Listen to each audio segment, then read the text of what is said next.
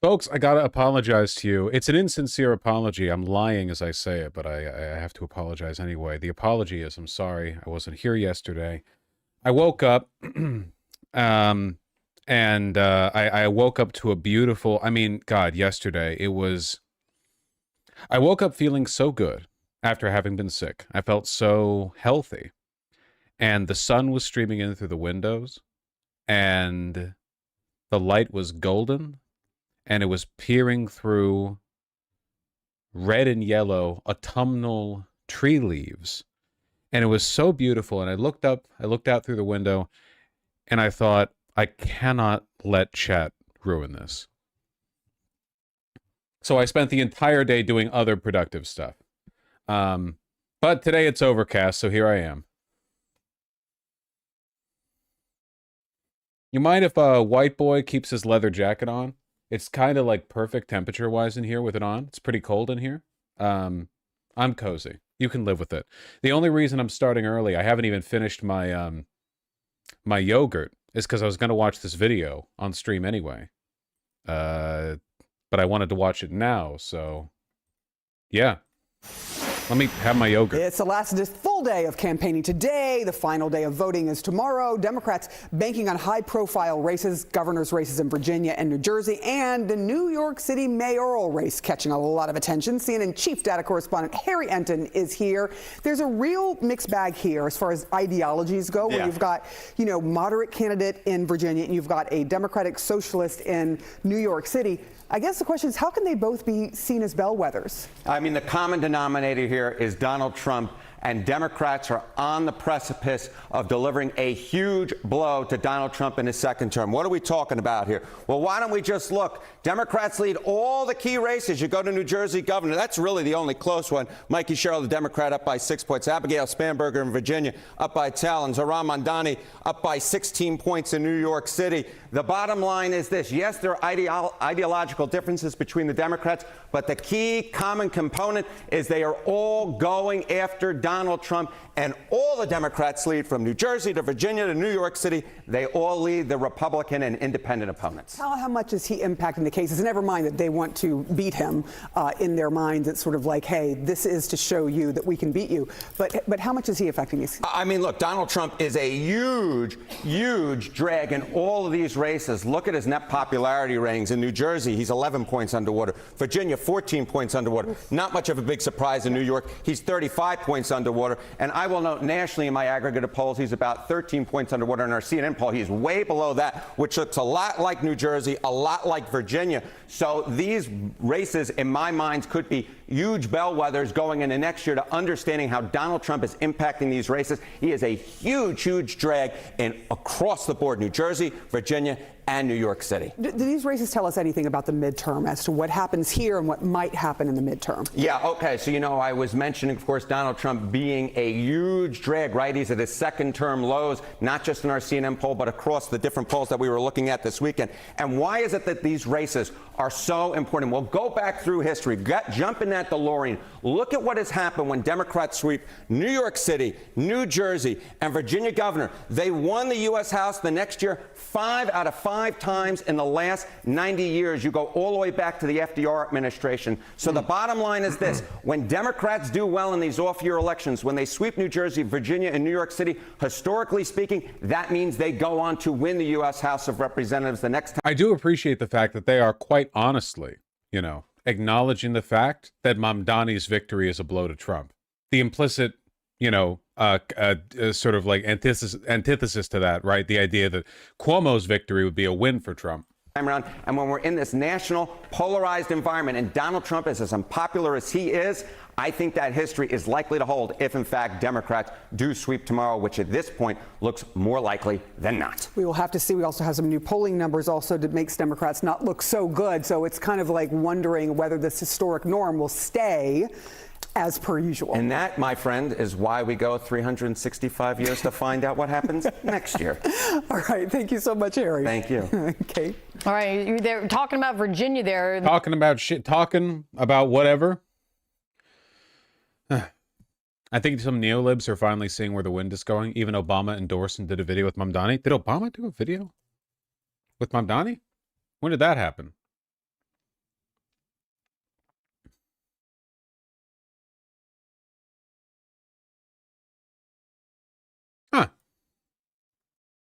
Hold on. This is news to me.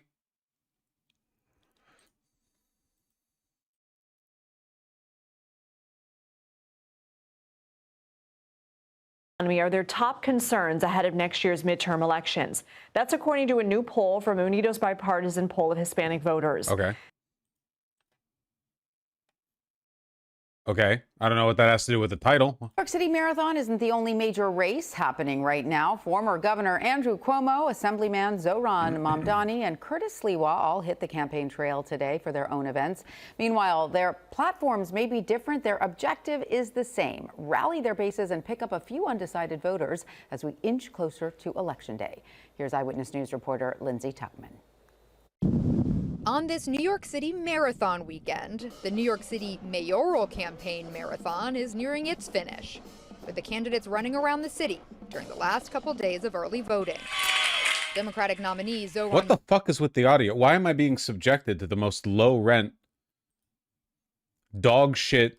Can I get what is the actual subject? Just if there was any engagement between Obama and Mamdani, that should be like the video. That's it. There doesn't need to be anything else in the video. That is enough for the video. Oh my God. I'm gonna lose my mind. Is there an actual video of this? Is this real?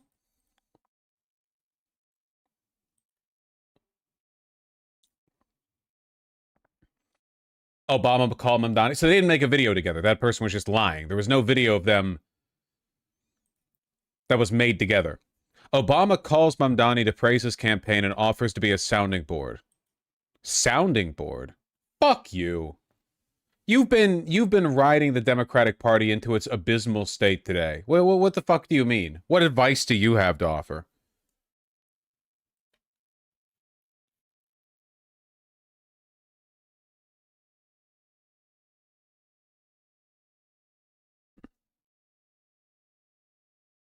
Obama called Zohran Mamdani on Saturday, praising his campaign, offering to be a sounding board in the future.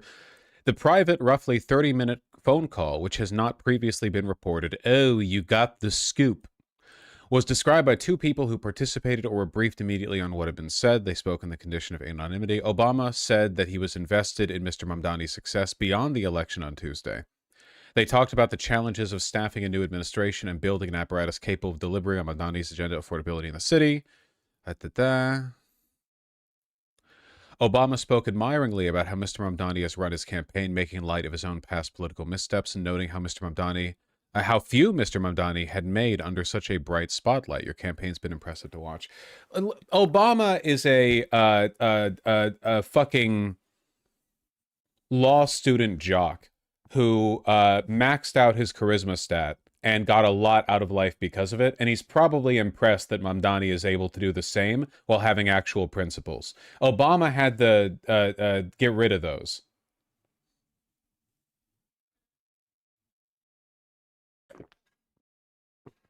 Yeah, you're not him, Mr. Obama. Sit the fuck down.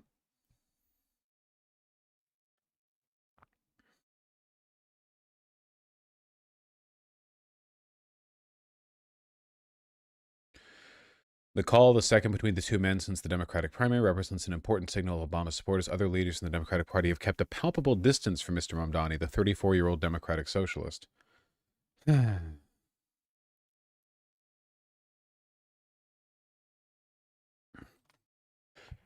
Would it be cynical of me to think this is him simply being opportunistic? No, that's the only way of thinking about this. Again, look, Obama has quietly presided over and approved of the way the Democratic Party has operated for the past decade. Obama doesn't have political principles, and he's not interested in improving the party or the country. He just wants to be a celebrity. That's it. And he succeeded. Despite being a bad president, he's still thought of favorably by a bunch of Americans, including some Trump voters. He succeeded purely off of vibes. Mamdani has actual principles. At least we certainly hope he does. He's certainly been acting like he does. No hope and change bullshit here. Zohran talks about it here? Please, I want to know more from Zohran's own mouth. Joining me now is Zoran Mamdani, the Democratic nominee running for mayor of New York City. Thanks for being here. Well, it's a pleasure to be on. It's great to have you. You've campaigned. Chat, did he cover Akeem Jeffries saying Mamdani is the future of the Democratic Party? Buddy, I went live 10 minutes ago. It's been 10 minutes. You got to give me a bit. Campaigned on affordability for a long time. Let's take a look. When we all fight together on this issue of housing, we are in a fight for housing justice for every single New Yorker. From 2021 to 2022, the rents went up 30. Holy shit, rare mustache Mamdani. That's one rare Pepe. 4%. We're committed to freezing the rent for the more than 2 million rent-stabilized tenants. It's the wait that is often costing so much to actually build the housing we need in this city. Why has this always been a priority for you, and is it connecting? You know, he's kind of going back to the mustache, though. Look. First, I want to just apologize for the mustache that you showed in that.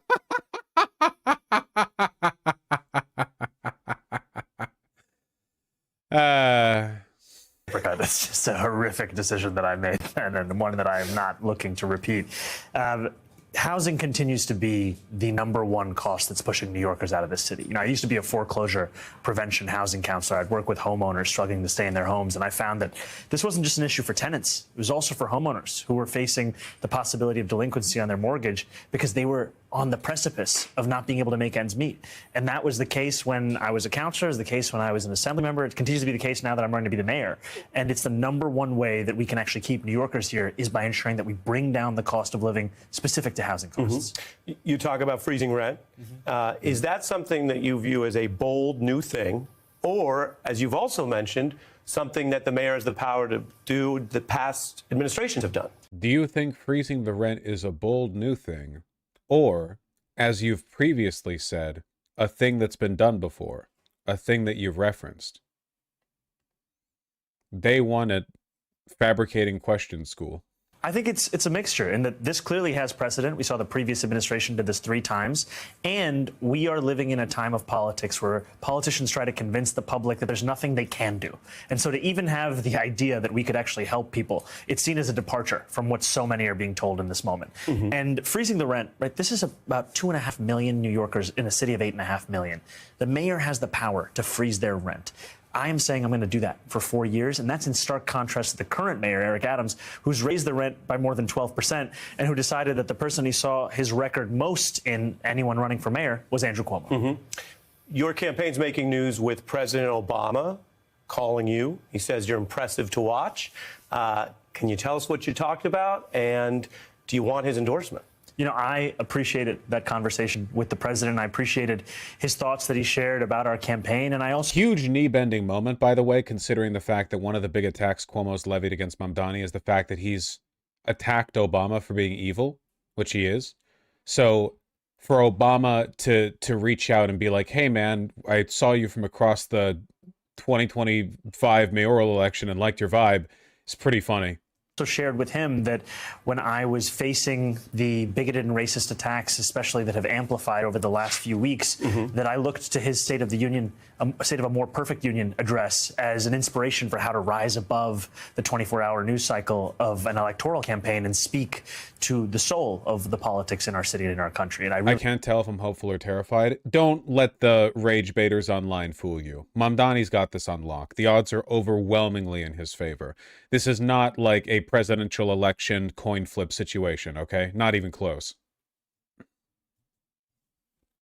really appreciated the model that he presented. Did you tell him as a nominee you would like his endorsement? I didn't bring up endorsements because, frankly, in these final days, the only endorsement I'm looking for is from that of the people who call the city home. Let's talk a little more policy. He's been going insane, by the way. Like, the past couple of days, he's been, and I've always said this, by the way, the way you win votes is not by changing the minds of the other side, it's by reminding your side to vote. You know, by building a broader coalition within the people who already like you. You don't have to shift over to the right to win over the fake moderate Republicans. You can just energize and activate the young Democrats, you know? He's been, fuck, I think I have one of his videos here. He's been like going to nightclub after nightclub after nightclub. There are videos of him. He's out, at 2 a.m. he's in the club. At 5 a.m. he's on the street. Yeah, he was at a gay bar. He was saying, go vote, you know? Assalamualaikum, मिलेंगे. Thank you. I vote for you. Thank you so much. Thank you. I just tell my wife you're here. Thank you. Please give this to her. Thank you so much. How you doing, brother? I'm happy to meet you. How you doing, brother? Love you too. Thank you. Thank you. Walaikum salam ji, kaise ho? Thank you ji. Aap vote kiye ab tak? I'm 67. Europeans are coming to study Mamdani's campaign. You know he's going into the history books, right? Can you think of the last time a mayoral campaign has captivated international attention? The crazy thing is that all he's doing, the only thing he's doing that makes him special is competently executing on the pretense of democracy that we've all forgotten was the point of the whole system. Like, no, you're not supposed to spend all the money you raise on TV ads. You're supposed to do constant campaigning, rallies, show up at protests, show up at individual businesses. You know, that used to be really common. Like back in the days when the only way you could get the news was by like a paper boy, is that political candidates would literally just go to like a deli or an ice cream shop and they'd be like, hello, how you doing? Like, because that was how you did it, you know? And as the tools have emerged to give politicians an excuse to be lazier and more distant from the people they're supposed to represent, they've done that. When I retire, I cannot retire. What are you going to do when you retire? My payments and 25-year You're going to work until you retire. Exactly. You're going to work. Easy. Easy. We need this man. This is a signature hug. He's a strong guy. How you doing, brother? For South Asians growing up in New York City, taxis were one of the ways we would see ourselves as part of the fabric of the city. Thank you, brother. Thank you. As much as taxis have been celebrated, as much as they've been woven into the most prominent examples of what it means to be a New Yorker, or the films and the books that we all love about the city, I watched, as did many New Yorkers, as driver after driver was trapped. Thank you, brother. Thank you, inshallah. Debt peonage, and their struggles were simply overlooked by politicians. You know, it's time to also speak to New Yorkers for whom the workday starts at night. It's time to actually look to represent them. I just wanted to say hi, but I thought it was Obama in the car. whatever you're doing is good, man. Thank you, brother. God bless you. Thank you. I appreciate you. Are all their cars yellow? Because New York City is the only real American city. Mandani, nice to see you. You're gonna be Ben. You're gonna be next mayor, Mr. Mandani, next mayor. Mr. Mandani. I love you. We miss you. We cannot wait to win the next. I think we could get more Mamdani if people ran for offices starting in their 20s and 30s instead of 50s and up. Man, no, I disagree with that, because I think there are plenty of like growing up in LA, there were lots of like old Persian dudes, like 50 or 60 or whatever, who were always like on the corner talking to people. Hey, how you doing? That kind of shit, you know? I genuinely think you just have to love being in the city. No one else likes being, like, Sliwa likes being in New York City. Cuomo's not a New Yorker at all. He said he wants to move to Florida if he doesn't win this election, you know?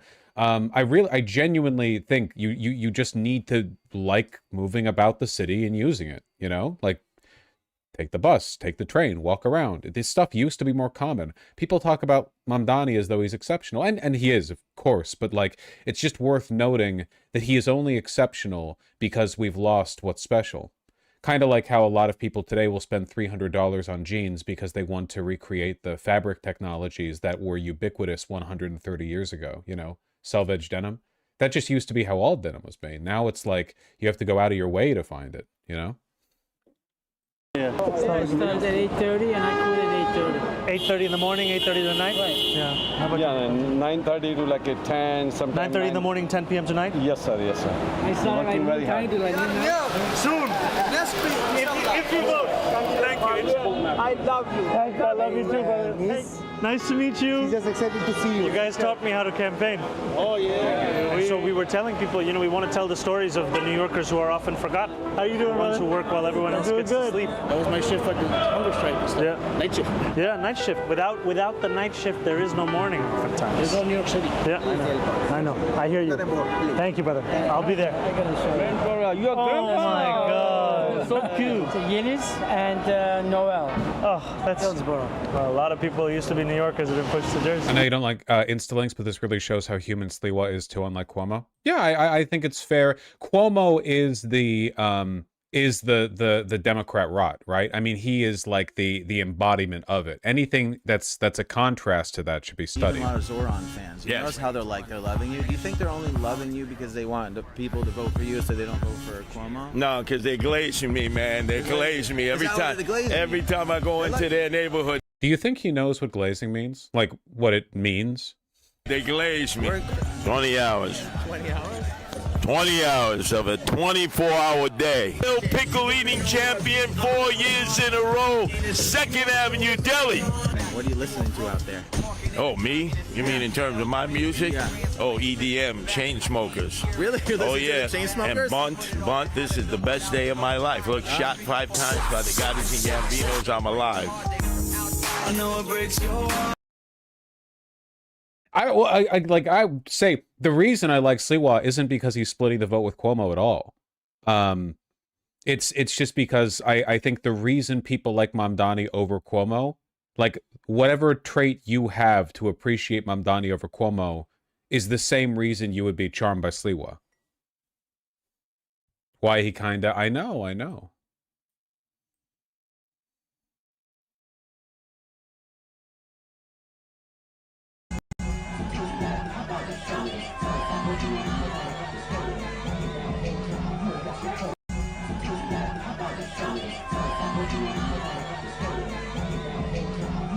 Can he be vice mayor? My partner suggested that he be parade czar.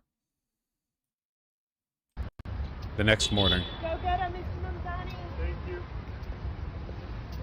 Jesus Christ, man. Really not one to rest in his laurels. Bodega cat enforcer? Oh, yeah! Like, if you're ever mean to a bodega cat, Sliwa and 27 of his boys show up at your house and break your kneecaps.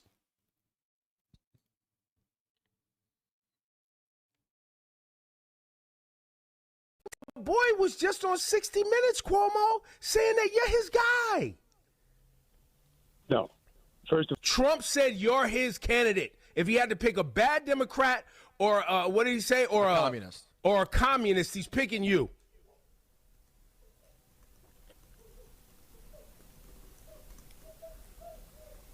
Hello? I think that they cut him off. I think he had to rap. You just get oh. I really wanted to hear that answer. That's what I was gonna ask you. Ebro just got spicy. Oh. I heard a click before the boop. Wow. Wow. Okay, last thing I'm going to say, I guess, because we're all very excited for Zoran's upcoming victory here. Take a look at this. The early voting turnout chart from this Twitter user. Is this chart made up? Who knows? I don't care. I'm going with it anyway. Where it's percent differences in early voting turnout based on age group between 2021 and 2025. See? So the percentage of the electorate and how much they're turning out relative to before. And as you can see right here, for the 18 to 29 age group, the turnout this election as compared to the previous mayoral, up 130%. Turnout is up across the board, by the way. Having candidates like Zoran on, it's good for democracy in general. Very good for democracy. Yeah, I think it's worth keeping in mind as well, by the way, the huge favor that Zoran Mamdani has done for the Democratic Party nationally. Do you know how many people signed up as Democrats just so they could vote for Zoran Mamdani in the primary? He added over 100,000 registered Democrats in a mayoral election.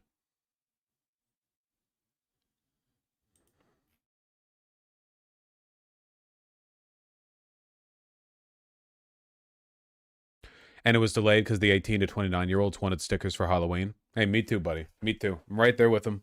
I'm getting too warm in this jacket now, which is too bad because the wheel of my chair went under the carpet. You got to stay down. I got to put like one of those carpet affixers under there. Isn't it so nice? Isn't it so nice? Come on.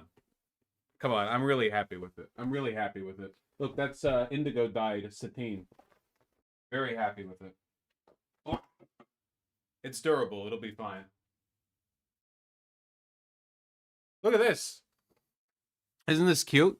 My beautiful partner made it with paper mache for Halloween.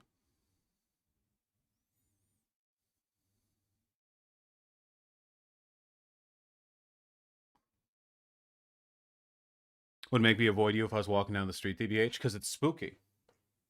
Spooky black jacket.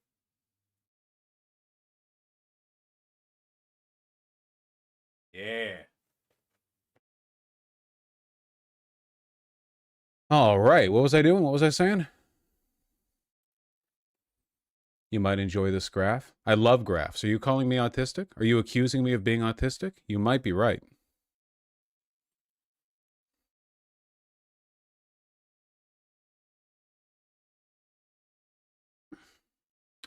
Record rainfall appeared to have deterred voting. Yeah, you can see the big spike here, where like Gen Z wasn't doing much at all. See? Gen Z, Gen X, and Millennials all got a big spike closer and closer, whereas baby boomers are closer to what they were beforehand. And as for the silent generation, well, their ass is you know, they got one foot in the grave anyway. They are staying silent. That is true. Ooh, pretty. Anyone ever consider not making New York City all fucked up shaped? Anyone ever thought about that?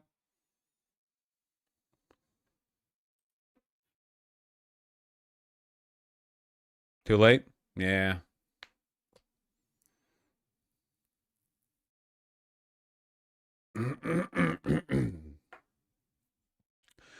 They should get rid of Staten Island? Yeah, maybe. This is Staten Island, right? I didn't go to Staten Island when I went to New York City, so I got a pretty good feel for everything that I went to, but I wasn't paying attention to stuff I didn't go to.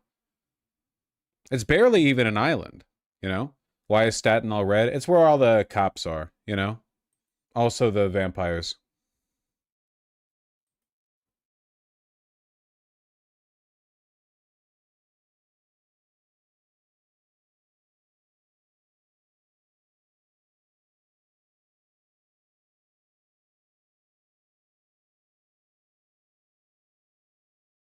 Used to vote for Obama, then shifted hard right under Trump. I mean, everyone used to vote for Obama. You see the article on how ChatGPT is causing more psychosis and suicide? There have been so many such articles. How the fuck am I supposed to follow every one of them?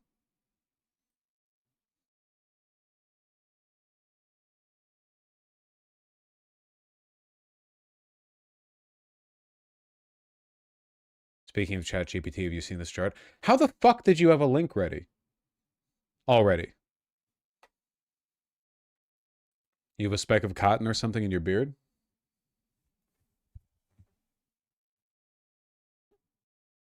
Do I? Do I? It's a very serious accusation to level at a person with a beard because it's been known to happen. Did that you do?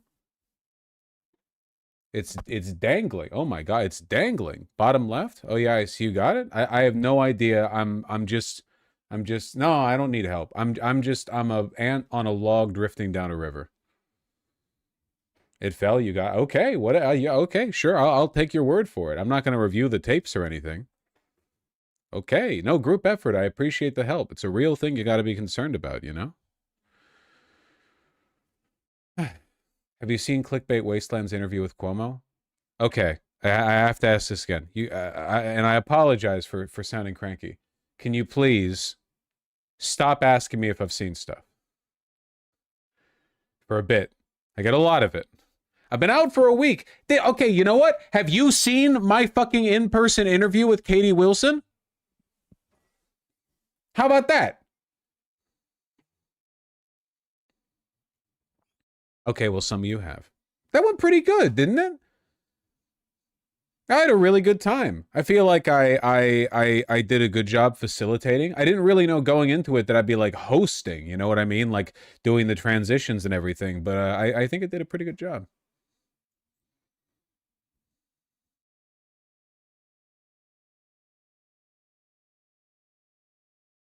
I'm pretty busy here in Chicago. Oh.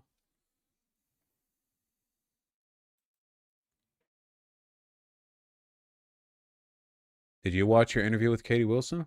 Fuck no. River! Are you enjoying the heat from my PC? Are you enjoying toasting your buns? Are your buns toasted?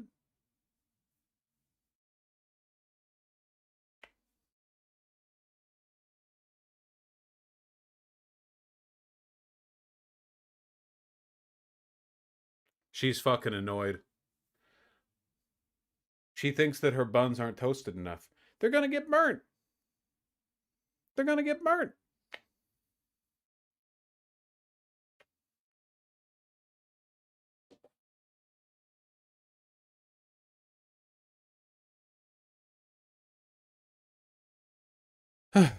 Bit weird seeing Vosh in the wild. Yeah, I'm sure.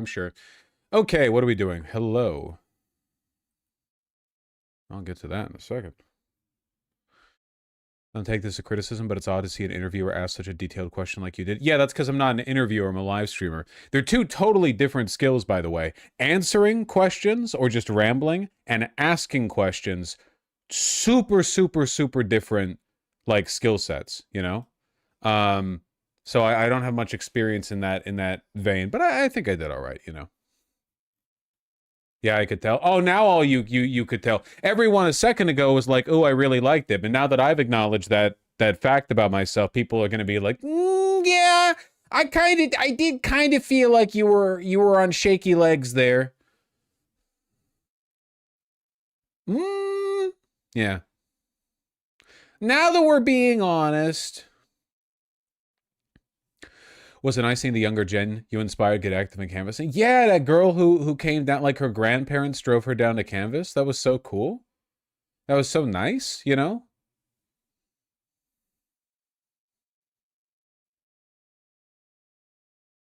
You were no, hey, it's not a nervousness thing. It's just I'm used to rambling. I don't have people on this stream, you know? Normally it's a back and forth between you guys, but I get to be mean to you. I can't be mean to Katie Wilson. She's so nice.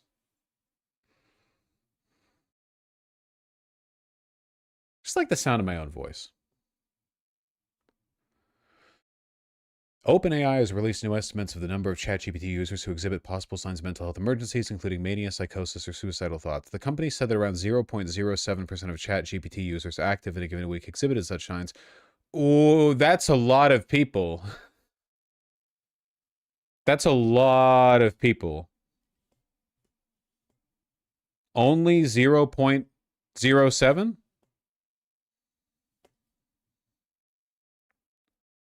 And I don't believe those numbers either.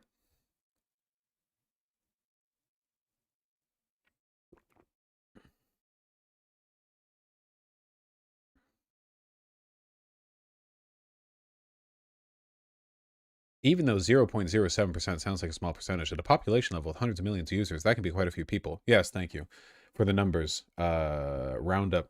Also, I just don't believe those numbers. Mr. Mamdani, welcome to the show.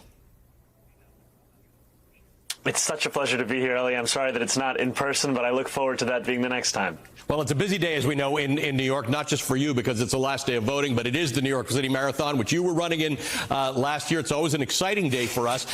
It's one of the things when you look at the marathon, when you're up on the Upper West Side and you see all the runners closing in, what you realize is although the world is running in this marathon, it's a real snapshot into how diverse this city is. And the topic of diversity has come up a few times in the past week. Your opponent, Andrew Cuomo, was on this network yesterday morning with my colleagues on the weekend, and he said, quote, "Our diversity is our strength, but it can also be a weakness." Last Wednesday on a podcast, Vice President J.D. Vance said that it's totally reasonable and acceptable for Americans to want to live next to people with whom they have a commonality, like people who speak the same language as them.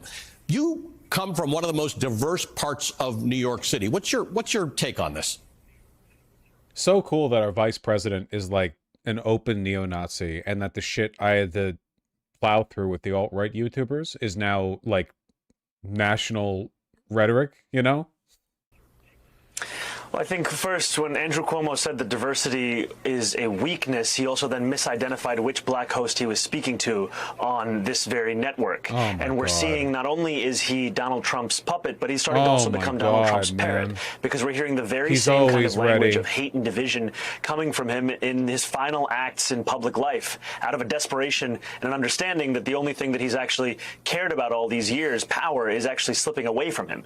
And to hear this from the vice president, it just completely reveals what the Republican Party has to offer Americans in this time. The issue is not what language. You see, JD said he wishes his wife were Christian. Yeah, it must be like inconvenient to be the epic alt-right groyper, anti-woke warrior JD Vance, but have an Indian wife, like one of the ethnic and national groups that people on the right are most hateful towards online. Obviously, again, like racists have always had non-white wives. You know, like that's not new. And he only converted to Christianity for political reasons. It's not like he actually believes this shit, you know. She might acquiesce and convert. She's obviously also a wretched person. It's possible that they do it just for the sake of political expedience. I'm glad they didn't do it too early, though, because those wedding photos where JD Vance has the dot and he's wearing the, like, you know, Indian clothing or whatever, it's pretty funny. It's just, you know, what worlds these people move through. Americans are speaking at the dinner table, it's that they can't afford to put food on it. And I'm proud to be running a campaign that recognizes the belonging of each and every New Yorker, no matter where they were born or when they got here, and is looking to make the most expensive city in the United States of America affordable for all. Speaking about language, on Vance's comments about stirring up concerns about people who don't speak the same language, this is not a fear that you have. I was not clear on how many languages you seem to be able to speak, but you've made some campaign videos in a few different languages. I just want to have my viewers listen to a couple of them. Hola, Nueva York! Ya pueden salir a votar y estoy pidiendo su apoyo. Por favor, busque su lugar de votación más cercano y voten por mí para ser su próximo alcalde. مرحبا، أنا اسمي زهران ممداني وعم رشح حالي ليكون العمدة الجديد في مدينة نيويورك. بعرف شلون تفكروا، شكلي كأني صهركم من الشام، بس العربي تبعي بده شوية شغل. All right, I'm taking off Spanish and Arabic there. What else do you speak? And again, in a world where people are sort of saying diversity is our problem and you're too diverse and you're a Muslim and this and that, you're fully leaning into this on your social media, that not only do you like diversity, but you practice it. Yeah, and I think it's what it means to be a New Yorker. Look, I speak English and I speak Hindi, but as you can see, I will try very hard to learn enough of a language to make a video. And there's a reason some of those videos start in the daytime and end at the night, and there's a reason some of those cuts are very, very quick. It's because it takes quite a bit of work. What's the point? What's the point to New Yorkers? You're not hiding who you are or the fact that you love the diversity of this city and this country. Yeah, I think the point is understanding what makes New York City such a special place. This is a city of the world. I am representing Queens right now in the state legislature, and it's called the world's borough. And part of that, as you said, is a reflection of the fact that it's one of the most diverse counties in the entire country. And by the way, Zoran mixed several different Arabic dialects together, which was very confusing, lol. Well, hopefully people who speak Arabic would listen to that and find it charming. I mean, I don't think they expect him to be able to speak it fluently. It's more an expression of his commitment to represent the entire city, you know? For so long, when people have run for office, they have gone to political consultants and asked them which voters they should focus on. And we wanted to reject that assessment that there was a set of New Yorkers you could leave out on the basis of their voting propensity or on the basis of the languages that they speak. And we wanted to make sure that we brought our political case to each and every person that called the city home. And what we're finding is that when you treat New Yorkers, no matter how often they voted or whether they voted at all, with the respect and dignity that they deserve, they will respond in kind, whether that is speaking about young people, whether that's speaking about immigrant voters, whomever, you know, the Andrew Cuomos of the world like to overlook. Those are the very New Yorkers who can also be at the heart of our democratic process. I had Brad Lander on the show yesterday. You and Brad Lander cross-endorsed each other, and he's out there as a surrogate for you. Let's talk about the continued allegations of anti-Semitism against you. What do you say to a Jewish New York voter who's watching this right now, who has heard through social media or various articles or ads that you're anti-Semitic? What an insane way to phrase it too. You know what I mean? Like, not even you've been accused of just, and let's talk about the allegations, you know? phrasing it so that anyone who's watching would immediately go, anyone who somehow hadn't heard about this before would immediately go, oh my God, what is he referring to? I think first what I would They're say... going to keep doing this when he's mayor, by the way. When he's mayor, every press conference, some like far-right, rabbi in New York City will have like pitched a complaint to the New York Post the previous day, and some retard is going to raise their hand and be like, how do you respond to the anti-Semitism allegations from this person? And Zoran wouldn't have done anything. If anything, I would expect some of those far-right, Jewish groups or whatever, or Zionists just taking advantage of the whole smokescreen, are going to deliberately agitate the city in order to create situations they can complain about.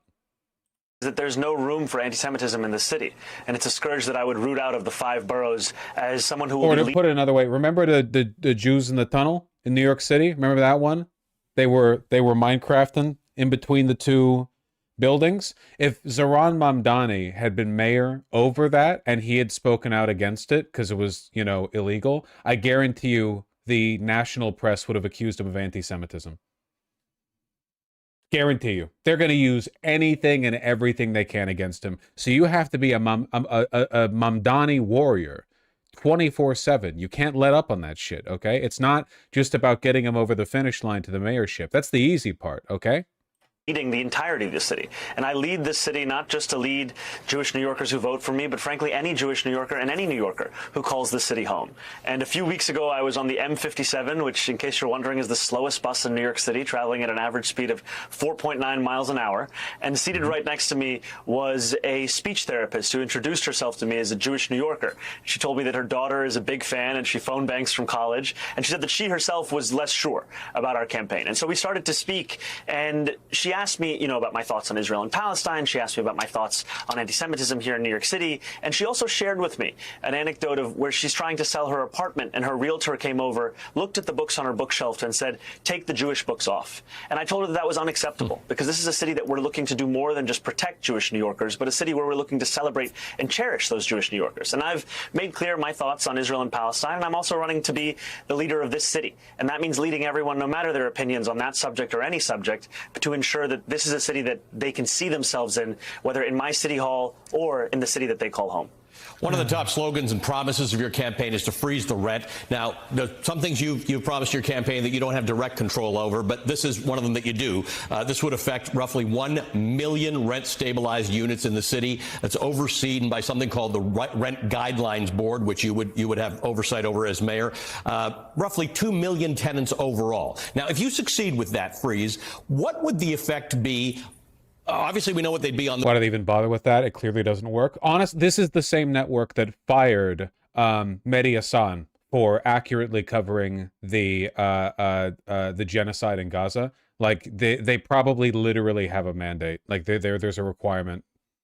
Those 2 million tenants, those 1.1 million properties, what would it be on everybody else? Because there are a lot of people who are not in rent-stabilized places in New York who still pay 40, 50, 60% of their income on housing. This would be one part of a larger housing agenda, which in its totality speaks to all 8.5 million people who call the city home. And for the about half of all tenants who live in market rate units, as you're describing, facing these skyrocketing rents, we would also be building 200,000 new affordable homes over the next 10 years from the public sector, and also making it easier for the private sector to build more housing. Because one of the key parts of the housing crisis that we're facing in New York City is that of a crisis of supply, a crisis of production. And we have to make that crisis come to an end by learning the lessons we've seen in Jersey City, where for every 1,000 people, they're building 7 homes. Here in New York City, we're struggling for 4, while Tokyo is already at 10. And this is an example of how, for a long time... I wonder how those weird, like, NIMBY Chinatown lefties are doing. Remember, we looked at them? There was that NIMBY group in Chinatown that was, like, no development whatsoever in Chinatown, NYC. You remember that? I wonder what they're up to. Politicians have taken a language of New York exceptionalism to justify mediocrity in the city. And it's time to actually deliver excellence and efficiency at the heart of a public sector that we care deeply about. We're talking about your social media reach, the fact that you do a lot of social media, you get out there, you've got a particularly young audience, the type of audience who may not be watching us right now. But there's a lot of money going into traditional media in this race. The most prominent of the groups that are raising money for this is a group called Fix the City. It's raised more than $35 million. 2 other New York City DSA is split on props 2 to 4, Vosh. It's going to be a fight with Zoran, TBH, the more NIMBY tenant unit left versus the YIMBY left. The NIMBY left has to be crushed. It has to be, like, obliterated. You can't call yourself a leftist and then stand behind the government bureaucratic inefficiency and the market ineptitude that has created the housing crisis. We're dealing with like an unprecedented fucking like multi-systemic block up on housing production. You can't stand by that because you think it's a moral crime for any neighborhood with poor people in it to ever be developed, you know? Others have raised $2.5 million and $1.5 million, respectively. Some of the donors include Michael Bloomberg. He's given almost $10 million since before the primary. Members of the Lauder family, the hedge fund executive Bill Ackman, the hotel and casino magnate Steve Wynn. Many of these groups are supporting Andrew Cuomo. How do you explain that to New York voters? How do you what connections do you draw between the donors and Cuomo's campaign? I think Bill Ackman may be under the misapprehension that for every strongly worded tweet he sends out, he has to donate another $100,000 to Andrew Cuomo's super PAC. I think largely what you see with these kinds of donors and these kinds of donations is a desire to keep a system that has been rigged to benefit the very few in this city at the expense of the very many. And I understand why they would be concerned at the prospect of Andrew Cuomo losing this race, because it's not just him as an individual, it's also his style of politics, where access and influence can be bought.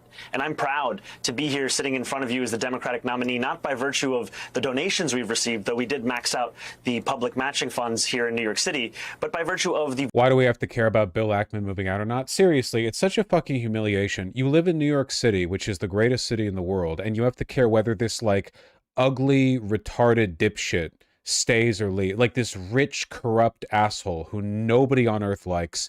Every single tweet he's ever put out has gotten ratioed. Nobody likes or cares about him, but because he has a fuck ton of money, we all have to be rounded up to participate in a conversation about whether or not it would be bad for him to leave, you know?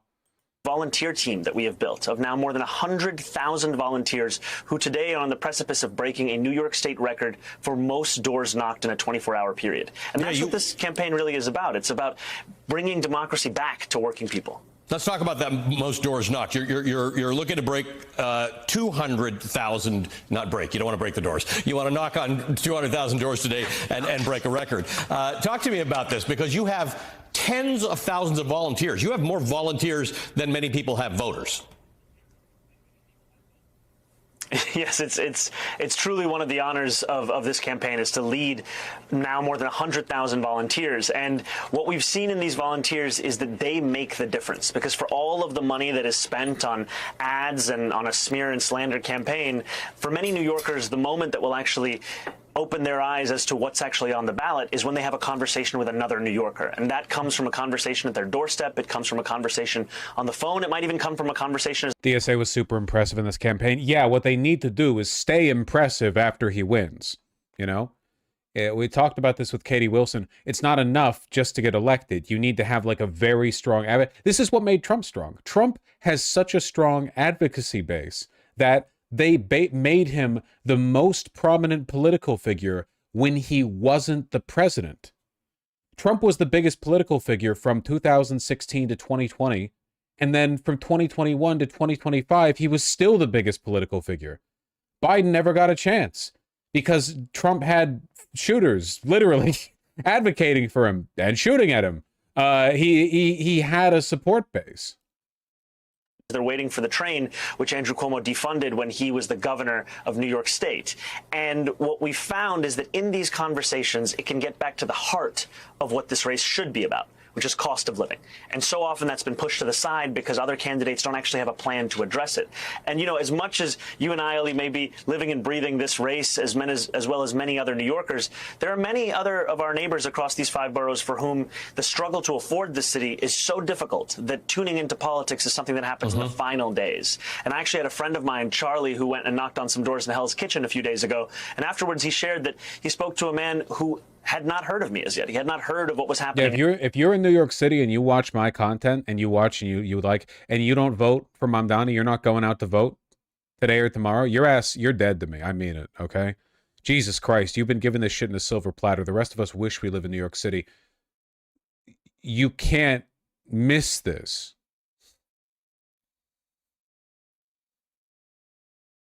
Demand receipts from NYC chatters. Yeah. We're gonna be doing like location posting. You're all gonna dox yourself. Yeah. I want to see them I voted stickers. 100%. In this race, and that conversation was what inspired him to take another look, and that's the way that we're going to win this race on Tuesday. One of the things that somebody said to me the other day is, I can't believe I've got to vote for Andrew Cuomo, but I just don't think Mamdani's got the experience. He's young. He didn't have a beef with you and your views and your energy. He said, this is one of the biggest political jobs in the world. What the fuck does this mean? Greg Abbott just tweeted this. After the polls close tomorrow night, I will impose a 100% tariff on anyone moving to Texas from NYC. What does that even mean? So it's like, for one, he can't do that. For two, that doesn't mean anything. For three, wouldn't he want to say the opposite? Wouldn't he be saying, like, if you want to flee to Texas because you don't want to live under a communist, Mamdani, then you're welcome here? Wouldn't that make more sense? Wouldn't it make more sense for him to be like, to anyone fleeing communist hellhole NYC, Texas is open?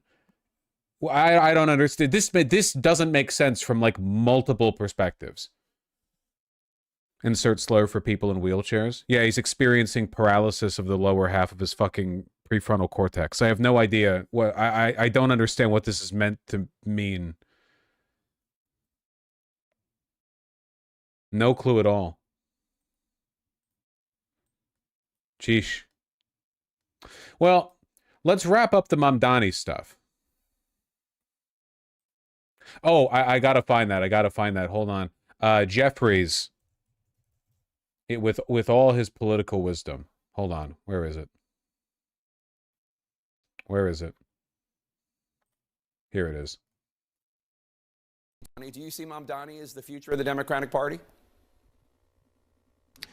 No, I think the future of the Democratic Party is going to fall, as far as we're concerned, relative to the House Democratic Caucus and members who are doing a great work all across the country as it relates to our need to both take back control of the House, but in doing so, make sure that we're communicating to the American people, like, we understand you deserve better than the country that you have received.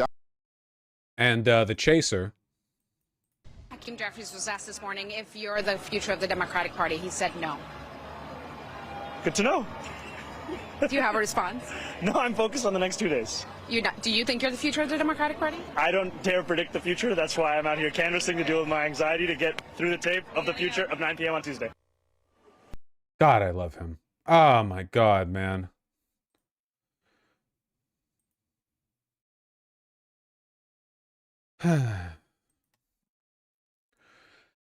Cuomo probably has a 6 to 7% chance of winning at this point. I wouldn't even put it at that.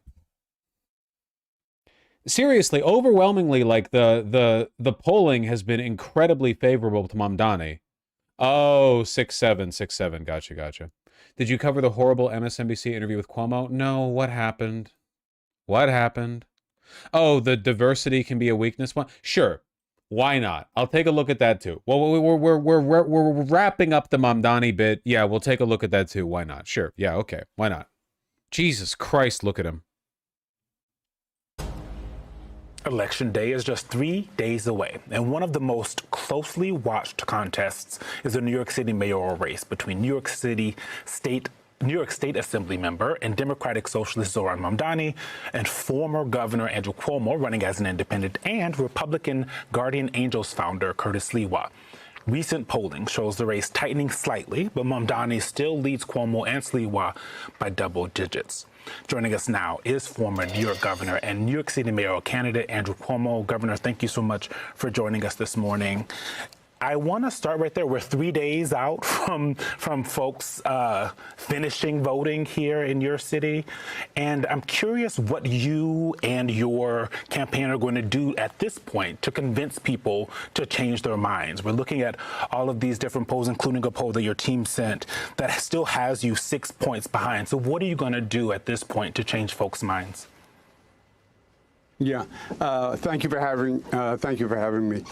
First of all, 6 points is nothing, especially in these polls. And the polls in this race have been wrong from day one, but 6 points is nothing. It's almost the margin of error. And what we're seeing 3 is the margin of error. Unprecedented. Yes, I said it's almost the margin of error. What we're seeing is an unprecedented turnout of voters. That's why I would take all these polls with a grain of salt. I think you're going to have an For him, no doubt. historic turnout of New Yorkers, which is good. More voter participation, the better. But it's also a symbol of how concerned New Yorkers are about this election and the city and the state of the nation, frankly. So I have been obviously going all across the city. They are concerned about public safety. They want more police on. Bosch covered Trump's endorsement of Cuomo. It did come up earlier. And yes, Trump did endorse Cuomo. So, you know. The streets, affordability, more affordable housing. The only way to do that is to get government to actually build more affordable housing and stabilize the economy. Corporations have been leaving New York. People have been leaving New York. And they want to know that New York has a future and that we're getting those companies and those people back. Governor Cuomo, I'm glad you mentioned public safety, affordable housing. These are things that, as mayor, you're going to have to work with the governor of the state in order to get a lot of the things that you want done, not to mention, getting things from the state in terms of... What do we think the odds are of Trump trying to pull some shit when Zoran inevitably wins? Here's the good thing. Here's the thing Zoran has. In addition to New York City being, like, on its own, an incredibly powerful political instrument, like the city itself, very culturally relevant, Zoran has cultural and public weight behind him.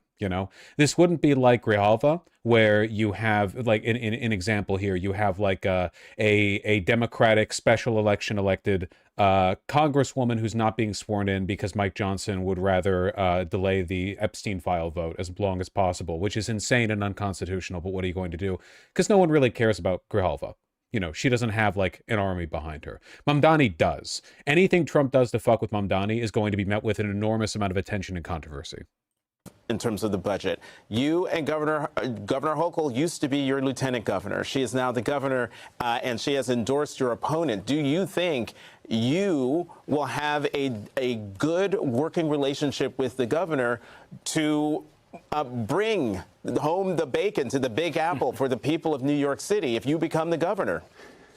I'm sorry, if you become the mayor. Yeah, but I know it's confusing, Jonathan. I'm with you. The first short answer is yes, as you said. Kathy Hochul, I selected as my lieutenant governor. I served with her. We have a nice personal relationship, a good profession. Have you seen those Polymarket ads where it says Cuomo odds skyrocket and in small green letters it says 2%? Yeah, it's just people trying to manipulate the betting market. Never, ever, ever, ever, ever, ever, ever pay attention to anything happening on the poly market. All of it is grifting, okay? Seriously, like, poly market odds get shifted all the time by people, like, yeah, they pump and they dump and they try to alter odds. People trying to sneak in, like, best case odds on Cuomo. You put $1 in, maybe you get $100 out. It's all bullshit. You should never give it any mind. Did Vosh cover the... Everyone phrases. You always phrase it the way. Did Vosh cover... Whew. Did Vosh cover the girl tweeting about voting for Mamdani causing thousands of incels to crash out about it? So the problem, yes, and the reason it was because the woman, can somebody find that tweet? Because the woman who tweeted that looked like the kind of girl that, like the girl next door. Like a pretty demure girl that a lot of those guys, that type of guy, would like to go out with. It's also worth noting, though, right now, Twitter is getting flooded with bots. If you post a "I voted for Mamdani" bit, you will have literally thousands of comments from nobody blue checks with no followers. Yeah, the whole topic is radioactive. Somebody's paid, I have no idea how much money it costs to, like, get a bot flood these days. It's probably not that much with AI or whatever, but, like, it's all bots, Pay $10. Somebody spent 10 entire buckaroos on this. Relationship. Public safety Elon, it's really is in the purview of the mayor. How many police officers you hire. I want to hire 5,000 more police officers. Mayor Adams says we need 5,000 more police officers. Commissioner Tisch, New York City Police Commissioner, says we need 5,000 police officers. So that's within the mayor's purview, and that we can do. Affordable housing, yes, you have state funding. You also have federal funding, by the way, which is the mainstay on housing. But it's up to the city to actually get the housing built and sited and financed, et cetera. But on the bringing home the bacon, that is always the $64,000 question.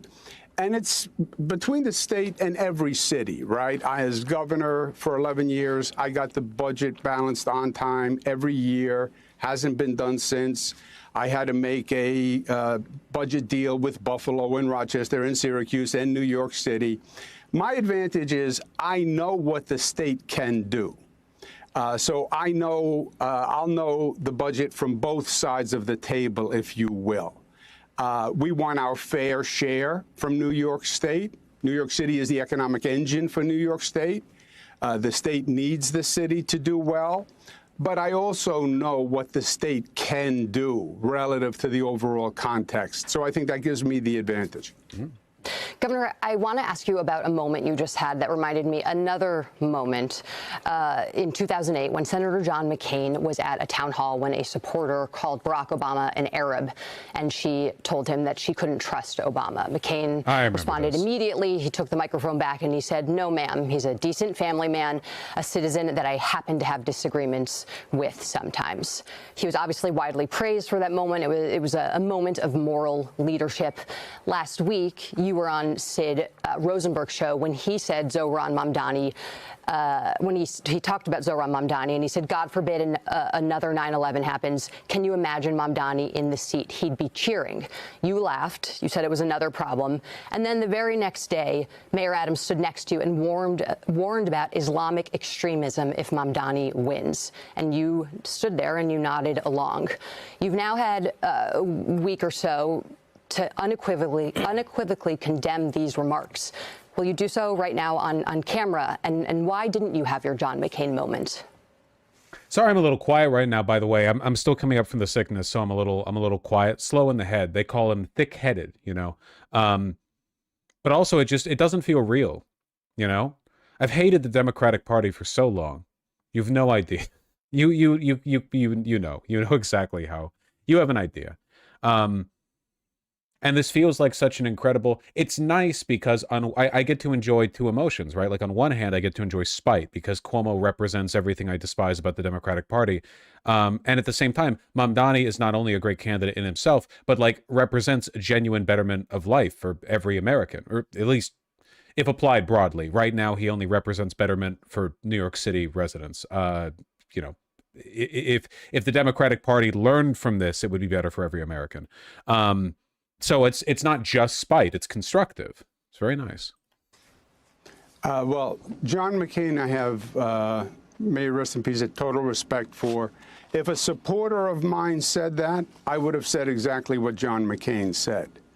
I was on a radio show with a radio commentator who made that comment as a joke.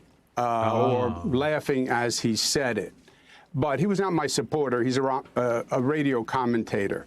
I don't normally, and I don't think normally we hold elected officials or politicians to correct a comment from... Dude, Jesus fucking Christ, man. It's not just the sentiment. It's like the incompetence with which it's delivered. You nonstop hound Mamdani over everything. The whole globalize the Intifada thing. Like the whole thing was about him condemning a comment made by another person. And then you're like, well, actually, I shouldn't have to condemn a comment made by another person. It's insane. A journalist. Right. Oh, well, so I don't believe the mayor, and excuse me, I don't believe Mayor Adams ever said that, unless I missed it, but I don't believe Mayor Adams ever said that Mamdani was an Islamic extremist. I don't believe he said that. No, but I believe he said the not. opposite. He warned about Islam. Well, then I'll ask you point blank here. I mean, my question, in my words, do you condemn Islamophobic comments about Zohran Mamdani unequivocally? 100%. 100%. I condemn Islamophobic comments, anti-Semitic comments, racist comments, bigoted comments, anti-Italian comments, of course. It's like when Nick Fuentes disavows Nazism, you know? You know, New York, as New York governor for 11 years, attorney general, our diversity is our strength, but it can also be a weakness. So you have to work very, very hard to make sure you're always keeping people united. And there's always flare-ups among different races, religions, creeds for one reason or another. After COVID, we had hostility towards the Asian community. So, yes, I've always been there to unify people. And I condemn and pass the strongest hate crime law in the United States of America, by the way. Governor, I want to make sure and give you a chance to correct the record if you didn't mean to say, but it sounded like you said diversity can also be a weakness. What did you mean by that? Diversity can be a weakness if you have antipathy among groups, Jonathan. If you have racism or anti-Semitism, et cetera. So then you'd have friction, right? Which we have had in New York. And so you have to work. This is explicitly, by the way, this is the white nationalist argument, which is that like a diversity causes societal friction because when people are different and encourage, like, you know, it leads to like dissonance and people can't communicate or whatever. There's a social breakdown. In reality, the opposite is the case. The most ethnically, racially, and linguistically homogenous areas of the United States also tend to be the worst ones. You know, all white, all English speaking, all American Appalachia or parts of the Midwest, it tends to be poverty-stricken areas versus cities, the wealthiest, most educated, so on and so forth, everything good in the world, also tend to be the most diverse. There is not, in fact, a positive correlation between homogeneity and a lack of social tension. I mean, to see it on this point is to basically agree that all of these arguments, all this logic is true. And what do they think? Do you think that people don't argue with each other in, like, all-white communities? Has anyone ever seen a fucking, like, Western? I don't know. Like, what? How far? It wasn't always the Mexicans causing shit, you know? I don't know. Like, the idea, like, well, everyone lived in harmony, but then a guy with a different language. Well, I would argue, if a person who speaks a different language enters your community and that causes agitation, that's probably because of the people who speak the dominant language, not the person who speaks the uncommon language, you know? And contrary to popular belief, I really don't think that most people who speak a foreign language and don't speak English come into the United States, go into a community where no one speaks their language and just start shit. I mean, I know everyone thinks that happens now and that Trump won his presidency off the argument that that's the only thing that does happen, in fact, but it doesn't seem to happen that often. Very hard to keep it as a positive and to make sure that it's not a negative and you have zero tolerance for any racism, any anti-Semitism, et cetera. And Governor Cuomo, really quickly, I'm going to get in trouble with my producers because we need to let you go, but you know, Democratic voters have been kind of clear since the 2024 election that they want fresh blood, they want non-establishment figures. You know, you are someone who's a former governor, long family history in the state of New York. I think, you know, it would be honest to say that you're a member of the establishment. Why do you believe that you would be the exception to the rule when we're hearing from Democratic voters they want anti-establishment candidates? Yeah, I get the general rule, Jonathan. We want fresh blood. We want a fresh face. I get it. New York City, the mayor is an important job, and people want to be safe. People want affordable housing. People want to see the economy working.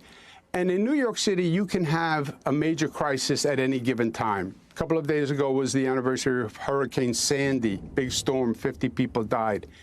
I don't think they want a mayor who has no experience or ability to do the job.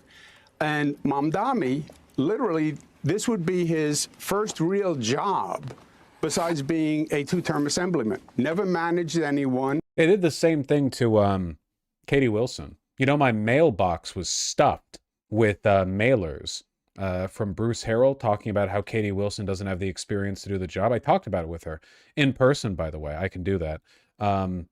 How, like, the implication being the only job you get to have before being mayor is CEO. Like, that's the only thing apparently that's allowed. You can't be any kind of community organizer or bureaucrat or whatever else. You have to have been a CEO, because otherwise, how will you know how to handle big money? And I think that is giving New Yorkers real pause. In this city, it can be a scary city, as you know, Jonathan, and you want someone in that seat who can handle whatever comes up. Experience is not a bad thing, Jonathan. Right. No, that is correct. And this is Jonathan now. It was Eugene who was asking you those questions. Governor Andrew Cuomo of New York, thank you very much for coming to the weekend. God, I can't wait to see him beat the fuck out. Blown the fuck out. That's BTFO. Beat the fuck out. That's what I'm doing to my meat, my schmeat. God. Okay, I gotta wake the fuck up, man. It's a sleepy ass day.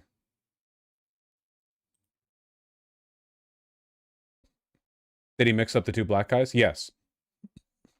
Many such cases. Who amongst us, etc.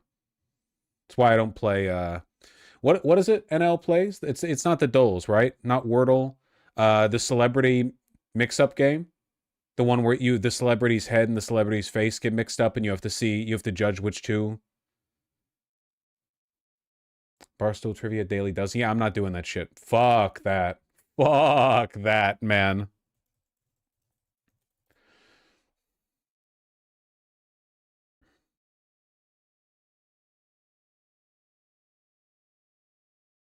We'll see, Masako. Just put the bundle in the bag.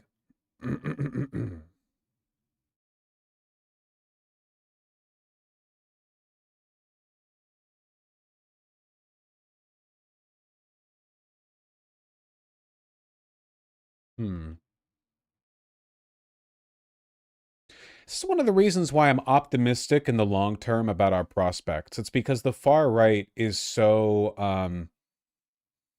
how do I put this?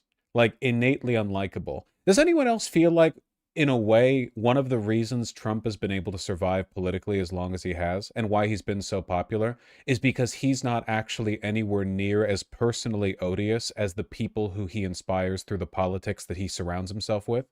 Like, Donald Trump, politically, is monstrous, but personally, he just comes across as kind of a funny, stupid, dementia-addled, like, rich A kind of guy, you know? Like, he's funny. He doesn't really have that, like, weird incel, contemptuous, insane bent to him that a lot of his supporters do. But all the people around him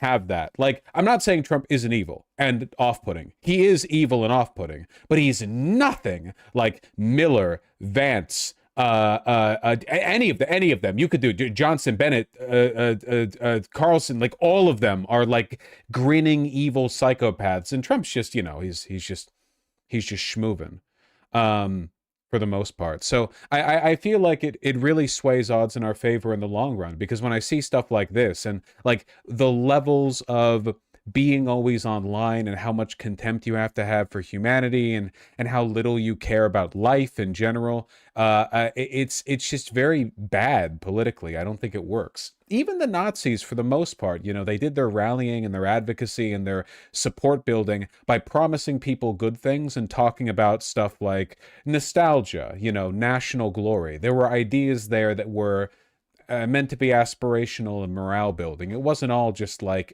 evil, contemptuous incel shitposting, or whatever the 1930s equivalent of that would have been. Most people just aren't that angry. It's not just being angry, because like righteous anger is anathema to these people. They don't know it, you know? It's like a weird nihilism, because I don't think these people are actually angry.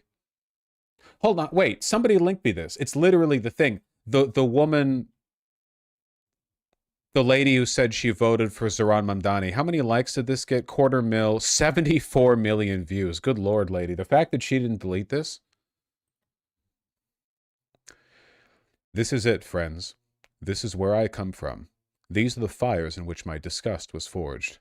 The vacant stare, the Miss America smile, the trappings of middle-class conformist consumerism. Well, we're going to do the whole thing.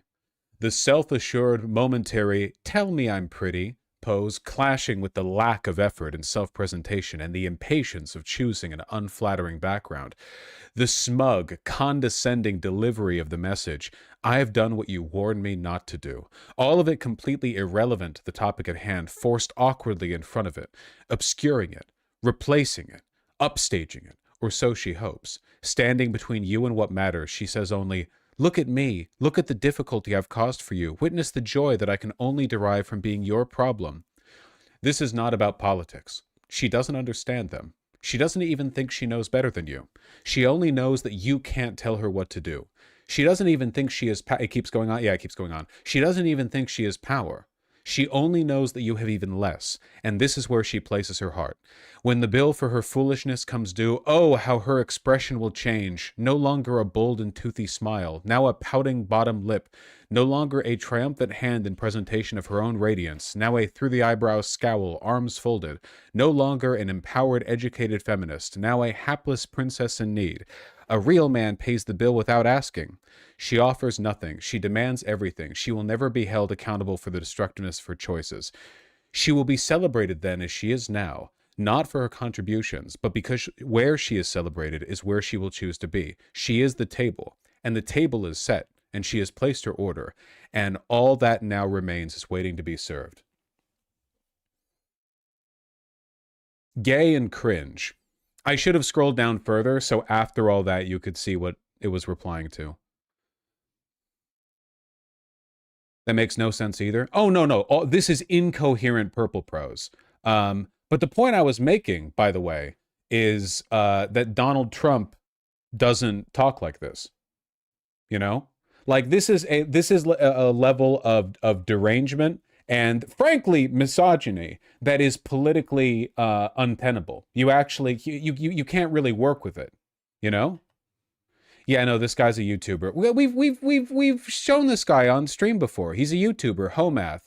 He's a incel YouTuber that tries to, well, successfully, I'd say, you know, appeal to like 12-year-olds with like crayon drawings. That's specifically, it's like, let me explain using crayon why this TikTok video of an unattractive woman being entitled is the root cause of Western civilization's decline. That kind of gist, you know? It's, you know, the lady-hating channel. It is kind of refreshing in this case, though, to be reminded of the fact that he's not, like, just grifting. He's actually himself insane. I think that's kind of cool, personally. You know, mostly the people who run these channels, they turn it off, they shut it down, and they go to their about their real life, and they're like kind of normal people. This guy, he believes the message. You know?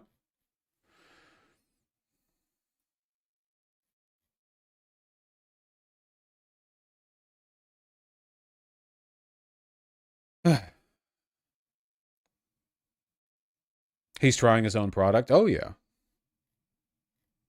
Oh, good Lord. He keeps posting. Hello, insect people. Sorry, not people. Insectoids. Hello, is this the FBI? The Post. Mamdani is saving white women from white men. If I say anything, the thing is true. Incel, come. Common Core posting. Oh, man, he really does go on. Well, you know. Come?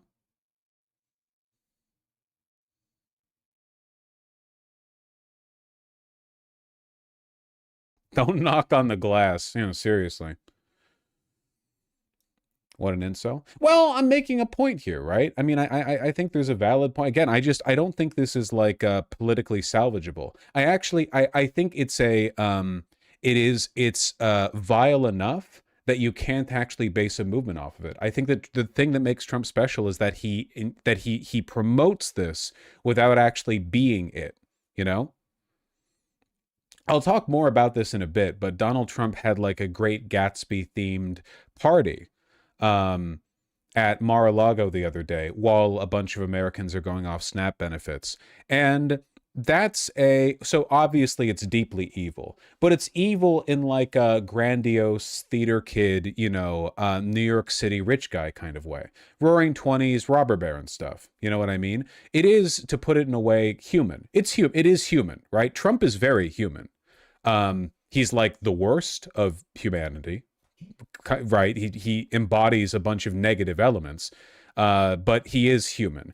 This, what I just read to you, I don't think this is particularly human. I apologize for using such a unscientific metric to make this assessment, but I think it's true. I really do. And you all understand, you know where I'm getting at with this, right? You understand the point that I'm making, which is that, you know, there is a relatability to Donald Trump's idiot, like child-brained vindictiveness and narcissism that you can see and be kind of charmed by even as he destroys the country.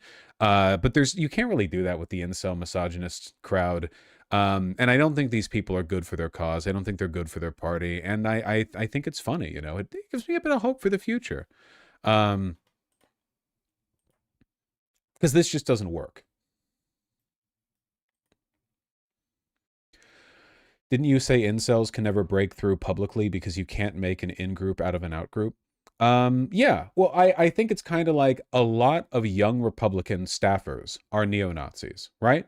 And no matter how popular they get or how hard they try, they will never become the majority in the Republican Party. Because as much work as they think they've done, as much like ground as it may seem they've made in their insular online communities, an openly Nazi Republican Party would tank in popularity. And it will never not tank in popularity because people's like, you know, association with the Nazis, for one, is already pretty negative, like even for Republican voters. And for two, they're incapable of doing anything that would endear people to them. You know? Believe it or not, guys, people right now are less racist than they used to be, you know? People are less bigoted in many ways than they used to be. On average, it's true. Even for the bigots. Nowadays, the average racist Republican is like, well, my black Hispanic neighbor is cool, but they need to stop stealing our benefits. If you go back 150 years, like the average racist is unironically doing like no miscegenation, skull-shaped bullshit. You know what I mean? It used to be a lot worse. People are just much more active about it today. You know, people are a lot more schizophrenic about it, you know, but there's not as much KKK bullshit going on. It still happens. I'm not implying that it doesn't, but there has been a shift. I don't think people can be motivated off of that and that alone as much. You have to actually try to motivate people with good policy. And these Nazis are never, ever going to do that because they have no policies that benefit people. They're working off of a dwindling, like ever decreasing portion of the American base who isn't fed up with their shit yet. You know, more polling come out on Trump today. I know it's slow moving, but every couple of months, his popularity ticks down even further. It's now at the lowest it's been during his second term and ever. The lowest of any president during this point in their second term. At least in modern history. So it's, I don't know, just gives me a bit of hope. These people are burning through unrecoverable political capital. They cannot reclaim it, or at least it's very unlikely that they can reclaim it. They certainly can't reclaim it easily, and they're burning through it quickly, and they need it. Anyone who thinks they don't need it, trust me, they do. This country is nowhere near at a point where public opinion has stopped mattering. I don't think any country has ever really reached that point. Sometimes public opinion matters less than it would in other cases, but I think that like in this country today, it still matters quite a bit. North Korea. If there was ever truly widespread dissatisfaction in North Korea that manifested aggressively enough, the Kim dynasty would be replaced by like a popular general, you know? The media would go dark for a day, and the next day, the general would say, you know, to restore the founding values of our nation, et cetera, et cetera. Shit like that used to happen more often than it does today, but it could happen. Really? Yeah, North Korea puts effort into PR. Like the people, it's the North Koreans are famously, you know, I don't like the term brainwashed, you know, they're propagandized too. But like there's a reason why they bother doing the propaganda. Like if they, that's the public opinion, right? Like that's the point of it, you know?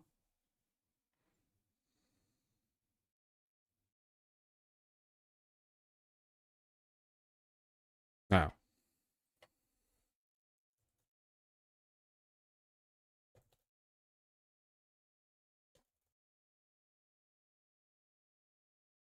What the hell? Dude, my keyboard has been on the fritz lately. What the hell? The Mamdani vote that made the right lose their minds. It's a wireless keyboard, but it's just not sending the keystrokes. I need to get a wired keyboard. I don't like changing keyboards. I get so used to the way one works and functions, and it just feels weird. On the fritz? Well, okay, hold on. What's wrong with saying on the fritz? Is that like a boomer phrase?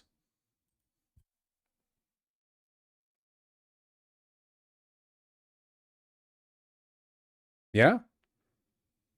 It's a white boy phrase. Oh, okay. Like when I say, as I often do, by the way, skedaddle. Hey, bottling sunshine.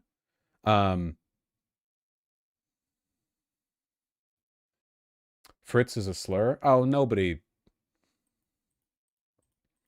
Gotta tell you something that made me sad the other day? It is actually sad how many, like, charming local dialects are being annihilated because of the monoculture that is national news and the internet, you know? Believe it or not, like as recently as 50 years ago, if you did a driving tour around America, you would find so many groups of people with so many different ways of speaking. All of them like English speakers, families have been here for generations, you know? But you know, back when things were more local, so much neat slang. Oh yeah, oh 100%. Hold on. I lied to you guys earlier. I forgot that this was on my tabs list. I would really like to take a look at this. We've looked at so much wonderful content from Clickbait Wasteland, and I do want to see... How'd you nail this one? Even the Southern accent isn't as commonplace like it used to be. Yeah, no. Yeah, like even like big regional accents, like New York's, like New York. Okay, seriously, go and watch. What was the example used on Twitter? Sesame Street, from New York in like the 1980s or something. Like one of the ones where they're talking to the kids or whatever. Anything from like where you get to listen to like average New Yorkers back in the 1980s, 1970s. They did a Boston accent. Yeah. They talked like that. I went to New York recently. Nobody talked like that. Maybe a few guys. For the most part, everyone just talked the way I do. This unemphasized, well, maybe not how I do, because I do have a little bit of an affected twang to my speak, which is not, by the way, because of where I grew up, and almost entirely because I don't know, I've always like Westerns. I don't know. There are a couple of ways I pronounce things that I think it's because I read the Preacher books when I was young. You're just autistic? I'll take it.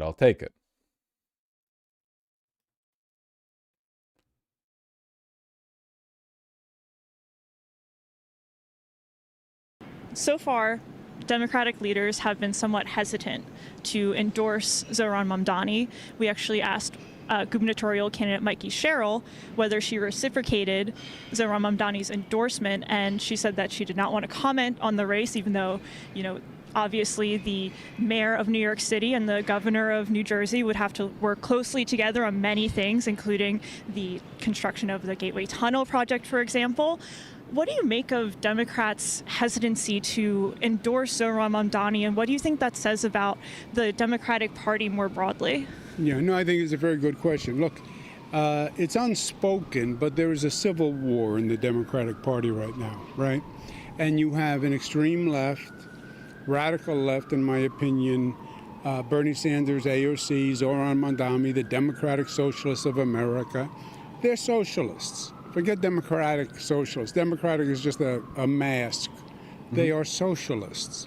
And they are challenging the mainstream moderate Democrats. I'm now a moderate Democrat. You know what's wild? I think this is genuinely the most like grassroots campaign engagement I have seen Cuomo do.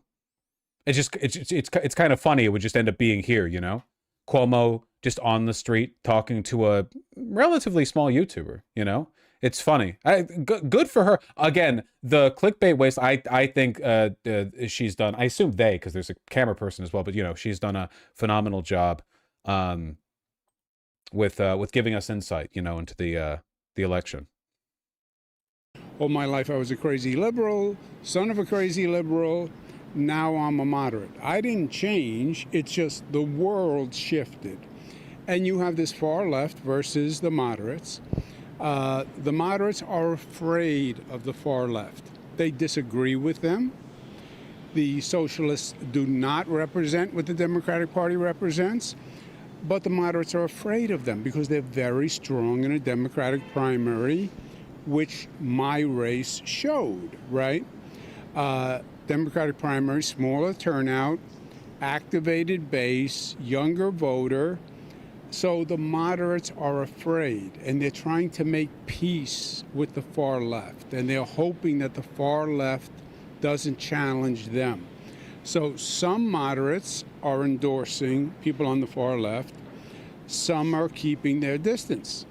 But it's not that any moderates agree with them.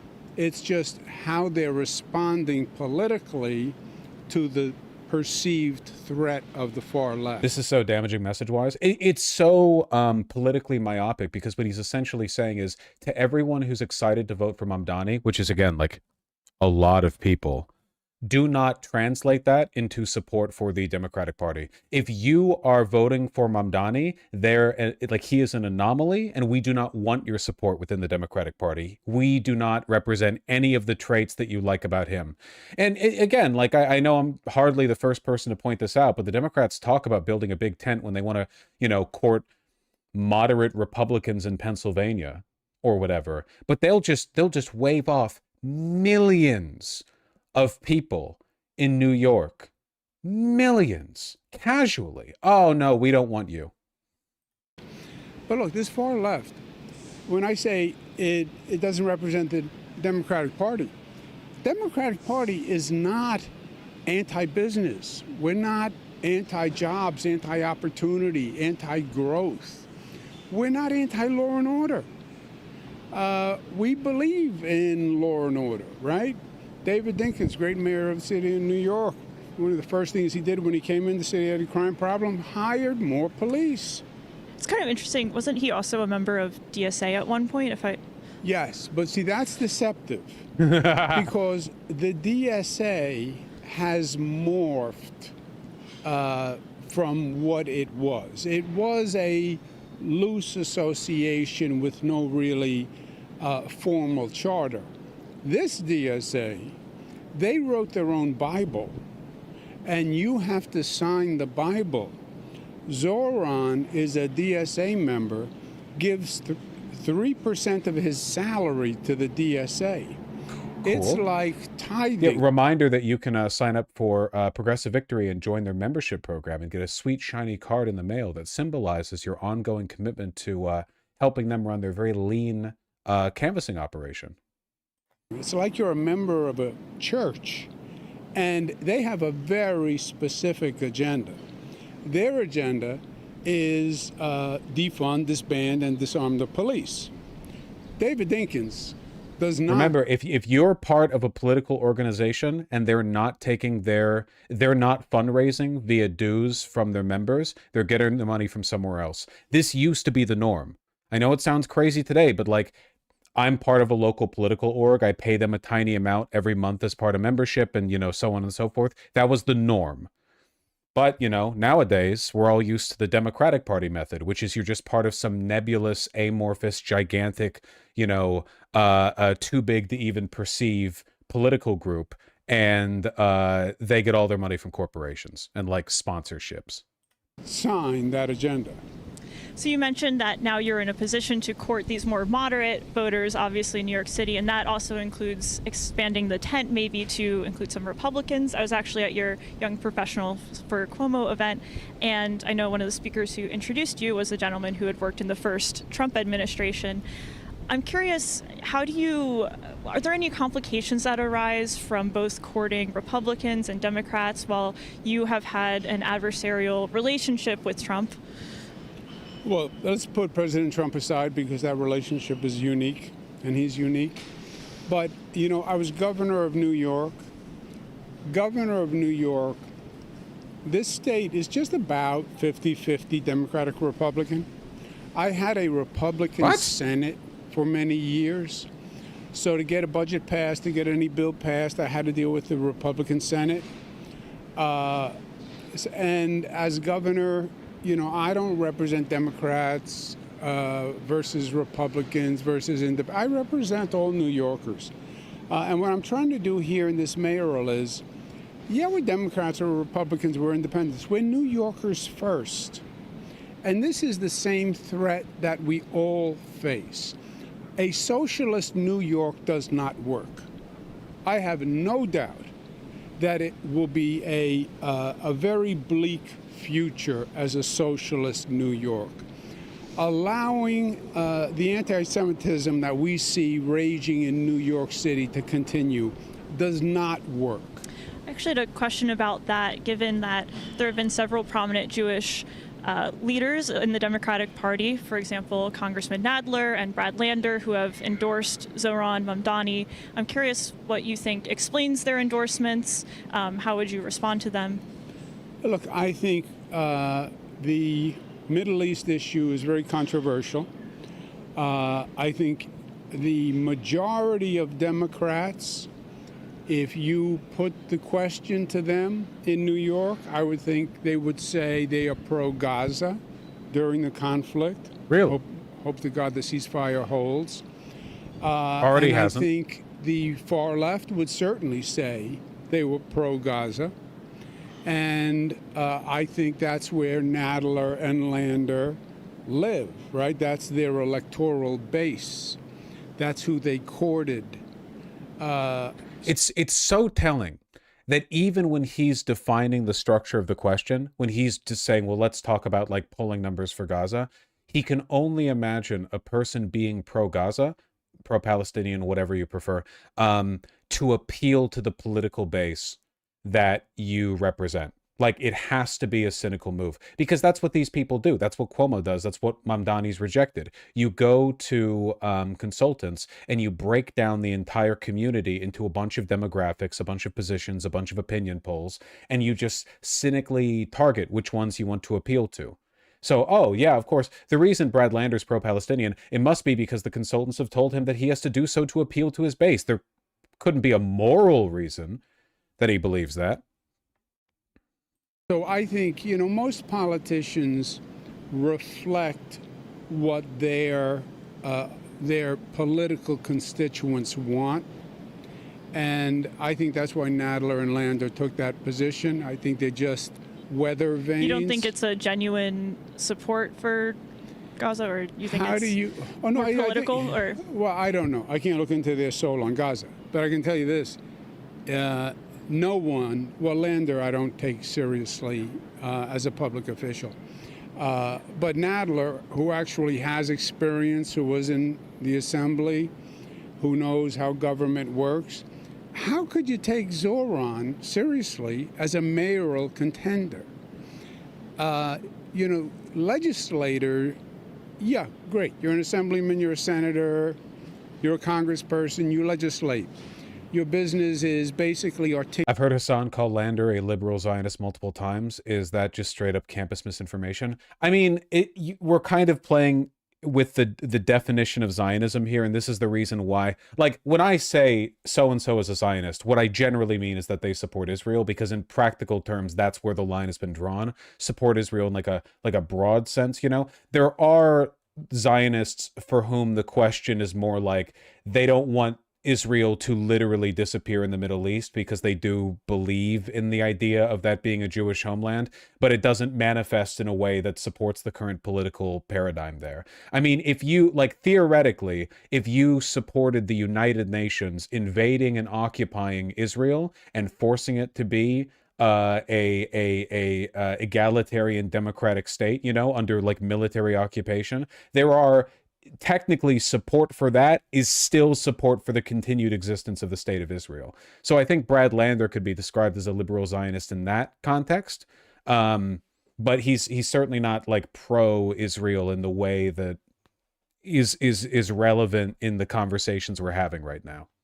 Articulating, advocating, writing legislation, arguing for policy change.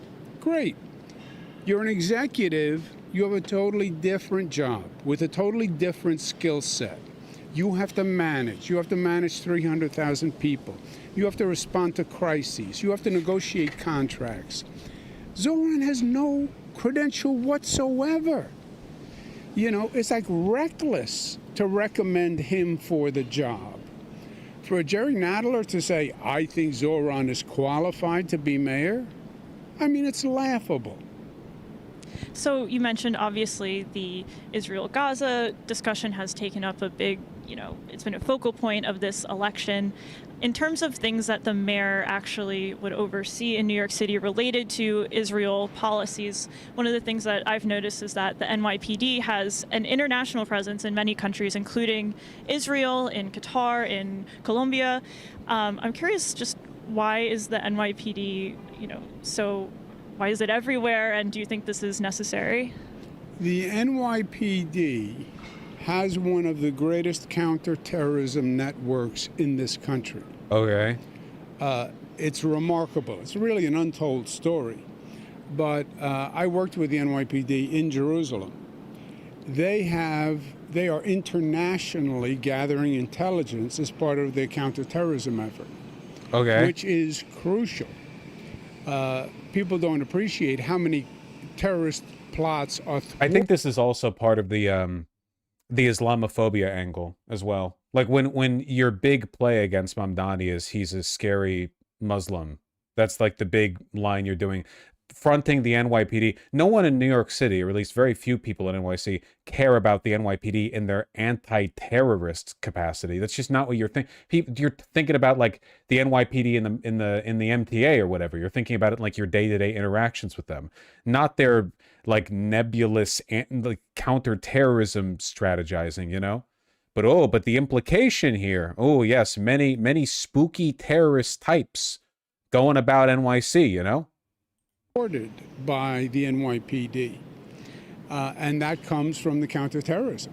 So is it a responsibility of the New York City government to be carrying out counterterrorism measures abroad that would normally be under the purview of, say, like the White House or the Pentagon? Well, you have multiple agencies do it, right? Multiple federal agencies do it also, and then they all coordinate. There's something called the JTTF, the Joint Terrorism Task Force, that I used to serve on as governor of New York. So they all, quote unquote, coordinate to the best they can, and they're sharing information. But the basic concept is, if you don't stop it over there, it's too late by the time it gets here. What kind of oversight exists for that operation? I'm just curious. And it sounds like you would plan to continue that as mayor? Well, the terrorism threat is real. And that is one of the major threats for New York. My orientation as an executive, you wake up every morning, what could go wrong today? At the top of the list is a terrorist attack. Just insane. But this only makes sense if your whole running strategy against Mamdani is that he's a scary Muslim who did 9/11. No one's talking about this shit. This is not nowhere near. You poll New Yorkers. What are they most concerned about? Cost of living crisis, housing, groceries, whatever else. Fucking terrorism. So yes, that is a very serious operation for this city. And something that you would like to continue. 100%, yes. In terms of, I think if you straight up asked him, like, do you support the Patriot Act, he would probably say yes. Or he would waffle. He wouldn't condemn it. Anti-hate crime proposals in legislation, Zoran Mamdani has proposed that he would increase anti-hate crime prevention funding by 800%. I'm curious, sometimes when these hate crime programs are rolled out, they often fund several NGOs that, work to combat hate. This is a very vague term. Do you foresee any issues with infringing upon free speech in the name of combating hate? Yes, yes. First of all, I passed the most aggressive hate crimes law in the country. Promoting Forget more than ever funding before. of hate crime prevention groups. That's a different conversation, different undertaking. First, the law is the law, right? And hate crimes are illegal. So enforce the law that we have, which we have not done. Second, if you want to be helpful in stopping the spread of hate, then help stop the spread of hate. Here's an idea, Zoran. Denounce globalize the intifada, which means... This is so good coming off of an interview where he's adamantly insisted that he does not have to denounce the racism of the co-host of the podcast that he was on and a sentiment he agreed with. Kill Jewish people. No, it doesn't. Stand up and say, I denounce that. And nobody should ever say that again. Here's another suggestion, Zoran. Stand up and denounce Hassan Piker for saying America deserved 9/11. Who told America him deserved 9/11? this was a hill to die on? 3,000 people die. Over 100,000 people have 9/11 health-related illness. Denounce your buddy Hassan Piker for saying America deserved 9/11. He disavowed those comments, I guess, during the debate, but you're saying you would like to see a more proactive stance against that rhetoric, is what you're implying? Or Well, I really wish he would just flatly say he did disavow those at the debate that you were at, Cuomo. He explicitly disavowed those. Did you forget? I wish you'd be a little more combative here. he disavowed. Denounce the person who said it. Oh, okay, gotcha. Moving the goalpost. You have to personally, you have to declare a fatwa actually on Hassan, as your people do. Was your friend, your associate, your colleague. Denounce that person. That's how you stop hate. That's leadership. That's leadership. One of Mayor Eric Adams' initiative to combat anti-Semitism has been to officially adopt the IHRA definition of anti-Semitism as mayor. Would you continue that policy? Some free speech groups have said that this IHRA definition is restrictive on free speech and criticism of Israel. I'm curious if this is something that you would continue. Yeah, I understand their argument. I would continue it. I think Zoran Mamdani has said that he would not continue it. Now, shifting. Surprise. Shock. What a shock. I'm taking it back. Imagine not being subservient to Israel. Can you imagine? Vote for me, Cuomo. I am subservient to Israel. Look at me, bending the knee. Shifting gears to education here. There's been a lot of discussion recently about bringing back phonics and science-based teaching, and this is an initiative that has been pushed by the Adams administration. The rollback, however, of using phonics to teach reading happened while you were governor. I'm curious, did you oversee that at all? Were you aware of it? And did you support that decision? No, the way it works on the way the education system is administered, it's partially state funded, partially locally funded, but it's locally driven by, so in New York City. Wait, they stopped using phonics? Oh, buddy, like 60% of American children are illiterate because we changed the way that we teach letters and what are they called? Phonemes? Phonemes? You know what I mean? Like a syllable. What do we change it to? I don't know, vibes or something? Phonemes, thank you. Mississippi changed it back, and as a consequence, their young student literacy rates skyrocketed. They went from like number 47 in the country to like now they're at like number 6 or 5 or something. You're kidding, right? No, I'm not kidding.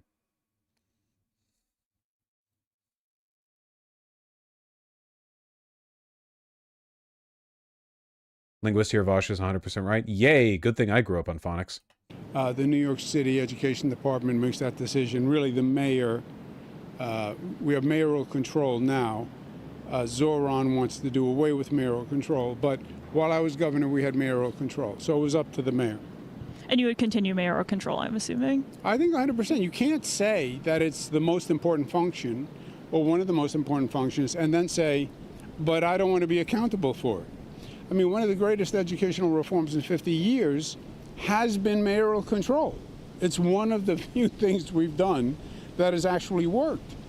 And how could you ever say, you know, it's just so counterintuitive for a person who wants to manage the city to say, I don't want to be responsible for education, which is probably the single greatest need of reform the city has right now.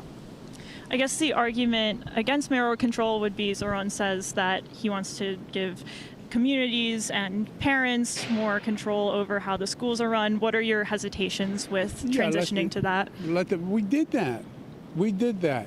It wasn't local school boards.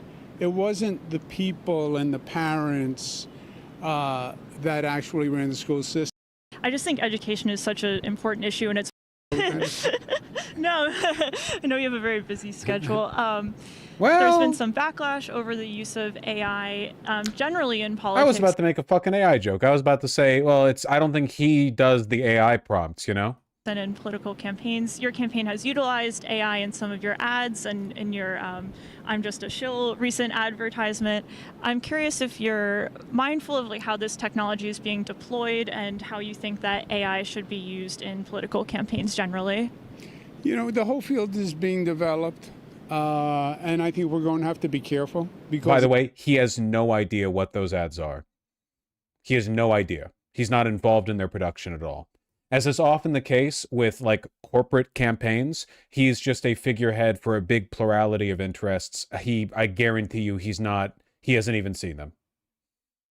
It's a little frightening. I mean, I've seen pieces done on me saying things that I never said, which were generated through AI.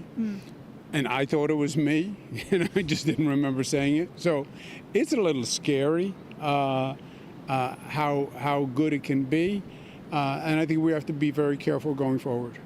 So the Supreme Court ruled unanimously that while you were governor, an agency in New York State violated the First Amendment rights of the NRA. I'm curious how that decision would inform your approach to free speech as mayor. Yeah, I understand the court decision. I understand the agency's rationale for the regulation. The agency was basically an insurance regulator, banking regulator, and the NRA was offering insurance products to gun owners. And that's how the agency got involved. But look, guns are a very politically contentious issue. I understand that. New York passed the strongest gun law in the United States of America, and I'm very proud of that. I fought for gun laws when I was in Washington as HUD secretary, and it was vicious, and it was partisan, and gun owners are very strong, and the NRA is very strong, and I think the Supreme Court knows how strong the NRA is. Let's just say that. Are you implying that the Supreme Court was maybe pressured into ruling a certain way by the NRA to win political favor? I mean, it was a unanimous decision. Yeah, no, I just think they are aware of how strong gun owners and the NRA in this country are. Being lulled to sleep by this fucking guy, man. I'm trying not to.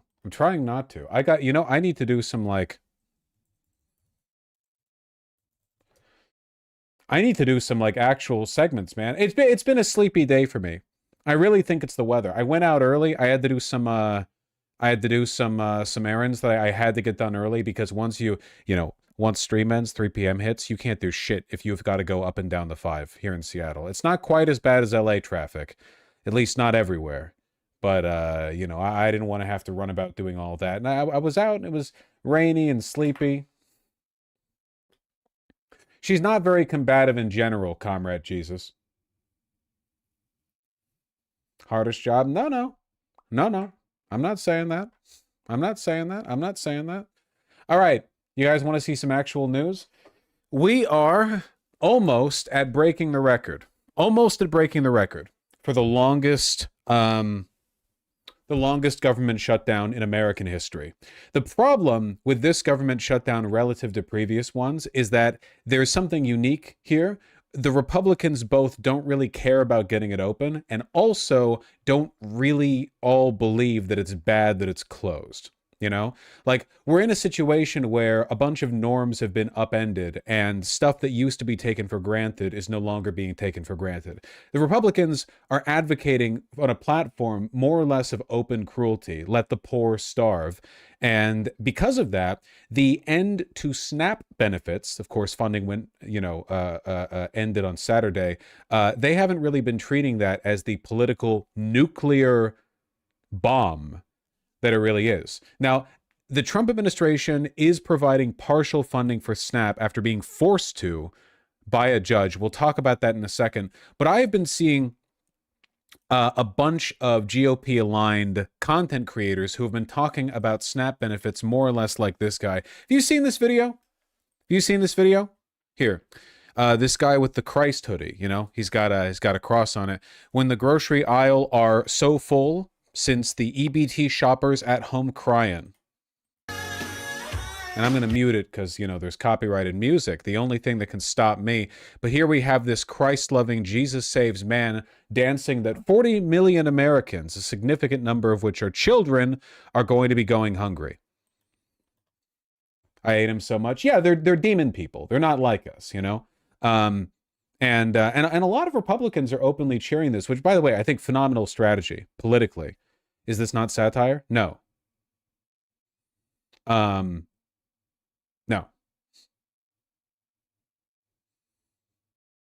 Bro, it's Costco. It's always full. I do especially like the fact this is being done at a Costco because one of the biggest arguments they're retarded, but one of the biggest arguments that people make against SNAP is like, oh, the poor black people are buying lobsters. And it's like, this is Costco. This is as cost effective as it gets, You don't go to Costco to buy, fancy pants shit. You go there to buy like 24 packs of bagels. Yeah, pallets of food,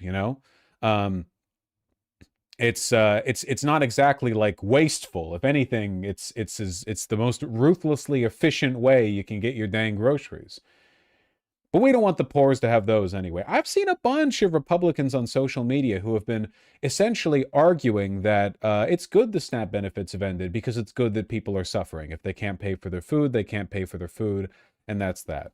This isn't surprising, The online wing of the Republican Party has been based on vice signaling for a while now. It's not like this is new. It's just like now we're seeing it borne out very, very clearly in real life politics. Somebody has linked a Reddit video. Looks like all you EBT holders, if you want to go in and take shit that you think is yours. Good luck, because chances are you'll never get EBT again. Which is this is incredible. These are like Tumblr mannerisms. 10 years ago, this woman would have been like super Hulak posting. System. It is not income to help you survive so you could be lazy or go buy lotto tickets, cognac, feed, casino, Temu, go shopping. I hate it when people spend their SNAP benefits on weed and gambling. They just cash them in for poker chips. Fake bags and shoes to look like you actually have money, but you don't because you're living off of other people. You need to go to work. I don't know. All the baby daddies, stop having babies with them. Apparently, they're not good fighters. They only populating Earth with them. Go get on paper, which means it's Tumblr Gerblin posting. It is for the glory of the Gerblin Empire. Incorporate. You all know what I'm talking about, right? I couldn't even begin to guess at the gender. But you know the individual of whom I'm speaking. Yeah. Stop selling drugs. Pack your weed up. I don't know. Figure out a better system. This ain't nobody owes you a damn thing. I can barely understand her. She should speak English. I have no idea what you're talking about. For the glory of the Gerblin Empire. The edit cuts PMO. Yeah, well, you know. These people are crazy. Is she like retarded or psychotic? I think she's just racist. Most of the shit she said there was racially loaded, you know? Tired of all these urban thugs using their EBT cards to buy snapbacks and sagging jeans and rap music. Oh, I know. Have you seen the AI-generated rage bait videos of black women being mad their EBT cards don't have money? Yes, I've seen. Yes. It's this whole, a bunch of people. Now that AI videos are basically indistinguishable from reality unless you're willing to, like, investigate them, you know? People are faking a bunch of videos. What you mean it ain't working? Run it again. This is my food. I need this food. Ma'am, it keeps declining. It says the account's inactive. EBT. Y'all just gonna let me starve? I got Ma'am, kids let's step at to the home. side and see what's going on, okay? I like that this woman's face mask is like a beak, you know? It's like a plague doctor mask. Maybe she got the one toothpick, you know? So it's like propping up the bottom of the mask. You know what I'm talking about? Goes hard. I don't think it would be a very effective mask, that shape. You know, kind of leave like the underside of the face hole open, but you know. The point that I'm getting at essentially is that the strategy for the Republicans right now is basically, we like it when people suffer and starve. Let's make sure our base believes the only people suffering and starving are like the blacks, you know? As long as our base believes that this is hurting black people, they will accept some harm. Which, by the way, has always been how racism works as a political bit in this country. You know, it's always been that way. You just just need to convince white people they're suffering less. Yeah. The LBJ quote: "If you can convince the dumbest white man he's better than the highest black man." Yeah, et cetera, et cetera. You know, it's not exactly a new strategy, but we're getting to it. Oh man, they really want people to be squeezed, don't they? USDA tells grocery stores not to give discounts to customers. Has told grocery stores not to give special discounts to around 42 million Americans who use food stamps. Well, you cannot treat SNAP EBT customers differently than any other customer. Yes, they can. Those are private businesses. They can do whatever they want. They can absolutely do that. They can do that. Like they're like it's the overreaching to try to control corporations, to intimidate them into doing the politically disadvantageous thing that they think disproportionately hurts black people. And sure, there are a lot of black people who benefit from SNAP, but it's not a majority. It's not like 90% of the people using EBT cards are black. Huge number of white people who do, Hispanic, whatever, maybe even some Asians, if you can believe it. But it doesn't matter as long as they believe other groups of people are suffering more. Now, you'll forgive me for not being so informed myself because I've been out of the loop a little bit. This is just from today. I would like to know what exactly is happening with the food stamp funding. The only thing that I know is that the government has set aside $6 billion that it could use to fund SNAP and is meant to in case of a government shutdown. That's the point of the money being set aside. In case of a government shutdown or an emergency, you pull from that. And the Trump administration has refused to do so because they hate life and they love death. But a judge has ruled the Trump administration must use that money. And in response, the Trump administration has said they'll use it partially, but haven't been providing the details, or they said they'll partially fund it. So that's what I want to know more about, if there's any information on that. Again, I can't overstate just how bad this is for them politically. We're talking about, leave aside like the human suffering angle, tens of millions of Republicans or people related to Republicans not being able to afford groceries. We start this afternoon with breaking news in the shutdown fight after two major legal decisions. The White House saying it will be providing some food stamp benefits this month. Only half, though, of what SNAP recipients usually see. Those benefits are, of course, usually deposited into accounts on the first of the month and were skipped because of the shutdown. Two judges last Friday ruling that the White House must provide these benefits with money from a contingency fund. Let's go to CNN's Elena Treen, who is live at the White House. Elena, what are we learning here?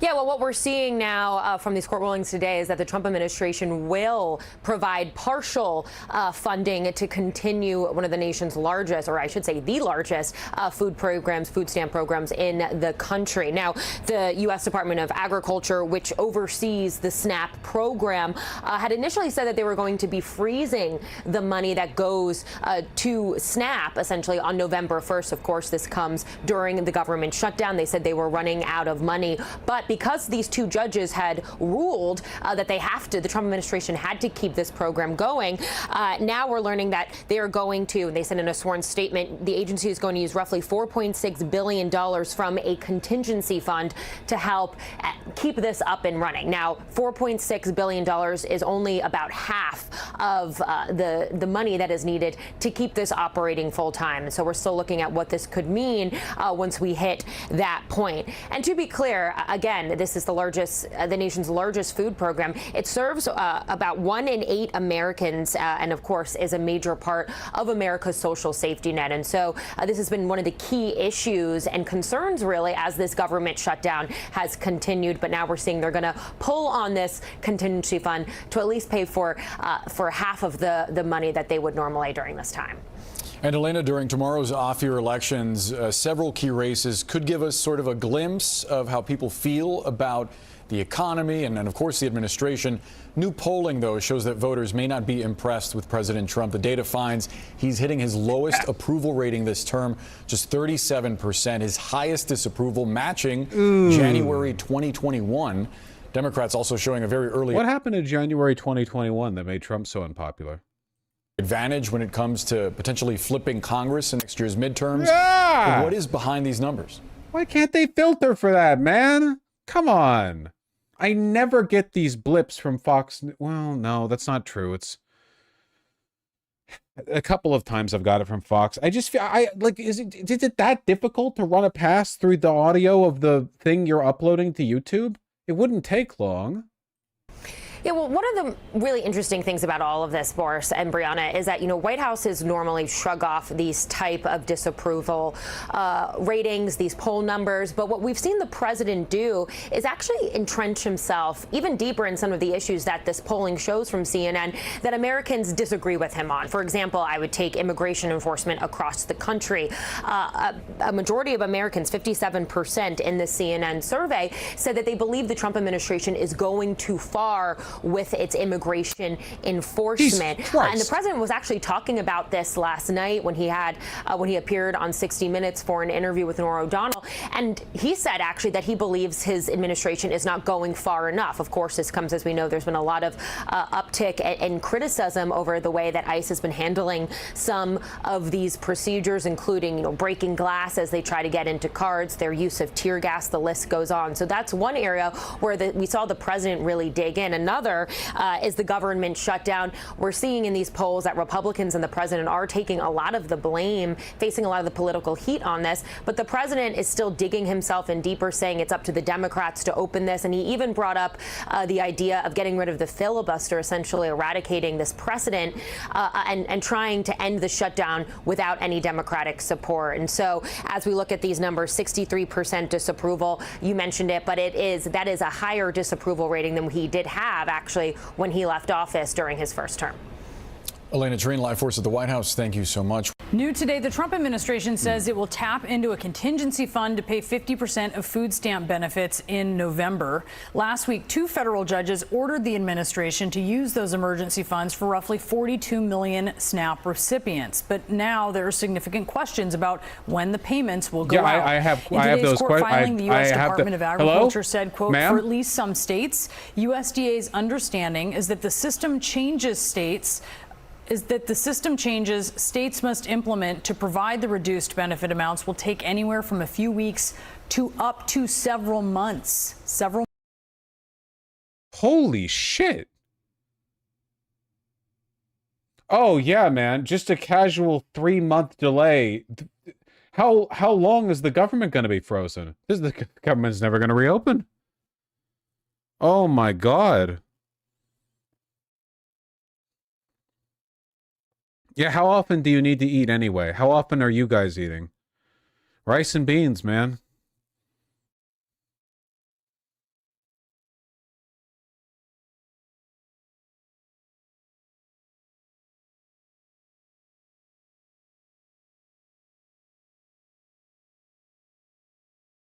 How long do you really think they can keep it up? It's just that, like, as somebody in chat earlier pointed out, poor Democrats in blue not just Democrats, like people in blue states, the blue states are trying to use state money to supplement SNAP, but a lot of red states are either too poor or politically unwilling to provide any money to help SNAP themselves, you know?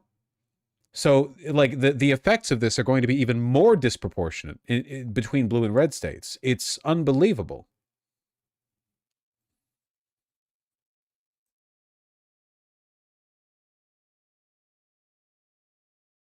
It's not going to lead to widespread starvation. It's just going to lead to a lot of food insecurity. SNAP benefits aren't, like, super significant.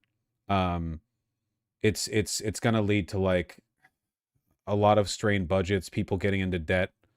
Not like outright, you know, people dying of starvation. There's still plenty of food out there. Bread lines. Months. With us now to discuss, we have Democratic Congresswoman Sarah McBride of Delaware. Congresswoman, that is a dire warning there. First off, do you think this shutdown could go through Thanksgiving? Well, I certainly hope not. I am down in Washington, D.C. Today and this week, ready to work with colleagues to reopen government, to solve this healthcare crisis, and to guarantee that there are not disruptions in critical programs like SNAP. Unfortunately, congressional Republicans continue to be on vacation. They are nowhere to be seen. I hope we can reopen government before Thanksgiving. I hope we reopen government tomorrow and do so in a bipartisan and compassionate way.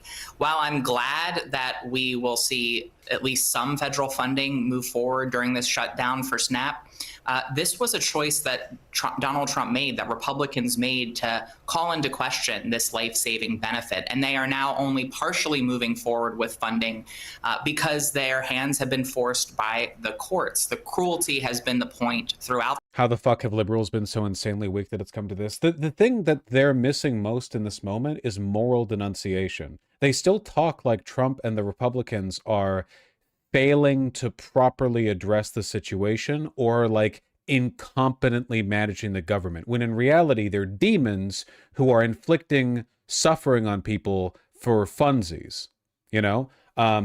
People need a compelling narrative. People need a reason to support your cause. And they're not going to do it because they think that Donald Trump and the rest of his cabinet are, like, I don't know, misinformed on what they're doing. She did just say the cruelty is the point. Yes, and I think that's true. Though I would like it if their tone matched the sentiment a little bit, right? Like, if you are a Democratic politician and you have correctly adopted the messaging that Republicans are just out there to hurt people for its own sake, I feel like you need to find a way to hit that messaging hard and consistent, you know? I mean, you should be screaming that from the rooftops. That's a big deal. That's not normal in politics, you know? It's normally people in politics do things that benefit like themselves or their party or the country. There's some kind of like utilitarian give and take there. The idea of a political party tanking the country for no reason or just to hurt people is actually really abnormal. You could like go crazy with that. This for Donald Trump and congressional Republicans. We continue to be ready to reopen government as soon as humanly possible so federal workers get paid, so that SNAP and other benefits aren't disrupted, and to do so in a way that solves this healthcare crisis that my constituents are already seeing skyrocketing premiums from. Yeah, so let's talk about that, because at this point, open enrollment is underway now. So people signing up for ACA open enrollment is starting to see what insurance costs without the tax credit. As you were relying on pressure from those folks as they make their voices heard. How long does that take? And what if that isn't enough? Well, I'm already hearing from constituents. I've been hearing from constituents throughout this shutdown that they want to see government open and they want to see us extend the Affordable Care Act tax credits. Over this last weekend, millions and millions of Americans went on to healthcare.gov and started to see premiums. Oh yeah, we'll fucking talk about that, by the way, because holy shit. That in some cases were increasing 100, 200, 300%. And it's incumbent upon those Americans to reach out to their members of Congress to express their outrage at these skyrocketing premiums and to demand that Democrats and Republicans work together to reopen government and extend these ACA premiums.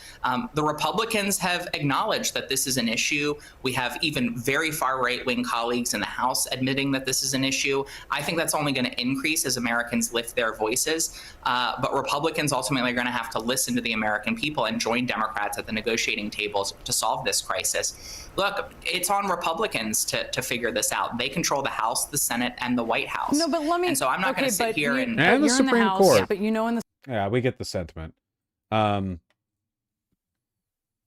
It seems like, in spite of the judge's order, like the administration is maliciously complying, delaying to take as long with it as they can. Who fucking knows how long it's going to be, man? Who knows? In the most optimistic case, what is the end game here? I don't think there is an optimistic case anymore. Genuinely, I don't. The government is not reopening tomorrow. At this point, even if the government reopened like immediately, there would still be a pretty big lull in SNAP benefits because it takes a while to get everything back online again. But the government isn't going to open tomorrow. So yeah, things are just going to get worse, and it's incumbent upon us then to remind people as much as is possible who is responsible for all this. Wait, is it for over, like for real this time? Quit being a pussy. It's only over if you stop breathing. Well, what are you on Snap? I mean, maybe you are, you know? Rice and beans, okay? This is politically disadvantageous for their party. Again, they don't have a plan here. Anybody who tries to sell you bullshit like they're deliberately increasing instability and food insecurity as a way of legitimizing like military crackdowns is bullshitting you. They're falling into the trap of believing that there's a plan. Like, all of this must be done for a reason. All of this is happening to achieve some goal. It's not true. They're just evil and they hate you. They don't really know. They just think it's based. All of their decision-making from the administration, it's all around what they think would be based for the most, like, lay epic, hardcore, far-right people who they work with, you know? Is it epic and based for the blacks to not be able to afford their food? Then yeah, roll it. Doesn't matter how many people get hurt. Roll it. Fuck yeah. Epic, epic. It'd be so cucked if we brought Snap back. Cucked. Cucked. Black cucked. That's it. I guarantee you there's nothing more. And you shouldn't be afraid of it. You should be afraid of the whole, like, country falling apart thing, but definitely not of, you know, some kind of coordinated plan from the administration.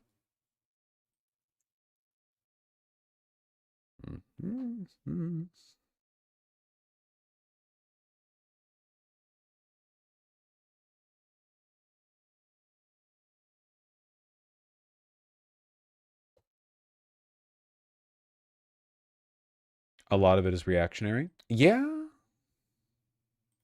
That's probably true. I really wish that we could go over the 60 Minutes interview, but unfortunately that is copyrighted content. Oh man. Okay, hold on. Did I like the video that I saw the other day? No, I didn't. The most recent liked video that I liked on YouTube was, let's see. It's sweater season. Can I double denim with this Ralph Lauren jacket? Asian fashion tip. Dressed like your grandpa. The sibling song with Hornet and the Knight from Hollow Knight and Silk Song. That's a banger. Yeah, I don't see it here. Hold on, let me find this.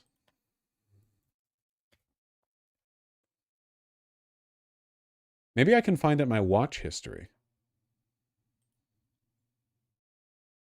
If I look up premiums in my watch history, I bet you that'll get it. Yes, it was from More Perfect Union. Here.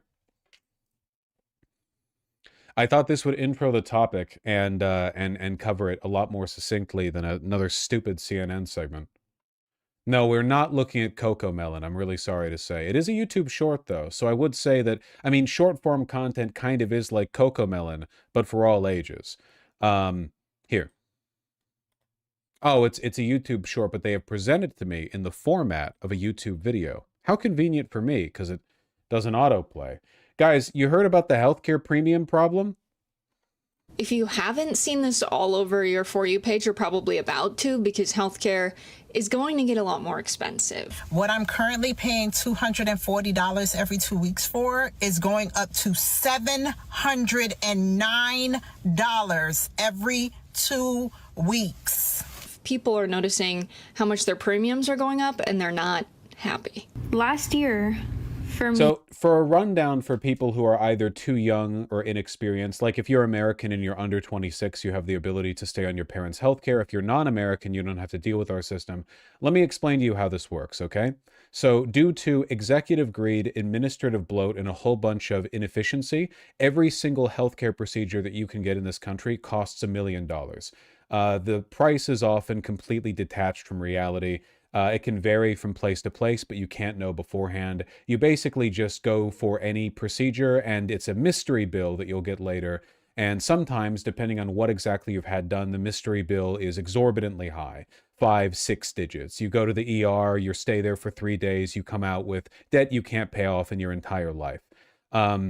Now, the way we deal with this system is through health insurance. Now, health insurance works because they have a they collude with the healthcare industry to basically say, listen, okay, if a hospital charges you $1 million or whatever, and that person has insurance, the insurance company is not going to pay all of that. They're only going to pay a fraction of that. So the only person who would have to pay that enormous bill would be an uninsured person going to the hospital. If you have insurance, a significant portion of the bill is going to get pitched to the insurance company, who will use their collusion magic to reduce the price. Basically, it's infinity dollars unless you have insurance. But of course, usually insurance doesn't cover everything. They just cover a portion. So, you know, between the premiums and the deductible and everything, you're still going to end up paying a lot of money, even if you do have insurance in a lot of cases, right? So now the insurance companies, they're making a lot of money from this arrangement. So are the healthcare, providers like hospitals, but the health insurance companies want more money. So they want to charge you exorbitant rates for your health insurance, $1,000 a month. Not that unreasonable, right? I mean, it's almost as much as your rent would have been a decade ago. They want to charge you all the money that you have, basically. Why? Well, because from a capitalist perspective, health insurance is an inelastic demand. You need to be able to access a doctor no matter what. It doesn't matter how healthy you are even. You could get in an accident. Everyone needs it. And there are basically no market restrictions on how much an insurance company can charge. At least there weren't. We'll get to that. The cap's off, okay? They can charge you as much as they want. So the only thing that kept health insurance affordable for a lot of people was there was a provision in the ACA that had the government pay a portion of healthcare premium costs if you make under a certain amount of money. It basically capped what percentage of your income you would spend on health insurance. I believe it capped it at, 8%? Yes, the government pays. So it's basically tax dollars directly to the insurance companies. That was the best Obama could come up with. It was a pro-insurance company solution that doesn't change the amount of money the insurance companies make at all. In fact, the insurance companies make even more money because the ACA also onboarded everyone into insurance, even poor people who don't have to pay for their premiums because the government covers it. Now those people are on insurance, which means the government is paying the insurance companies for your premium. So the only law here is that insurance companies get to make infinity money. That's the only rule here, all right? The government's the one paying the money out. The reason the government is shut down right now is because Republicans are arguing that they no longer want to pay those tax credits. They no longer want to subsidize the cost of health insurance premiums for people who aren't making enough money that they don't reach that cap, you know? So I think it's like people making $160,000 a year or less, something in that ballpark. Those are the people who benefit from these deductions. You know, these are the people who benefit from this government program. It's a lot of money, you know? So as a consequence of the government shutdown over this spending, people are now seeing their insurance skyrocket to the point that it would be without the government paying down the cost. It's basically like the worst system imaginable being made even worse. You know what I mean? I don't know. It's like you had a problem with an overflowing septic tank, and the best solution that you could think of to deal with it would be to pay a guy exorbitant amounts of money to go down into the septic tank and eat it, and eat the excess feces. And now that guy's you're not paying him anymore, and now it's starting to overflow. Like a system that was retarded and horrific from the beginning is now tipping over itself and being made worse. Beautiful analogy. Thank you. Yes, it's like that, except of course American healthcare is actually far more horrific than any, you know, a hyperbolic person eating poo joke analogy. A lot of people get hurt, you know? Tens of thousands of people die every year from undercoverage or from being unable to pay for what the procedures they need would cost. Not to mention the overall excess mortality, the people who don't get preventative care, meaning that these conditions blow up and turn into serious chronic ailments that cost more to deal with than they would have if you had had the preventative care to begin with. How do other countries with better healthcare deal with it? They don't do anything like what we do. We're like the only guys that do this, okay?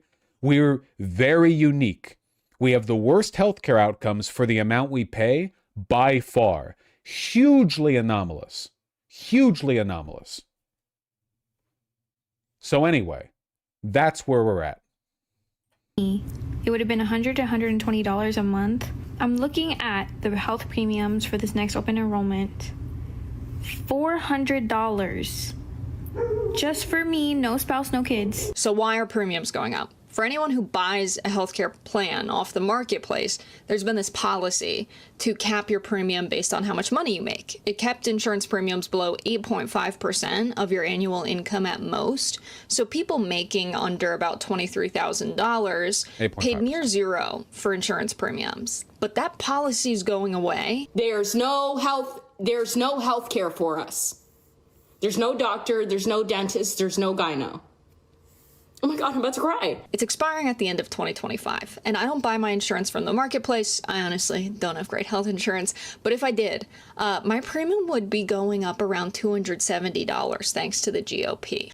Right now we're paying around $950. We will be now looking at a little bit over $1,300 a month for two people to have access to health insurance. Here's the politics of the situation. The Affordable Care Act was amended in 2021 with the passage of the American Rescue Plan. This was done in order to make health insurance more affordable. The program is called the ACA Premium Tax Credit. If you bought a plan on the marketplace... This is the only way we do price controls in this country, is the government just directly bails out the corporations who wanted to charge infinite amounts of money. If you ever wonder why we're in like an exorbitant debt crisis, it's because this is our only strategy for handling things. Cut taxes and then use the tiny amount of money this country trickles in, which isn't actually tiny. I mean, it's tiny relative to what it should be, to give money to insurance companies.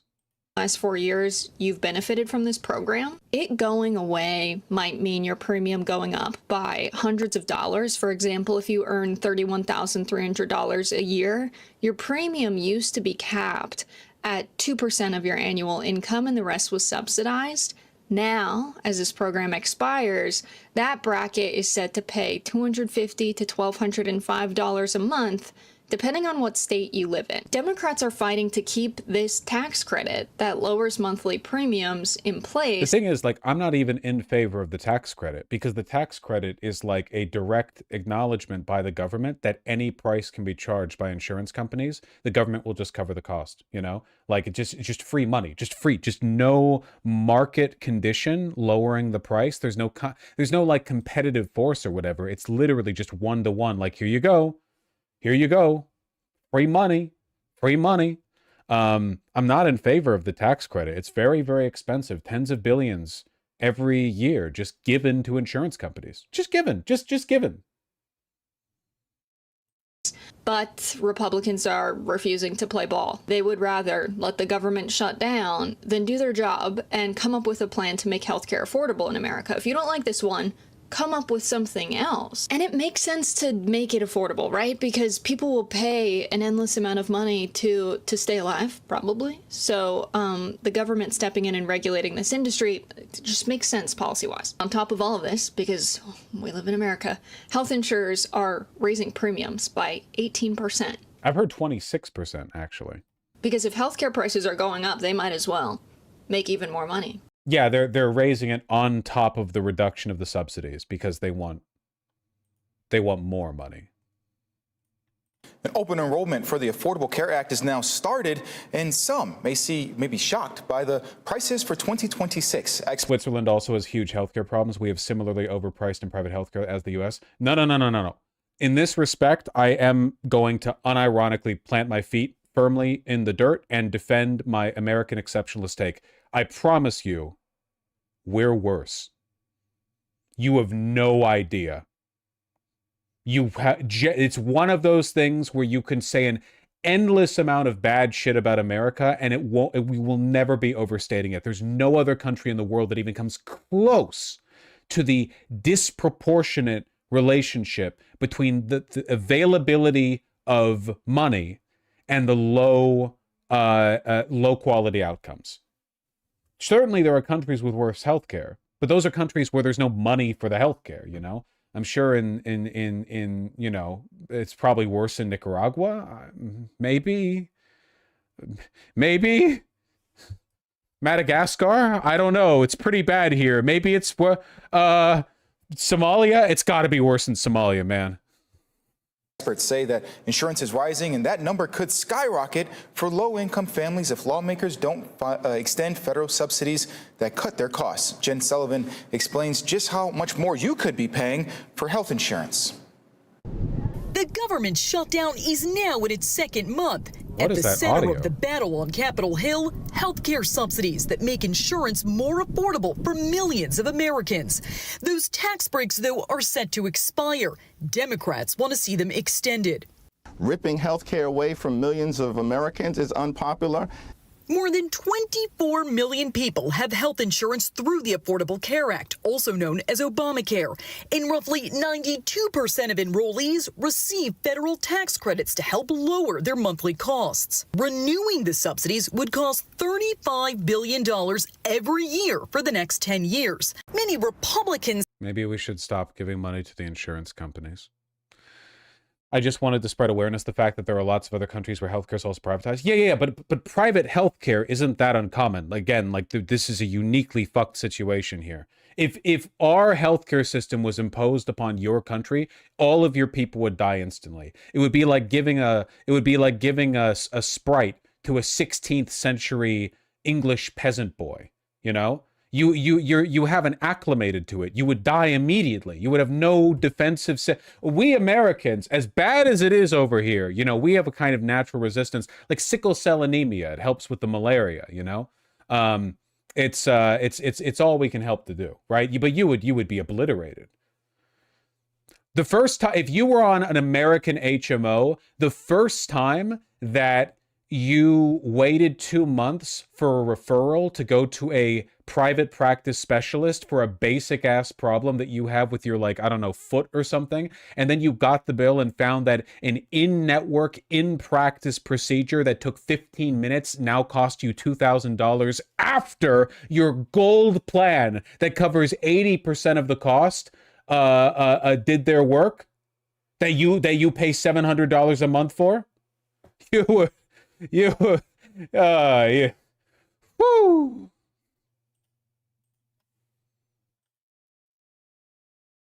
Say they won't negotiate the subsidies question until enough Democrats approve a spending bill to reopen the government. Get this thing open. We have shown in good faith that we will do the appropriations process. Regardless of subsidies, the cost of health insurance through the Affordable Care Act will jump.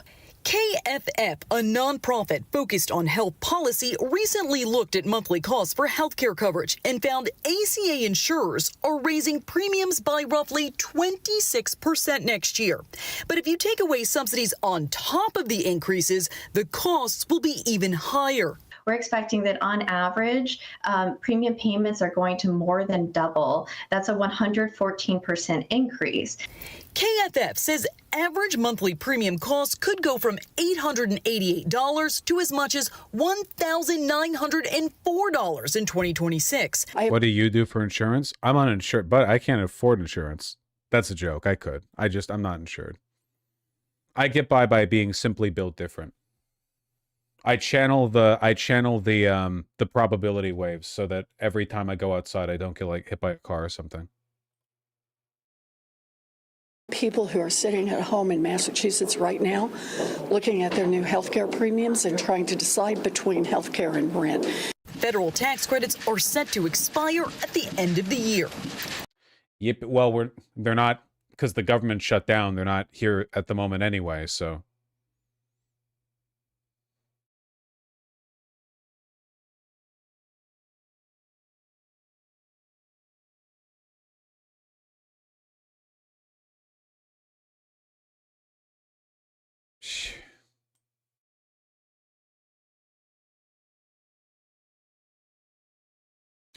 Stacey Cox used one word repeatedly as she described how she felt after learning her ACA premium could jump over 300% without the enhanced tax credits. Devastating. Cox's premium this year had been $495 for coverage for her and her husband. Without the credit in 2026, she was informed it's increasing to $2,168. Neat.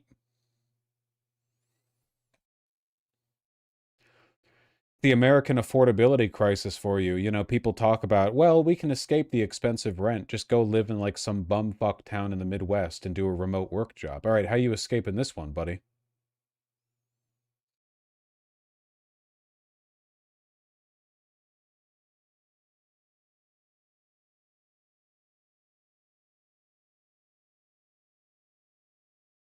Canada? Yeah. Rural hospitals closing like hotcakes? Yes, well, that's a saving grace. You can't be overcharged for medical procedures that you can't access anyway.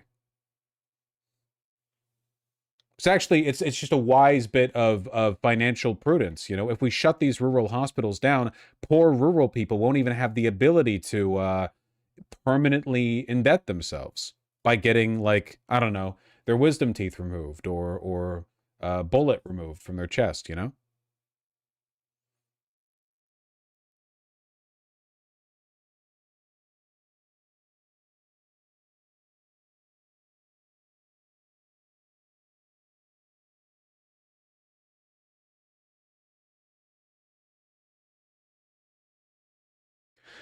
Anyway, in terms of like politically devastating developments, this is probably going to end up being far worse than the SNAP payments.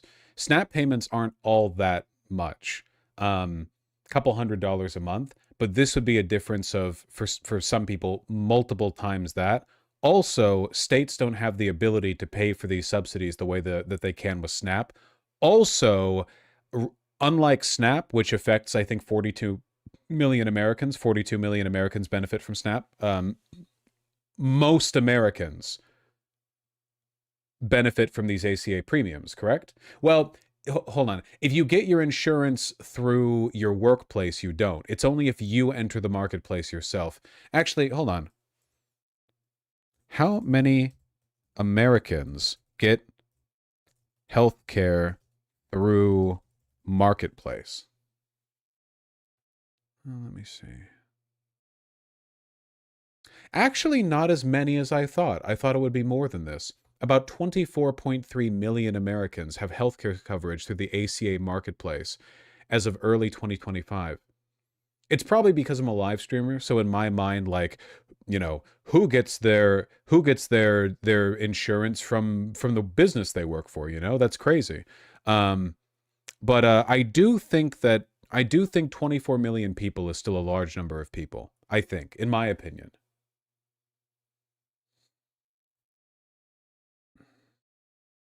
I could be wrong on that.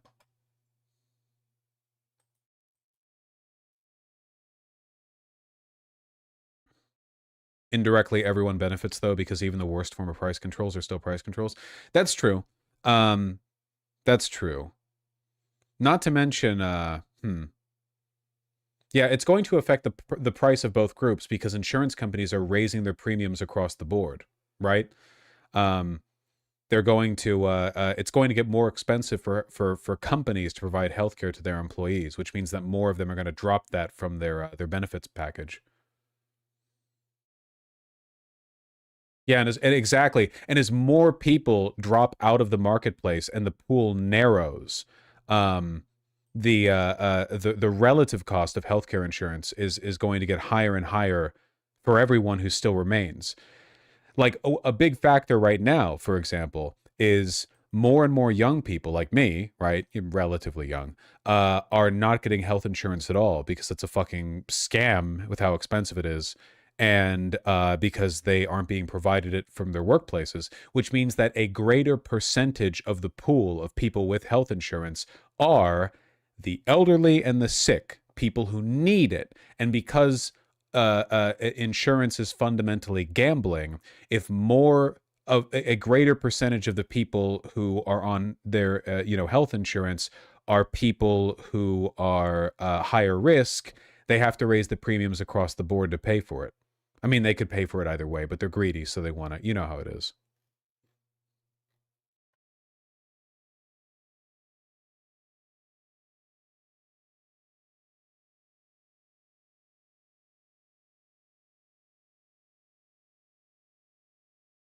Yeah, you do still pay a portion of pre-tax income to health insurance. It's really fucked. It's really fucked, man. I don't know how the country is going to make it through this. I mean, we're seeing like frankly, it does feel like the chickens have come home to roost a little bit.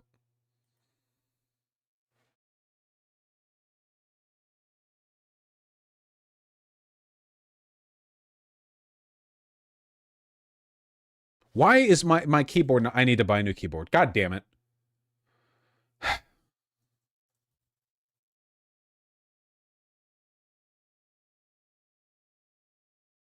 There.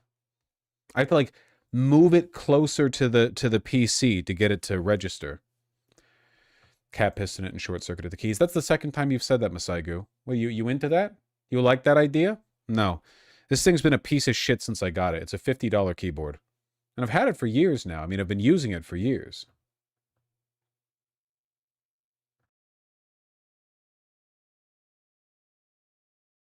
Is it a Logitech? Yes.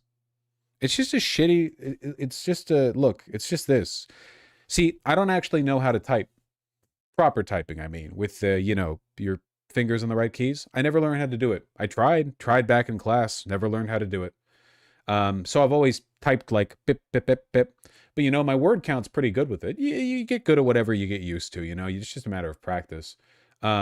I just wanted a low-profile keyboard so I don't have to listen to that obnoxious click-clack. I hate the I'm sure the mechanical keyboard click-clack, ooh, look at my red switches, my brown switches, whatever. I'm sure that's great if you're into, like, typing properly, so you get this nice, like, kinesthetic feedback. In my case, I'm going pep, pep, pep, pep, pep, pep, pep, pep, pep, pep, pep, pep, pep, pep, pep. So I don't really need that feedback. It's just not a part of my life, No hate. I think mechanical keyboards look and sound great when I'm not using them. As long as I'm not around it. Somebody earlier said another A+ poll has said that Mamdani only has a +4 lead. Should we be worried? Is it the same a AAA pollster that's been posting those weirdly aberrant polls like for days now? What's the name of them? It's the same. It's this one Atlas Intel. Atlas Intel has been posting over and over and over again, like, "Hey, did you know the race is actually like like neck and neck?" Completely out of line with what every other bit of polling data I've seen has said.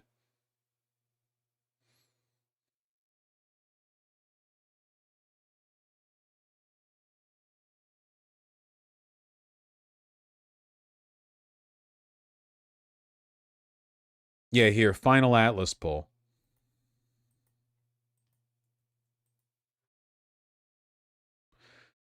It makes me wonder if they're deliberately fudging the numbers a little bit for some kind of like poly market related reason. I don't trust any of these bitches anymore. Do you have any idea how easy it would be to sway the outcome of like a poly market like betting pool by fudging your polling data? You could make millions doing that, and you would never be found out for it. It's not like sports rigging where, you know, a couple like key mistakes you get found out for and that can unwind the whole investigation or whatever. In this case, you can just be like, oh, sorry, polling data was wrong. Yorp. Atlas Intel was the #1 most accurate pollster in 2024. Yeah, I know. They say so at the top of their fucking page.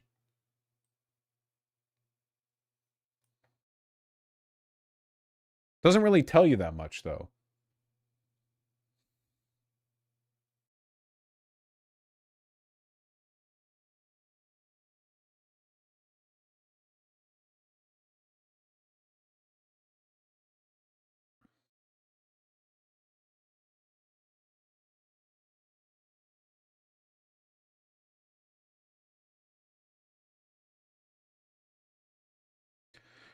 Michael Lang predicts Mamdani gets 52.9%. That's huge. 52.9%, an actual majority, would be massive. This pollster recently was posting New Jersey polls where they showed it was way closer than every other poll, but people noticed they were polling black people with 40% Republican, when in 2024 only 15% voted GOP. Look, just all I'm saying is that nowadays I feel like the odds are pretty decent. I mean, at the very least, there's like, you could reasonably argue that a lot of, there is a greater than ever before motivated bias in polling. Now that everything is being gambled on all the time, it's really easy to influence betting poll. Like, for instance, you guys saw the tweet from Polymarket where they said that Cuomo's odds just surged in the betting market, and what they went from, Cuomo went from like 3% chance of victory to 5% chance of victory. Now, to me, what that says is that the poly market is deliberately ginning up competition to get more people to push for Cuomo to try to fatten the pot all around, you know? That's my thought there. My thought is like, this is like, what, listen, poly market is a business. The only reason they would ever do anything is if they think they're going to make more money from it.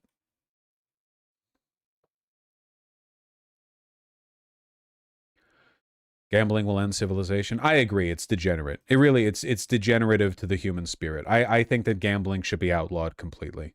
You can do your gambling with your friends. I don't give a fuck if you're playing poker or whatever, but like, holy shit, you know, everyone's sports betting every nanosecond of everything. No, fuck that. This should all be illegal.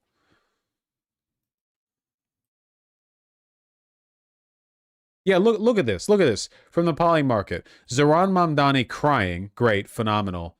Mamdani's odds collapse in the New York City mayoral election. If he continues falling at the rate he has the past 24 hours, Cuomo would be the projected winner. Look at that. Collapse. The only reason they do this is to fatten the betting pool. If people think that the election result is a done deal, not as many people are going to place bets. Why place a bet for Mamdani if you could turn $1 into $1.06? Why place a bet for Cuomo if you think that the odds are fucked? You make the most money when it's kind of dead heat. It's manufactured. So what if some pollsters cut a back alley deal with the poly market and they're like, oh no, yeah, for sure, I'm gonna make it look like it's more of a dead heat than it actually is, you know? Now, I'm not saying that they did that. Atlas Intel did that for sure. I can't prove it. I don't have any evidence that they've done that. But stuff like that makes me suspicious. There's a bunch of, there's a bunch of negative correlations. Bro, this was the same convo as 2024. Come on, man. No, it wasn't. Wait, no, it wasn't. Are you fucking retarded? In 2024, the point that I was making is that a bunch of pollsters might just be using aggregate data that they're pulling from like existing polling. Like basically that all of them were working off the same data set and were using confirmation bias to like only accept results that were tuned to the outcomes they were looking for. That's not the same as what I'm saying now. Now I'm saying that there's a bias, not even one that might be present here, just generally a bias. Hold on, you're for a shade again. Why is it every fucking time I notice you, it's because you're being disagreeable?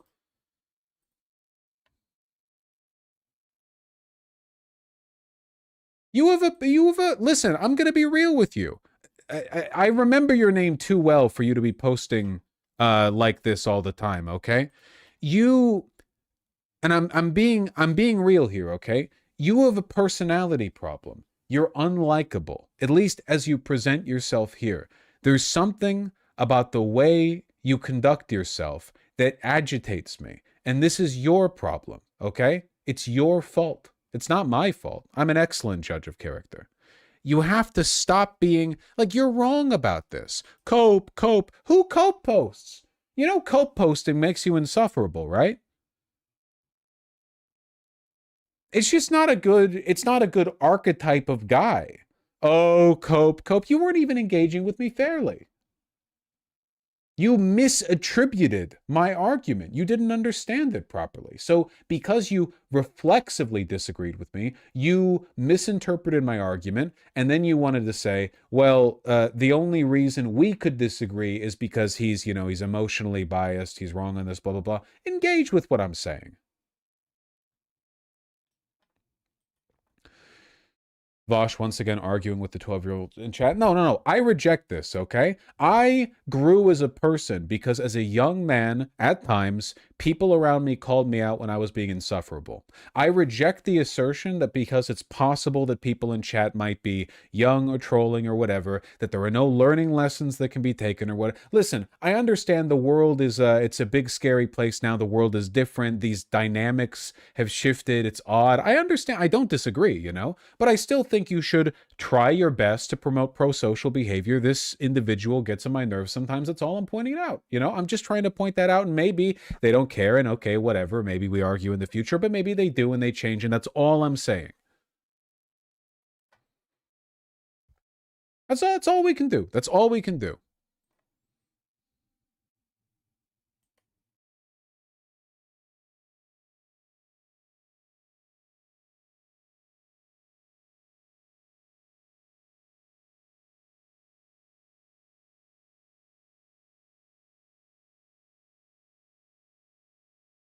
For the party distribution, Vosh, you're getting baited, man. Just ignore him. Dennis the Peasant, I find you as much as, if not more, unpleasant than Forrest the Shade. And what you've said now is unpleasant. I'm getting baited? Well, I apologize. I thought that I had some experience doing my job. I didn't realize that diatribes where I get to engage in entertaining monologues were actually detrimental to my brand. I apologize. No, you're right. I should never engage with chat in a hyperbolic manner, which, disregarding the imagined sincerity of the person who I'm talking to, which I can never know, by the way, is still entertaining to a broader audience. I should just clam up. What? Why? Because you don't want to hear it? Is it perhaps because you see in my criticism of Forrest the Shade a bit of my perceived insufferability in you? Do you want me to just, never criticize the people in chat? Because you know that eye would be turned towards you? People, it's the debating it's like with the cope thing, you find these internet terms and you apply them like a stamp.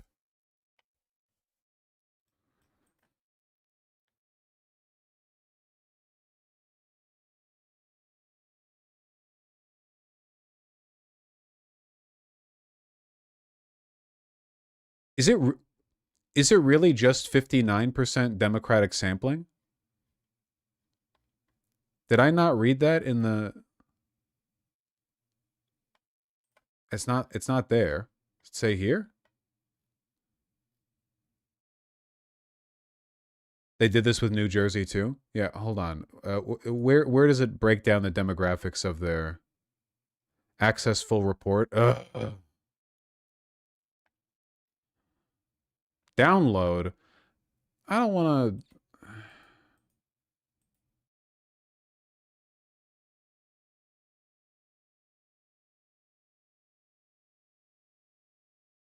think they hit Nate Goatsy on the You got annoyed with me because I didn't like your Trump impression. I think that's a little different. Dennis the Peasant, you're forgetting something, and it's that my memory works pretty good when it comes to being annoyed with people. That was not, in fact, the main thing that I dug in at you for. I recall. Don't even get me on this. And I know you're one of those motherfuckers where half your chat messages begins with VAUSH, okay? You make yourself too present. You're under the eye too much. We're not doing this. Yeah, here we go. Partisanship, 59% Democrat sampling.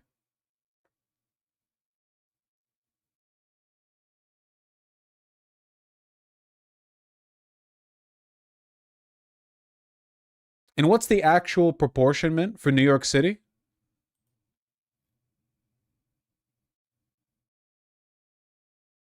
Like, what's the voting turnout? Hold on. Above 70%?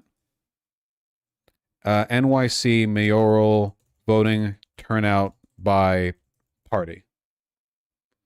Yeah, hold on. Wait, that's got to be deliberate. I think they're full of shit. That's what I'm saying. I think they're farming engagement with this. Let me see. So they're doing polling based off of proportionally 59% Democratic engagement. But hold on, I'm trying to find data on this. Early voting data by party. Who's voting? I'm trying to find this. I'm looking.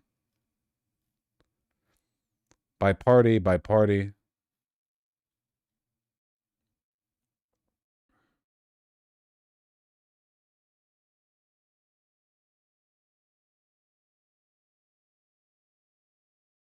I'm having trouble finding this by party.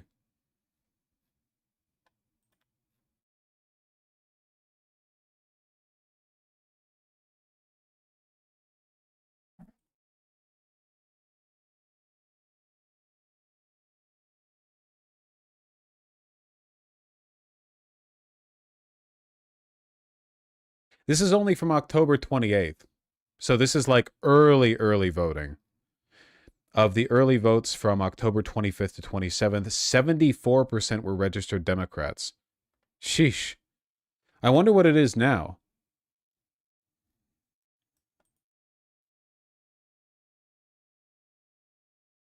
With youth turnout already at 130% of 2021 numbers by early voting alone, I don't think Atlas is spewing anything coherent. Yeah, it's like embarrassingly off from what you would expect. Very bad.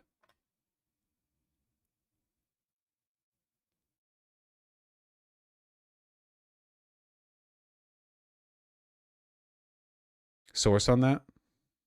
Yeah, we saw earlier.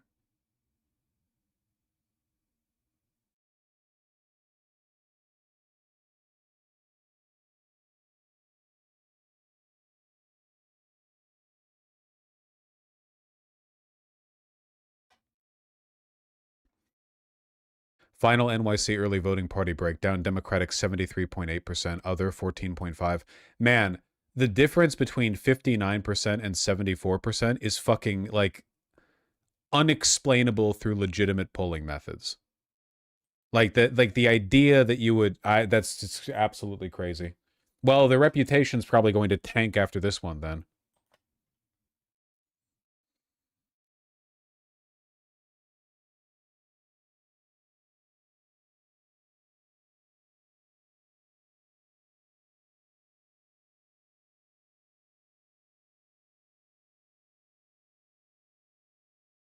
Early voting is often heavily Democratic. In a national context, there's an element of that, but that's not really at play here in this race. That's not really at play here in this in this mayoral.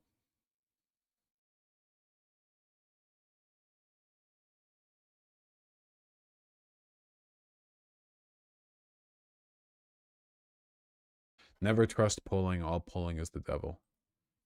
We're talking about a lot of stuff today. Are we talking about it coherently, in order, or like in a efficient format that conveys the information well? No, not even close. But are we having fun with it? Well, that depends on... Most of the news has been bad, except for the Mamdani stuff. You know, for the most part, the country is still falling apart a little bit, you know. So it's like, are you having fun with it? I don't know. Am I? Well, I am, yes, because I just like talking. It's you know how it is.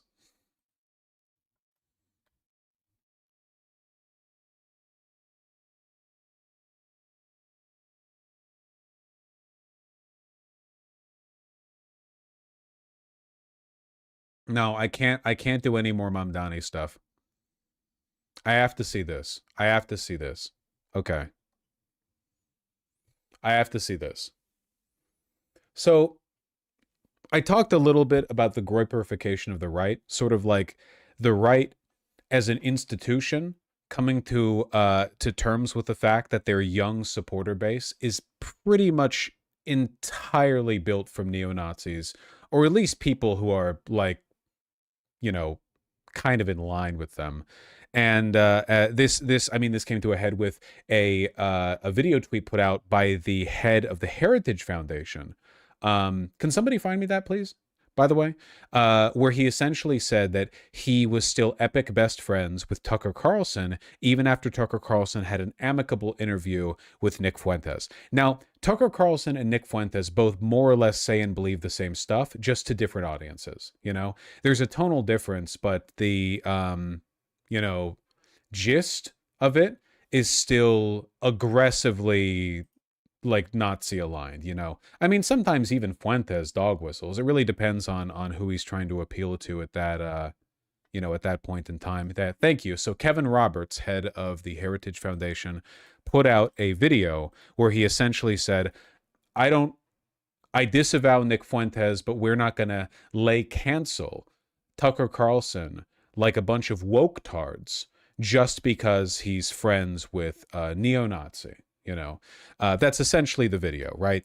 And from this, he's gotten a bunch of criticism from the neocons and like Zionist right on the right? So a bunch of people, the Heritage Foundation used to be neocon aligned. They only got radically right wing in the past 4 or 5 years as a response to the failures of Trump's first administration. They didn't get as much power, they didn't get as much done as they wanted, so they had to radicalize. They had to make themselves louder, you know? So like 3 people? Here's the thing, Signor Pirulito, if that actually is your real name, and I can only assume that it is. Most of the leadership positions in the Republican Party and associated groups that were not directly appointed by Donald Trump are neocons. Most Republicans in the Senate and the House are neocons. Most of the people at the Heritage Foundation, those who weren't appointed in the past 4 or 5 years, are neocons. Neocons historically have always been willing to work with radical far-right people to achieve their pro-corporate agenda. That's what they're doing with Trump, you know? Most of them aren't MAGA in the sense that they're not like Marjorie Taylor Greene or Boebert or Gates or whatever, you know? They're neocons who are like, okay, rhetorical styles change as long as we're pro-corporate, whatever, you know? But those people still want to think of themselves as being in charge. What matters most to them, of course, is like the broader power of the right and the Republican Party, but there's still an element, a very powerful element within these groups of, at the end of the day, Trump is still just a tool that we're using, you know? And I think that the acceptance of Nick Fuentes on the right, who's openly a Nazi, openly anti-Israel, is scary to those people. So yeah, anyway, Kevin Roberts put out that video. Then the next day, he put out this tweet where he elaborated on his endorsement of Tucker Carlson by laying out a bunch of criticisms of Nick Fuentes. Yesterday, I said that I abhorred views expressed by Nick Fuentes and that the best way to fight anti-Semitic ideas was to challenge them head on. I'm going to summarize this, if you'll forgive me. I think this is a situation of, or this is a classic case of one playing with fire. You know? The big money interests, the corporatists and the neocons have been playing with fire for a decade now with the MAGA movement and the insurgent far-right sentiment that has massively grown in prominence alongside it. But at the end of the day, they still want everything to be, you know, status quo. austerity, anti-regulation, you know, all that business, all that fun stuff. Do you think my partner is aware of the fact that the vacuuming probably comes across on the microphone? My love, did you know that vacuums are audible to microphones? They don't have like a separate other type of sound. Oh wait, they're saying they don't hear anything. It's not you? Oh, that was loud as hell. I thought it was you. Was someone vacuuming like the outside of our window? Like they saw some window grime and they were like, let me get that shit? That's good. I'm happy to hear that. No, it's fine. It's fine. It's fine. No, well, now I'm knowing. It's my fault. I blamed my partner and I tried to make a scene out of it. And now I have egg on my face, you know? Anyway, the point that I was making is that they're playing with fire. Fuentes replied on X by saying, quote, I don't know what exactly you abhor about my views. Allow me to elaborate because there's plenty to condemn. First, the Heritage Foundation and I denounce and stand against his vicious anti-Semitic ideology, his Holocaust denial, and his relentless conspiracy theories that echo the darkest chapters of history. We are disgusted about his musings about rape, women, child marriage, and abusing his potential wife, because he said he'd rape his wife and so on. He said a lot of wacky stuff. Again, like I'm remembering, because this actually happened a lot in the 1960s, right? During the Southern strategy with Nixon and such, where Republicans wanted to court the votes of like fanatically racist white Southerners. But they couldn't present that way in Congress. They couldn't present that way in the White House. So they had to like pass it. Nixon, very racist man, you know, but Nixon didn't want to come across as some like juvenile, idiotic bigot, right? He wanted to come across a lot more refined, more intelligent than that. So he had to develop a strategy whereby you, cater to and draw support from those groups through dog whistling without like directly embodying them, you know? And I think that to a lot of neocons, that's been their relationship with neo-Nazis and like Klan types for a while. Very aggressive white supremacists, especially in the South, but broadly everywhere, which is, we'll work with you, but you don't get to set the party brand. We get to set the party brand. You're the outlier we performatively condemn while passively enabling you and bolstering you, you know?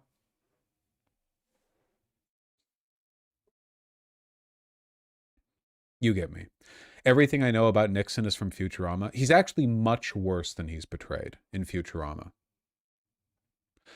Fuentes made grotesque analogies to try to cast doubt on the murder of 6 million Jews. Blah, blah, blah, blah. Yeah. Okay, so the head of the Heritage Foundation doesn't stand with Nazism. Just, you know, passively courts it and works with people who align with it. He just doesn't like the optics of openly engaging with it. By the way, this is one of those things that I'm still optimistic on, because I'll put it this way. Nixon's odds at winning the election would have gone down considerably if he had been an open ally of the most vitriolic racist white Southerners. If his brand had been tainted by that kind of like militant bigotry, that like pictures of brutality against black people, of like incredible racism and like like monstrous zealotry, it would have tarnished him. You know, there was an element of like play it back. There was a strategy involved, right? I think that it's bad for the Republicans' image that the most aggressive advocates for their ideology are also completely optically unviable. You know? You get me. Former neo-Nazi Richard Hanania says it best here, actually. Yeah, being anti-Nick Fuentes and pro-Tucker Carlson isn't going to work. They both believe basically the same thing about the Jews. You either embrace or reject both. I didn't cover his wake or funeral or whatever they were pretending it was, but the rally that was supposed to be about Charlie Kirk's murder, at it, Tucker Carlson showed up and speculated that the Jews killed him. That's a very common far-right conspiracy theory, that Charlie Kirk was like a covert Nazi, which he was, and that Israel took him out before he could publicly shift his opinion on America's policy with Israel. You know? It's not true. And I think you're an idiot if you promote that idea, but that is what they're jumping on. You know, I know, what a surprise. Nazis find a way to blame Jews for an altercation between two white guys. Isn't Candace Owens saying it? Yeah, and Candace Owens caters to neo-Nazis.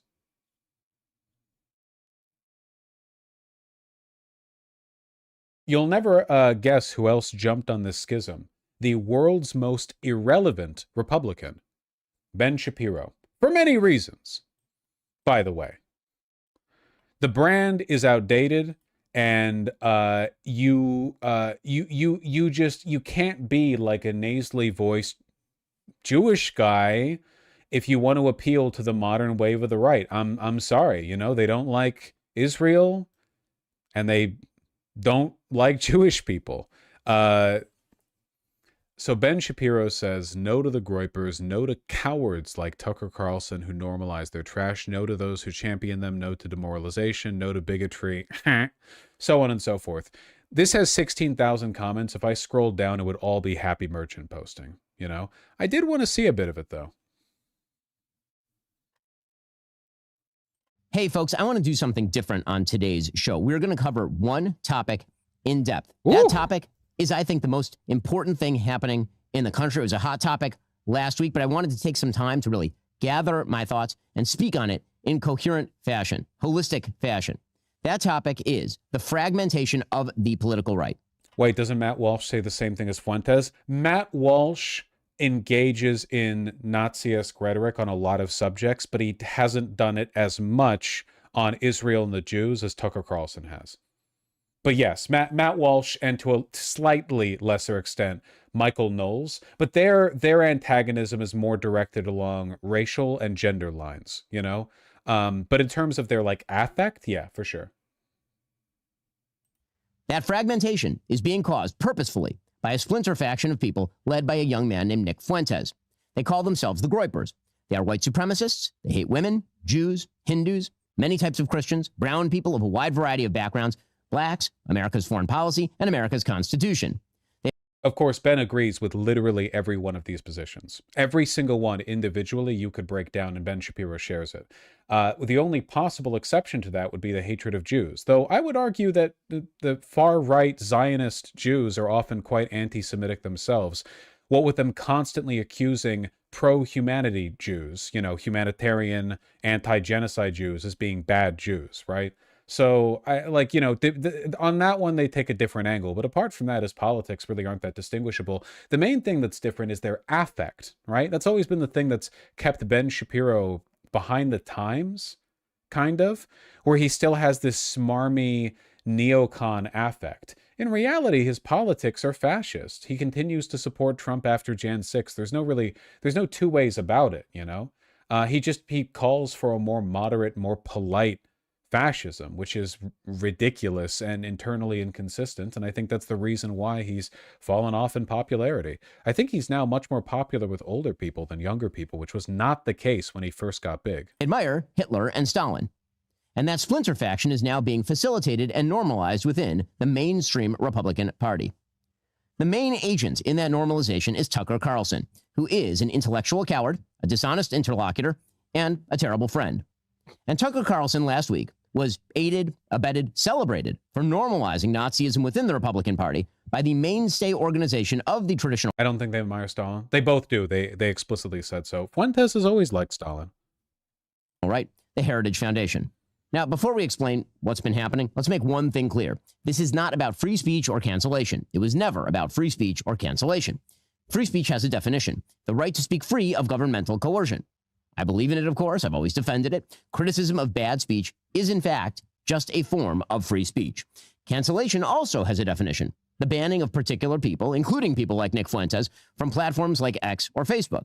I believe that Nick Fuentes is odious and despicable, but I've never called for his cancellation, and in fact, I've called for his restoration to those services, despite the fact that I think he's odious and despicable. It is not cancellation to draw moral lines between viewpoints. In fact, we used to call that... Again, Ben Shapiro has explicitly supported the deplatforming and firing of people who support a wide variety of positions that he disagrees with in a wide variety of fields, like say, gender care, doctors, teachers who are pro-queer, so on and so forth.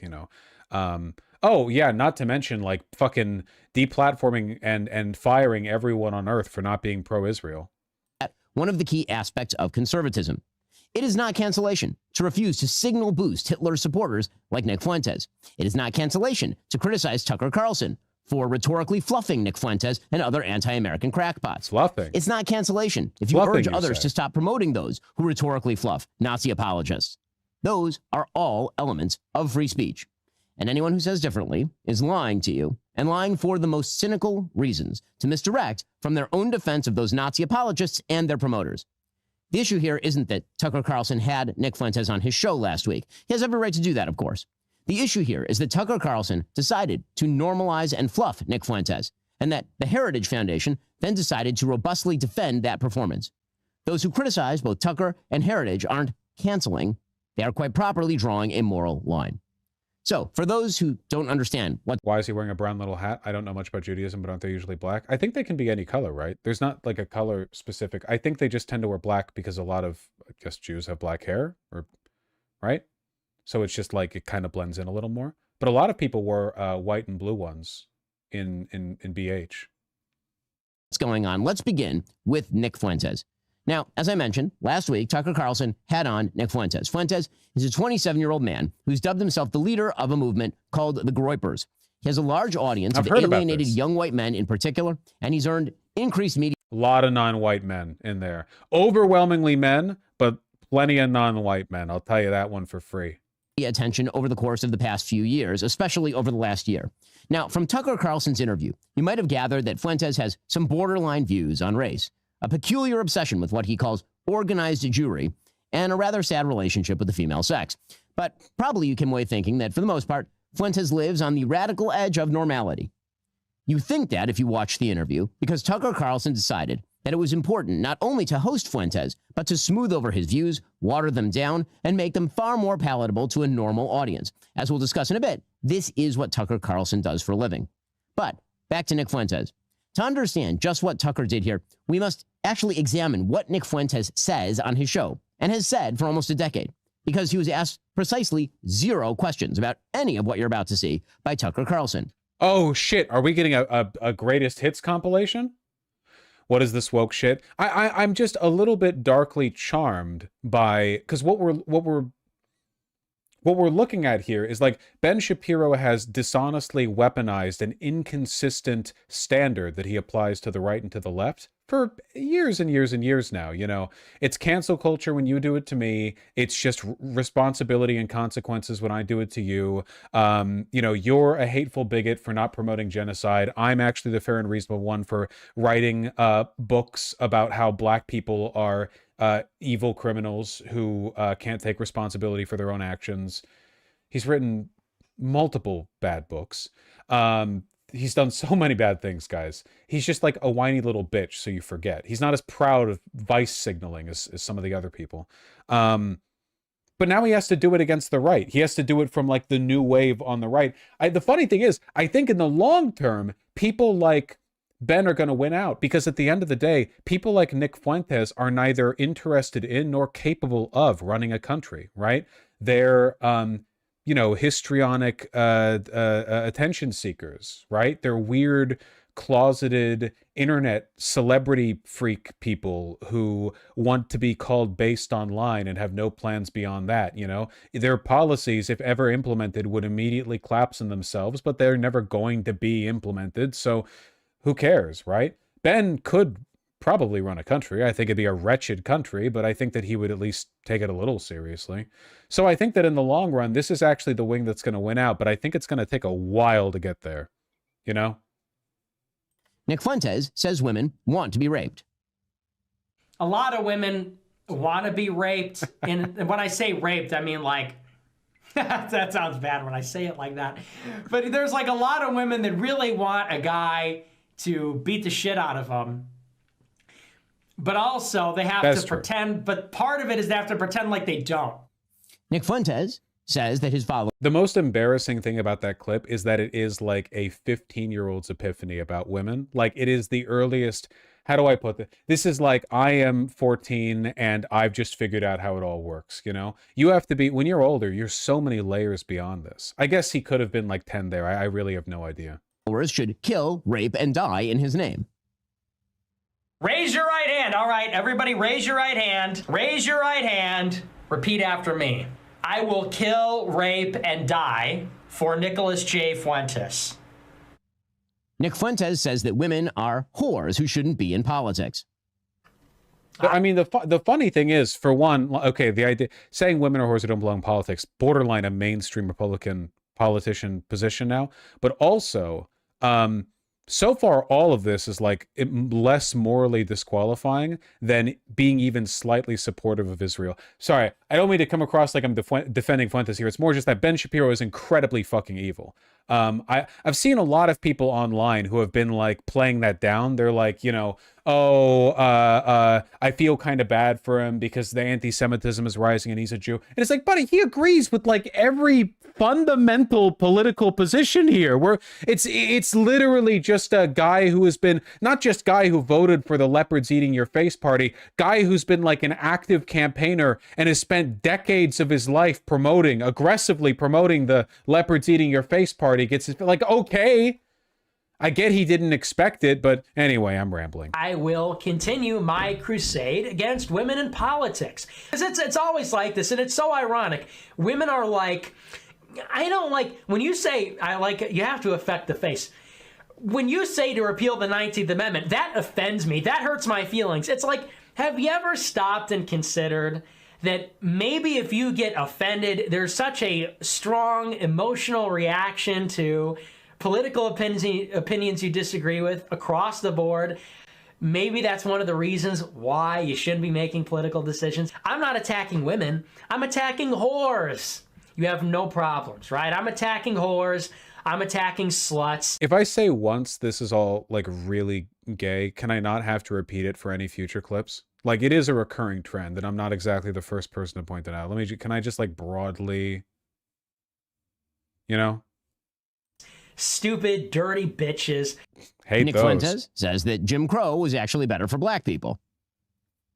It was better for them too, number one, but number two, who cares? Who cares? You know, enough with the Jim Crow stuff. Who cares? Oh, they had to drink out of a different water fountain. Big fucking deal. Oh no, they had to go to a different school. Their water fountain in that famous picture was worse. Who cares? Grow up, drink out of the fucking water fountain. It's water, it's the same. You know, and, you know, even if it was bad, who cares? Who cares? It's better. It's better in general. We all agree it was better for them. It's better. If he had just been born in Brooklyn, he could have been the next come town. You know? This is just an environmental thing. It's just the friend group that he grew up with or whatever. If he had been in the right environment, he could have been prodigal, you know? What is that accent? I don't know why he talks the way he does. He does have a very distinct, like a nasally or like a, you know, I don't know if that's like a him thing or a neighborhood thing. I have no idea. Better for us, better in general. Nick Fuentes says that white people are justified in being racist. The reason that we talk about this, by the way, I know a lot of black people see this and they go, man, why are you always talking about black people, this and that? I'll say it early so no one comes at me for not. Yeah, no, the sleeves need to be longer. The suit sleeve needs to be longer, you know. It's too short. It's too much. Because there just needs to be some shame here. Well, good, okay shaping though on the chest. I don't like how the lapel looks though. There's a few reasons. First, white people are every single bit justified in being racist. Every single bit justified, to the extent that that means going out of your way to avoid black people when you see them. Nick Fuentes is a Hitler admirer and a Holocaust denier. Buddy, it's how long does this? We'll finish this one, then let's see how long this goes on, because I want to see Ben's argument. Her Friday, it is Hitler Friday. Shut up. It is Heil Hitler Friday, nigga. Heil Hitler, all my niggas, Nazis. Hitler was a pedophile. Didn't a guy make a song about that? And kind of a pagan. It's like, well, he was also really fucking cool. So, you know, time to grow up. We're not. What's wrong with this kid? Man, again, it's, you know how your political positions when you were 14 were really incoherent because they were mostly based around like either contrarianism directed against your parents, or you had a feeling that like you knew more about one specific thing than other people and you took that to the ballpark. You were like, okay, I know this one thing, so I'm going to base like all my knowledge in the world around it.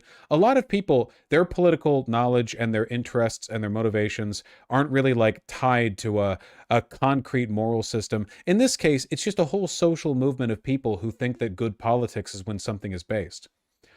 You have to think about how based is used, right? Based means like good parentheses in a politically advanced way, right? Like it's good in the context that it advances something I think is politically desirable, right? Because based doesn't just mean good. You can say based when the pizza gets delivered, but I think most people when they say based, they mean like based parentheses, this advances my cause, you know? It's like, and that, conceptually, I think, is basically just the beginning and end of the behavior. I don't think he cares. He likes Hitler. He likes Stalin. He also likes boys and makeup and dressing up and stuff. It doesn't matter. Don't think about it too much, you know? The Nick Fuentes is a mirror being held up to an audience demand. If the audience demand didn't exist, Nick could go anonymous, go move to some, you know, go move to Brooklyn or whatever, and just be like a normal guy. It would take him like 6 months to fully acclimate, and after that, he would probably have like a black girlfriend, and if you ever like talked about his former life to him, he'd like go, okay, come on, seriously though, and he would just like go about his day, you know? I really don't think, it's not subversive, it's not daring, and it's also not like policy, you know? It's just a way of getting attention. I think that's the case for a lot of people who talk politics online. It's really just a matter of how much you care about, in theory, being able to make real changes out of it, real politics out of it, right? Like when I go live, I'm not thinking like, what policies will I advocate for today? What will I pass? You know, I'm here to have a good time for sure, but I do believe in the practice of what I'm talking about, I guess. So yeah, I wouldn't take it too seriously. The overwhelming popularity of this sentiment, it's not entirely like the rise of Nazism in the 1930s, in the sense that back in those days, while there were a lot of your militant brown shirt types, there were also a lot of people who were taking it quite seriously. I think that taking it seriously is pretty difficult when your whole movement is based on like performative anti-empiricism and nihilism, you know?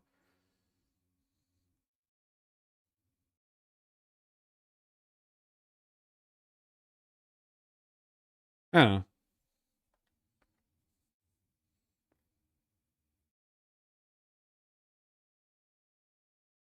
I guess I just don't expect much from a political movement whose anthem song right now is Kanye West's N-word Heil Hitler.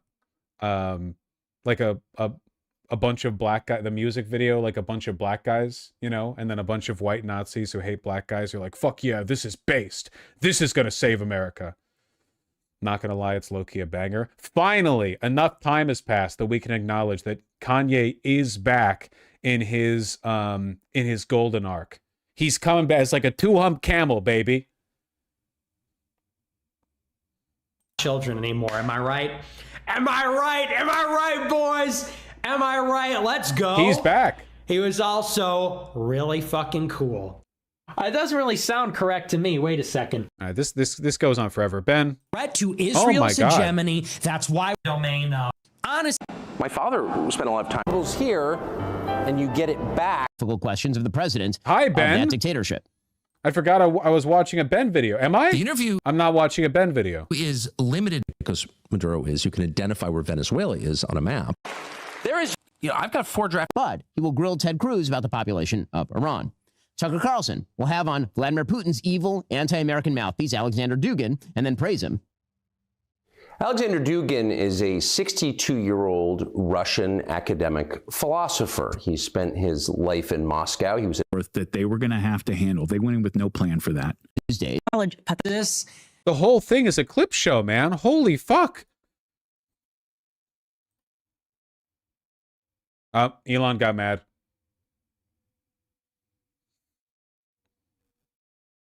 Elon got mad. He's shutting us down. Did Ben run out of ideas? No, what Ben is talking about here is fundamentally correct. These people are hypocritical, anti-Semitic, anti-America, and they're bigots and so on and so forth. And my point isn't just that Ben's a hypocrite because he himself is also a bigot, even though he is, right? I guess my point is more like, I don't know. It's just, don't you think it's interesting, this schism? It's been broiling for a while, right? Especially since Candace Owens left the Daily Wire in a feud with over anti-Semitism with Ben Shapiro, and then went on to make a very popular podcast where she talks about, I don't know, psychic energy waves and French incest president children. I don't know. She's insane. Well, she pretends to be insane for her audience, at least, you know? Feel like it escalated post Kirk dying. That's because Charlie Kirk was the biggest figure on the right who was popular with the neo-Nazi wing while still being aligned with the more traditional MAGA wing. And that was why he was so big, by the way. The stuff he was saying was radical enough that it appealed to the very far-right people. Yeah, he was their bridge. And now that that bridge is gone, I think more or less open war is broken out between the two sides. But it's a war being fought on social media. And on social media, the Nazi side is much louder. Vastly louder. So there's no competing with them. In terms of like public notoriety and, you know, who's going to win in the like count or whatever, it's easily going to be Candace, Fuentes, Tucker, whatever else. Yes, this is their Rubicon moment. Tucker's been an anti-Semite for years. I don't know why Ben's just bringing this up now. Well, notably, Tucker Carlson got openly anti-Semitic, or at least louder about being an anti-Semite, after getting dropped from Fox News. Why? Because Tucker Carlson is, and always was, a grifter who just says whatever appeals to the largest population. That's it. And he recognized correctly, or maybe his handlers recognized, that if you're going to work online outside the auspices of like Fox News or whatever, you might as well, you know, play with the farthest right people. They're the best audience base. Alex Jones figured this out ages ago. You know, it's not new. It's not particularly groundbreaking.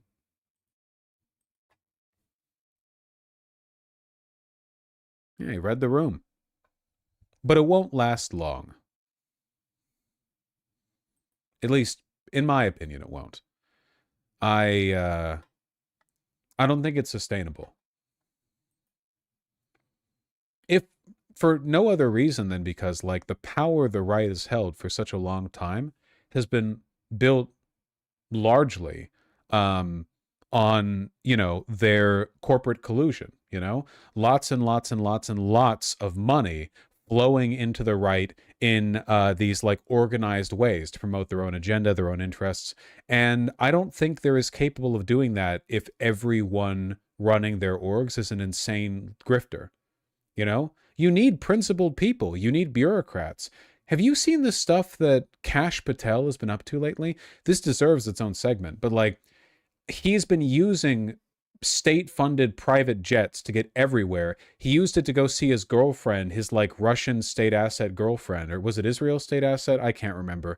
Do a show in like Florida, and then he fired a guy who was critical of his use of the jet, and then flew around, and he's like blocked people from investigating his use of the jet and shut down. It's like insane. Like all these people are so self-interested they can't build a Nazi Germany. Like, do you think Fuentes would want to be in an office, like, doing any of this? Like, they're like fastidiously organizing the necessary political and financial assets required to like orchestrate a big fuck no. So like the Taliban? Yeah, kind of. Though I think that the average member of the Taliban is probably a lot more principled than the average like right-wing content creator. No, not probably. Definitely. Easily, definitely. Yeah. 100%. Because I think most of the people in the Taliban would be willing to die for their cause. And I think that the average Republican content creator, if they were given a choice between stick to their principles but be middle class or don't and be wealthy, they'd be like, give me the money. Like, they wouldn't give a shit. They would drop it like that. I think a lot of the people in the Taliban would be willing to, like, actually fight it out. I mean, they did literally fight it out, so, you know.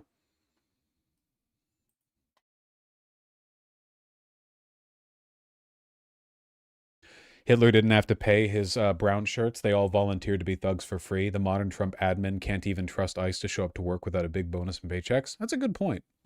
That is a good point.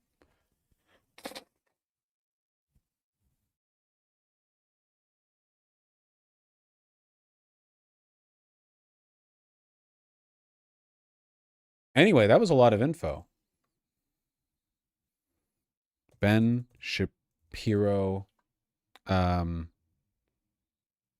fights hopeless battle against groyperification.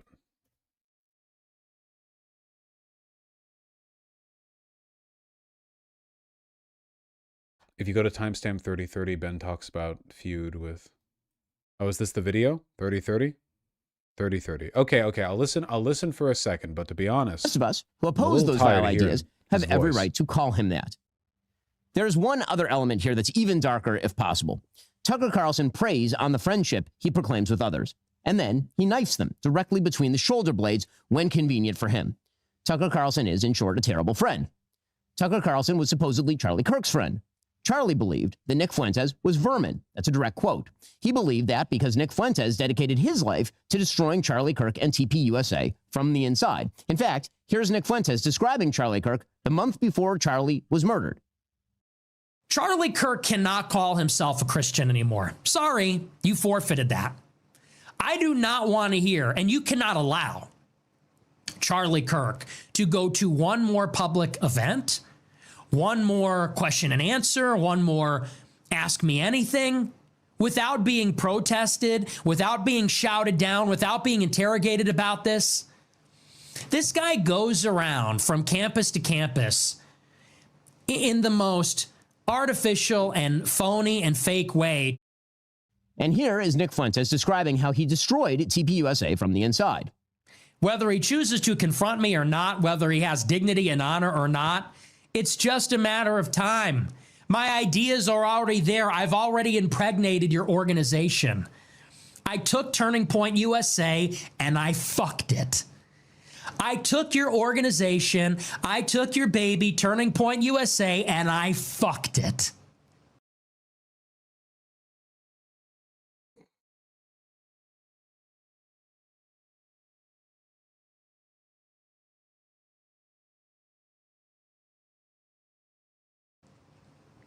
And I've been fucking it. And that's why it's filled with groypers. That's why your whole crew, that's why the people around you, that's why your chapter presidents, that's why your attendees, they're all groypers.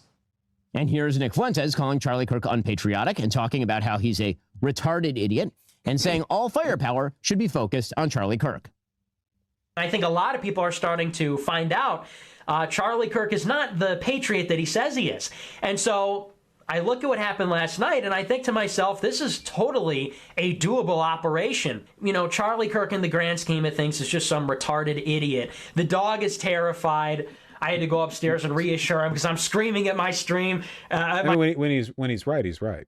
My screen calling Charlie Kirk a bitch and everything. The contrast could not be more clear. Charlie Kirk is a totally unexceptional human being. A moral struggle that's happening on the higher dimension, right? Which is Christ versus the devil. Who does Charlie Kirk serve?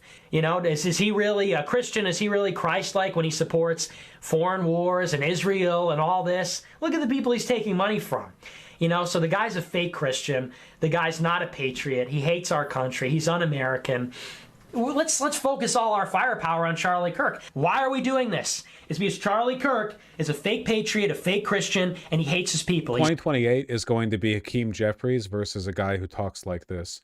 And 80% of the Gen Zers who are voting entirely off of who gets more APAC funding are going to side with him.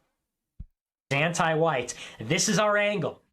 Nick Fuentes despised Charlie Kirk. And for good reason, because Charlie Kirk actually opposed Nick's evil program. Here's what Charlie Kirk had to say about Nick Fuentes' agenda. But if you go back to the original, I know about the TPUSA Nick Fuentes beef. You know, I'm not 5. I remember. I was there, man. I remember. Founding fathers, they intended this to be a European nation for white men of good stock and character. So, can you show me? Let me answer the question. Can you show me where in the United States Constitution it says that? It wasn't in the Constitution. It wasn't in the Constitution because they didn't believe it. The founding. What does the phrase "e pluribus unum" mean? What does the phrase "e pluribus unum" mean? Why is that relevant? Because it was on every founding document and presidential seal from our founding, which means out of... If any Democrat used these arguments against Charlie Kirk in one of his like retarded change my mind bits, he would have laughed at them, ignored the question, talked about black crime, or cut them out of the video that he comped together for YouTube. It's one of the reasons why Charlie Kirk kept losing in his beef with Fuentes. It's because Charlie Kirk is a racist. Like, you can't be a racist and cultivate a fan base of racists, and then a slightly more racist comes up and says it openly rather than dog whistling, and you're like, we stand for diversity in this house, sir. I sit and listen when a black woman steps up and speaks. Like, okay, do you, Charlie? You, sir, and your ideology is not conservative. It is right-wing, identitarian, and has no place in the conservative movement, my friend. Get out of line. Get out of line. I don't platform trolls, and I don't platform, and I don't discuss people, or I don't debate with people that are not good faith actors. And you debate Maoists and people who champion. They can keep on yelling at how successful we are and our big events and well over 1,000 employees, but there's a lot of jealousy out there. We build, they complain. We succeed, we win. They blame the Jews. After Charlie's death, TPUSA made Tucker Carlson one of its chief faces. Tucker, of course, spoke at Charlie's memorial, where he implied that hummus-eating nefarious Jews killed Charlie, with no mention of the ideology of the actual alleged murderer, who was, of course, a trans activist gay furry. Tucker Carlson, in fact, has spent more time... I'm not a bigot like Nick Fuentes. Yeah, no, that guy wasn't a Jew, as implied by Tucker Carlson. He was actually a militant activist for trans people. We're different types. I'm talking about Jews and Israel since Charlie's death than about the Trans-Tifa ideology that motivated Charlie Kirk's killer. By a long shot, it's not close. Which is not a surprise, since he seems to spend very little time these days attacking anyone on the left. Well, now Tucker Carlson has seen fit to launder Nick Fuentes, the person who hated Charlie most and who wished him destruction. That's not an act of friendship, it's an act of sick evil. And then, of course, there's Tucker Carlson's relationship with the vice president. Certainly, Vice President Vance has been quite generous with Tucker Carlson. That loyalty was not reciprocated last week, to say the least. Here, for example, is what Nick Fuentes has said about J.D. Vance's wife, Usha. Andrew Tate and Bronze Age pervert and all these people. Hold on, I said I would stop. Said I would stop watching this. It's quite repetitive. Wait, this one is good. God damn it, you people! You're lucky you're getting donos after this. For years, all they talk about is going to the gym, being a vitalist, fighting the Matrix, India smells bad, all this kind of shit. And now they're all in favor of a fat race mixer who's married to a Jeet who named his son Vivek, who was mentored by a Jewish neocon and a gay fed, Peter Thiel. This guy has a non-white wife and a kid named Vivek. This guy is going to be a defender of white identity? I don't think so. This guy's going to defend American identity. Nick Fuentes, of course, is probably not the best person to be pulling this argument. The like only pure white Aryan super straight males should be leading the vanguard. You know, he's a little compromised himself in that regard. Now I wouldn't call him a Fed. I'm not Tucker Carlson. I wouldn't call him a Fed though. You know, that's fair to align. You know, to direct towards Vance and his mentor. But identity. You slammed JD Vance for having an Indian wife. Yet Trump's wife is an immigrant who was working here legally for a time. His son is half foreign, bilingual, and holds dual citizenship. Yet you give him a pass. You're either a hypocrite or just retarded. She's white. Dude, she's white. If we had millions of Slovenian supermodels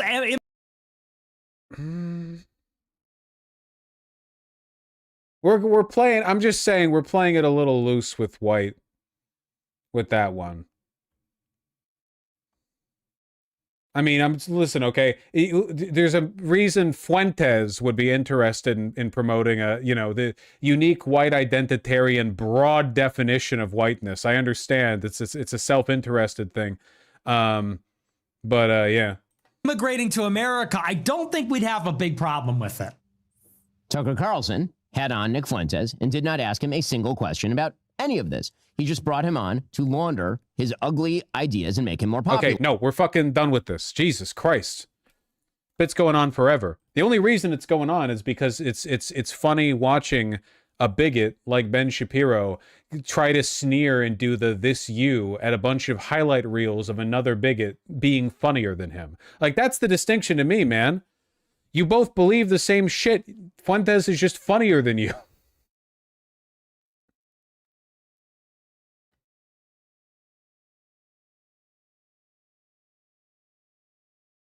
Yeah, captivating like a car crash. Listen, you're Jewish, he's Mexican. Can't we all get along?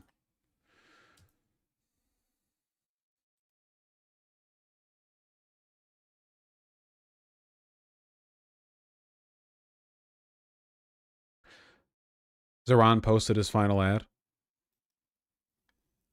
Their Israel opinion might differ slightly, lol. Yeah, and their position on whether or not America should support Israel is unfortunately one in which Fuentes is objectively morally correct. Now, his reasons for not supporting Israel, I do not think are in fact objectively morally correct. But that being the big distinction does not play to Ben's favor.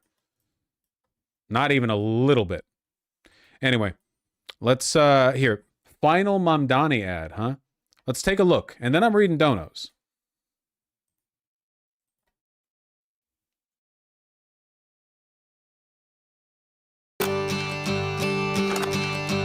Hey. God damn it. I like the song too. We can't listen to it though. God damn it. Mamdani, how could you do this to me? It's actually a very powerful song to play. I mean, I'm imagining it playing over the, Could I sing it? Oh, the times they are a-changing. Come senators, congressmen, come lend a hand. Something you won't understand. Don't speak too soon, for the wheel's still in spin. And it's you that it could be changing. You better start swimming or you'll sink like a... Hell yeah, brother.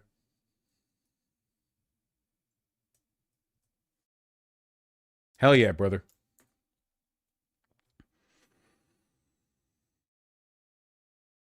Close enough. Well, you got the sentiment. That's the important part. Keep singing, white boy. No anti-white racism, or we're listening to more Fuentes. Close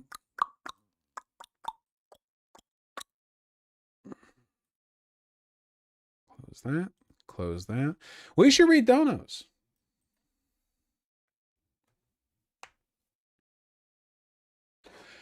The Mighty Tack, thank you for the tier 1 sub. Waffles, thank you for the $5. Can you please ban me temporarily so I can be in Thermia's next compilation? No, it sounds like you have a kink and I refuse to participate in it. Cap of all time, thank you for the 5 words, $5, and the kind words. I really appreciate that. Thank you. I feel like I'm a little bit off today. You know, I think I'm just a little sleepy, but I'm getting back into it. It's a little bit of an inertial thing. Balmy, thanks for the $5. I like what you wore for your Katie Wilson interview. Is that jacket made of wax canvas? No, unwaxed canvas. Wax canvas can be a little bit of a pain to wear and maintain sometimes, and the wax can get on other stuff you own if it's unlined. So I don't own anything that's wax canvas. But yeah, it's a canvas jacket from Double RL. Sake, thank you for the 5 tier 1 subs. I have yet to see any campaign, any canvassing org, any other streamer, or any official just cleanly state the Voshism. The GOP wants you dead. Yeah, genuinely, I know it sounds a little bit online, but the GOP does it with Democrats. You know? Like, I don't know. I think it's really unfortunate. Need to be punchy with the rhetoric. Very, very punchy. You need to be punchy. Soli, thank you for the tier 1 sub. Verdant Valkyr, thank you likewise. Howdy Vosh, a friend showed you to me in 2020, saved me from the right, now I'm trans. Classic. Financially stable enough to donate now, thanks for all you do. Really happy to hear. Both congratulations on your transition and on your financial stability. That's fantastic, thank you. Kaiser K and Conciliator, thank you for the tier 2 subs both. Really appreciate that. Snap it, crack it, pop it. Thanks for the gifted tier 1 sub. And Dirk Gently, thank you likewise. Kowalski, thank you for the $5. God put me on this earth to raise cows and grain for you all. I'm built to fight wolves and locusts, but not land speculators. Can socialism beat this invasive scourge? I don't know if you'd fare better under a Soviet-style agricultural system, Kowalski, but it's worth giving a try. Ringak and JM Nord, thank you for the tier 1 subs. Yes, everyone's got to vote tomorrow. Everyone's got to vote tomorrow. Sake, thank you for the 5 tier 1 subs. Yes, we did see the Clickbait Wasteland Cuomo interview. You know, was weird, as everything he's in is. Dirk Gently, White Boy Engine Man, and Varian, thank you for the tier 1 subs all. Really appreciate that. Thank you for the kind words, Varian. I really, really appreciate those. Flips, thank you for the $5. Flying to Seattle next spring and want to try the make friends at bars tactic, but no way I'd feel confident to do so without feeling like a creep or intrusive. I think it can help if you go with a friend, but if you're flying on your own, what I would recommend probably is go to queer bars. People are just friendlier there. They just are. Go to one of the many bars on Capitol Hill. You know, the Unicorn is my favorite in the area, but there are many. You can bounce around between them if you prefer, and stay at the bar and just have some light conversation with the bartender. Go when it's quieter there. You know, if you go when it's 10 p.m., it's going to be, especially the Unicorn. Well, actually, right now the Unicorn's closed, but you said you're going next spring, so okay, it'll be open by then, hopefully. Don't go at 10 p.m. Go at 5, 6 p.m. or whatever. Talk with some people, you know, take it easy. Walk around a little bit. Have convos. See people standing out in the street. Compliment people on their attire. People love that. I've complimented people on their outfits so many times. I have never gotten a negative response. Not once. Not even like a tentative response. If you say a person who's wearing a nice coat's wearing a nice coat, for the most part, they're just going to be like, hell yeah, you know. People love being told they got their shit on, you know. Yeah, I mean, you don't want to oversell it or be, you know, intrusive. You don't want to say, hey, I love how the lace in your lacy bra is peeking out from your shirt. That's hot. You know, I mean, obviously you need to be selective with your compliments, even if you do in fact like the lacy bra peek out. You know, you have to compliment the drip broadly. Yeah, don't be a fucking idiot, basically. If you're ugly, people will be creeped out. Listen, I'm not going to deny there's a double standard, okay? If you're a big, kind of conventionally unattractive fat guy and you're like, yeah, I like your outfit, huh? And you know, whatever. I understand it's not fair, the world's not fair, so on and so forth. But I do think you're more likely to get good responses if you're you're bubbly, you're friendly, you smile, and you're in the gay neighborhood. There are people who have a scaring aura. That is true. But yeah, no, I think it's very doable. Just don't be scared.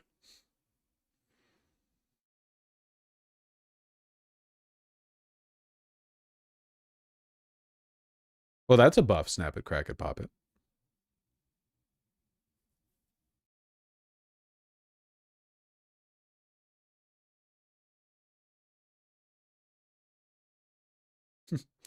Kiwi Teepee, thank you for the tier 2 sub. Really appreciate that. Thank you. Sake with the 5 tier 1 subs. Has Vosh covered River and Bagheera's attempts to disrupt his day job yet? Well, I did cover River sitting on top of my PC to toast her buns. I did see that. So I think you know, we gave her a talking to over that one. Juzor and Dominique, thank you for the tier 1 subs. Really appreciate that. Treff, thank you for the $5 and welcome back, I hope. Accountant, thank you for the tier 2 sub. Really appreciate that. Semi-Locon, Faux Real, Horizon, and Deep Sea Fishin', thank you for the tier 1 subs all. Thank you, thank you. Yakubi and Ape, thank you for the 2 gifted tier 1 subs. Really, really appreciate those. You've been posting about these for a while in chat.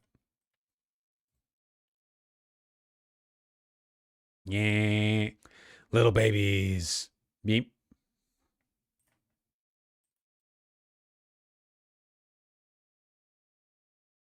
Thana made this for you?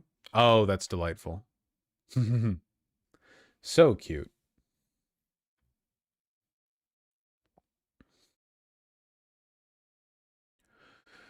Even when I had busted levels of acne and social incompetence, I never got a bad response from complimenting someone's outfit.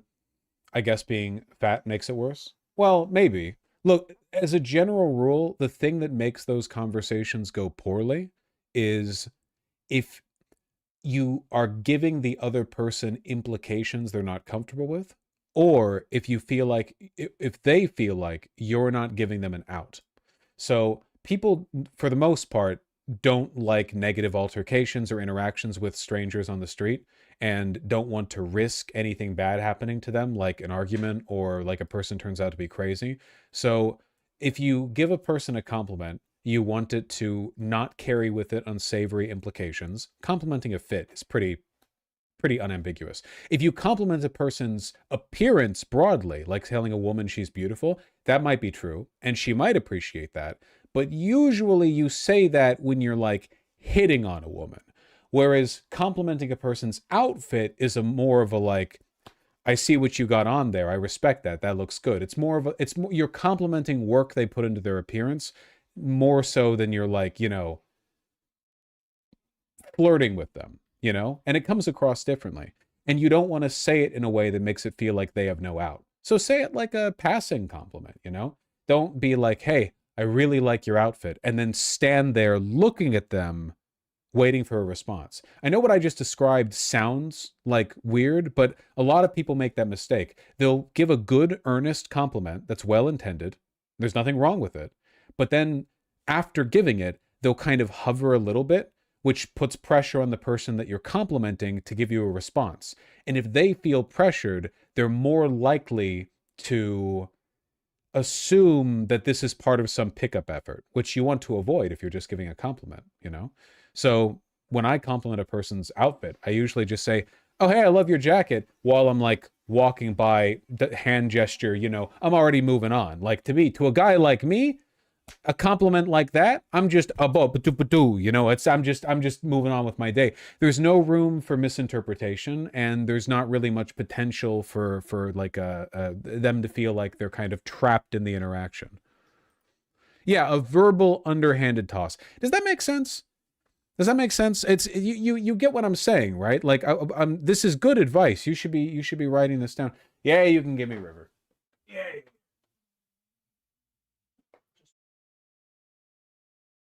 Hello, Sleepy. Little roly-poly.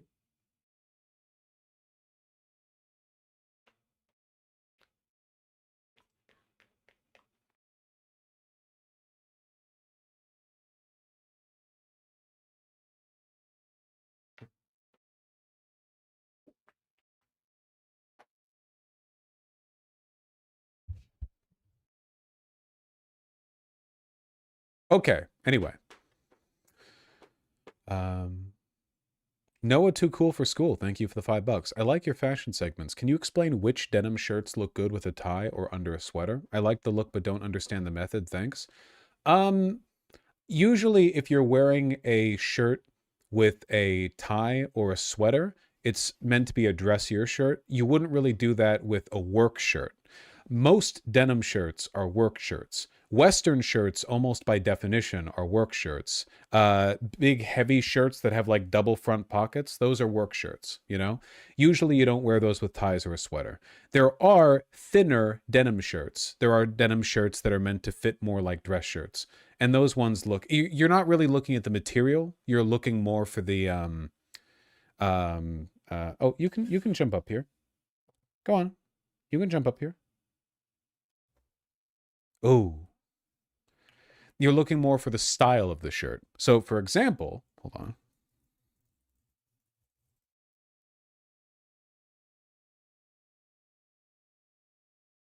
From my favorite sartorial brand, the one and only The Anthology.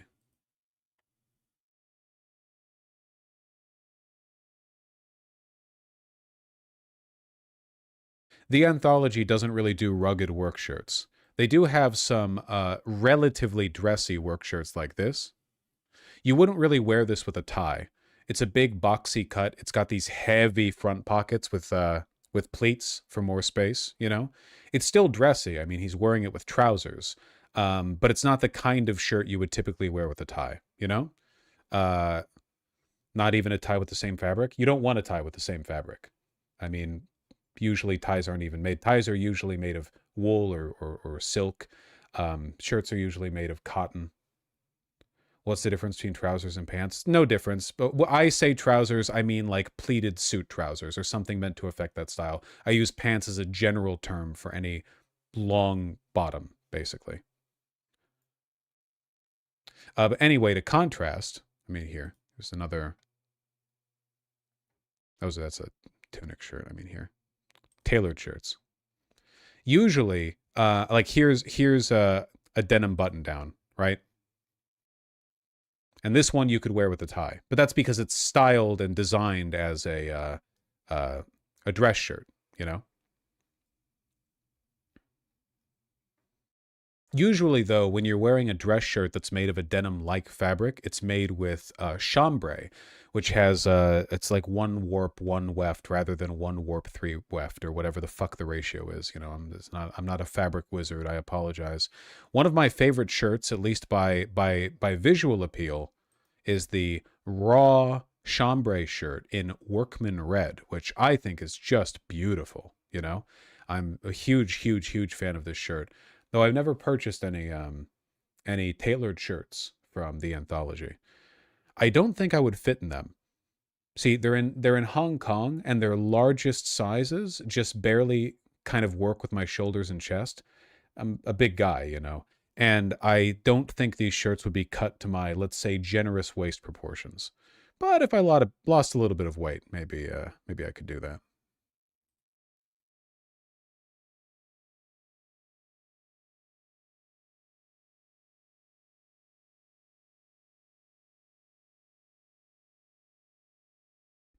No tie? Yes, they don't typically style these with ties, though they certainly can. Oh, there's a sweater.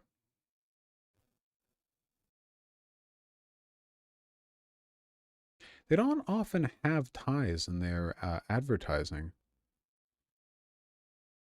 So a lot of these aren't like your standard.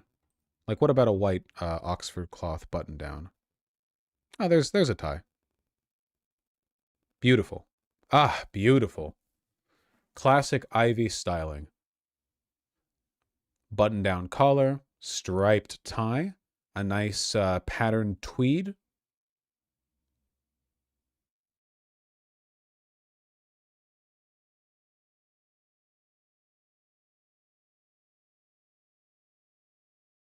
Are these normally this expensive, or is it because of the tariffs? No, these are normally this expensive. These are very high quality garments. Though it should be noted, considering the fact that this is tailored to your sizing specifically, like they're making it for your body, and it's extremely high quality. 180 bucks? Not that bad. This ain't even including the tariffs. Actually, the Anthology have said that they're covering the tariff costs for anything they ship to America.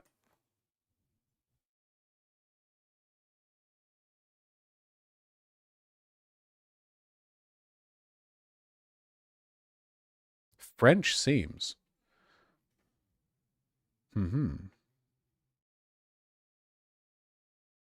Well, anyway. Fuster Clucked, thank you yesterday for the incredibly kind $100 donation. I really appreciate that. Nobody believes in anything anymore has seriously put a lens in front of so many of my interactions. Life has gotten worse for the better. TY, and welcome back. Oh, happy to be here. And yeah, I agree. I really do think that it is impossible to understand what's going on in this country today unless you're willing to approach it from a you know, no one believes in anything anymore perspective. And if you can't do that, I think a lot of stuff just does not make sense. A lot of basic political principles fall apart. Thank you for the very kind donation. Kevin Norton, thank you for the $5. Really appreciate that. You'll never guess what the only action policy position these 20-year-olds voting for Cuomo actually have. Oh, no. This is a whole Channel 5 interview. I'm afraid I can't do this right now. Yakubi and Ape, you're never going to let me get through my donos, huh? There you go.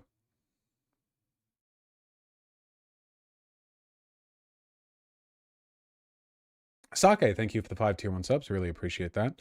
Tarak45, thank you for the $10. This would be a great segment to critique the Rage Against the Machine X the Uma Chroma Killing in Thy Name. It's not a song, but a documentary, only 15 minutes long. I don't know if this is a bit, so I don't know what to say to it. Dennis the Peasant, thank you for the $5. Thank you, my most annoying chatter. AK 4'7". Thank you for the $25 dono. I really appreciate that. Gonna fly home for Christmas to see my boyfriend after not seeing him for almost a year and a half. Excited to see snow again. Hoorah, Marine Corps. Yeah, I enjoy it, you know. I can't say I'm looking forward to seeing snow myself over here. Snow tends to shut Seattle down. The city's so goddamn hilly. Even a little bit of snow makes it difficult to drive anywhere. It was just Israel? I got you. Well, I might watch that in the future, Kevin Norton. Have fun with your boyfriend, AK 4'7". Smelly, thank you for the $5. Say happy Halloween. Hey! That's a really good Sally. Happy Halloween.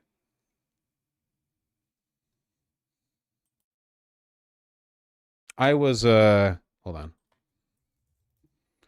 I went as a scuffed Sherma from Silksong.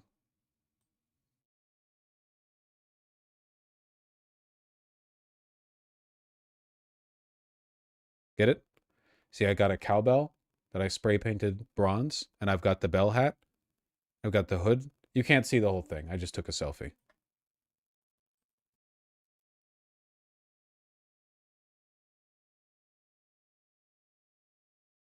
What's behind you? That's the bell. That's my bell hat. It's like a walk lid. Anyway. Sake, thank you for the 5 tier 1 subs. A year ago, we couldn't get Vosh to talk about denims at all. Now he talks almost daily about denims. So much for the denims controversy. I don't think, have I ever beefed with denims once? I don't think there's ever been a negative word spoken between us. I'm sure at some point there has been, just, you know, inevitability given enough time. But I think, you know, I think she's fine.